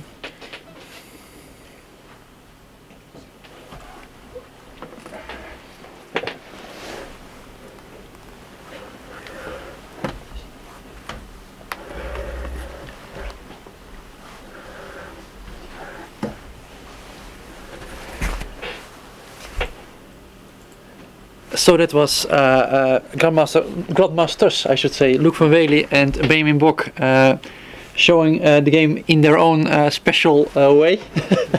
I'm getting some signals around here. That was a great thing to watch. Of course, on behalf of the whole tournament organization, we congratulate Benjamin Bok once again with his outstanding result.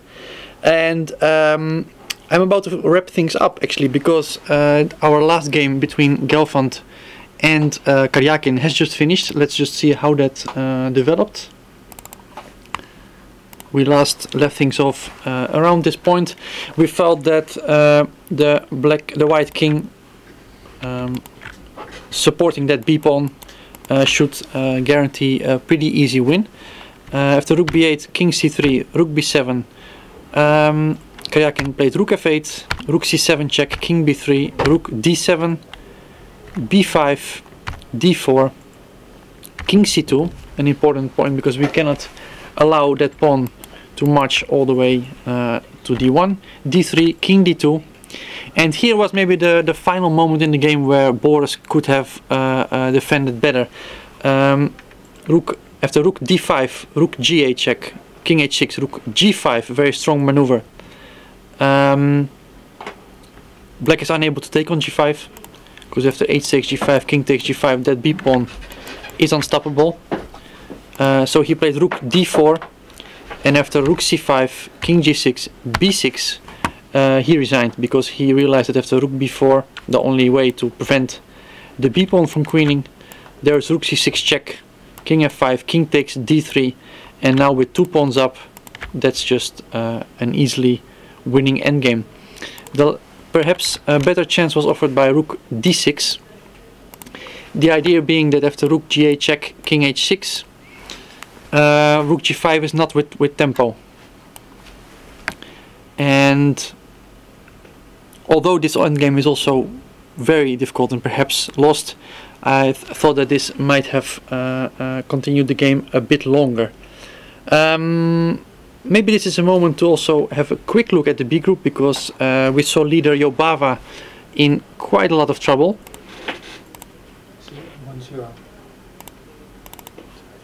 And it has already finished, so that is a very surprising result. A big upset in the challengers group, where leader Jobava is now taken over by Ivan Saric, because Saric won his game, as we said already before. He's on 7 out of 9. Jobava in this position played queen e7, which was unfortunate because it gave white the option to push his c-pawn forward, rook c8 and queen f4, very strong move. The idea being that although black can take the pawn on c7, there is queen f8 check, and after an exchange of queens, rook takes c7, he remains a rook behind. So he played queen d7, because white had a very nasty threat of queen f5 hitting ball c8 and h7 after a subsequent bishop takes e4. So queen d7, bishop takes e4, and he played g6 but resigned at the same moment, presumably because he realized that after queen takes h6 there's little left to play for. White has this huge pawn on c7 and the king is very weak as well. So big changes in the challenger group, where after this round Saric is the new leader. In the masters group, I should say, Aronon is still leading comfortably, but Karjakin is in a half-point striking distance, so that promises a lot. We have a rest day tomorrow, but we will be back the day afterwards for the masters group. I will again be your host. Very happily, I'll be your host again in Eindhoven. We will be going to the high-tech campus, and I'm looking forward to that. For today, this was it. I hope you've enjoyed it, and I hope to see you again soon. Thank you.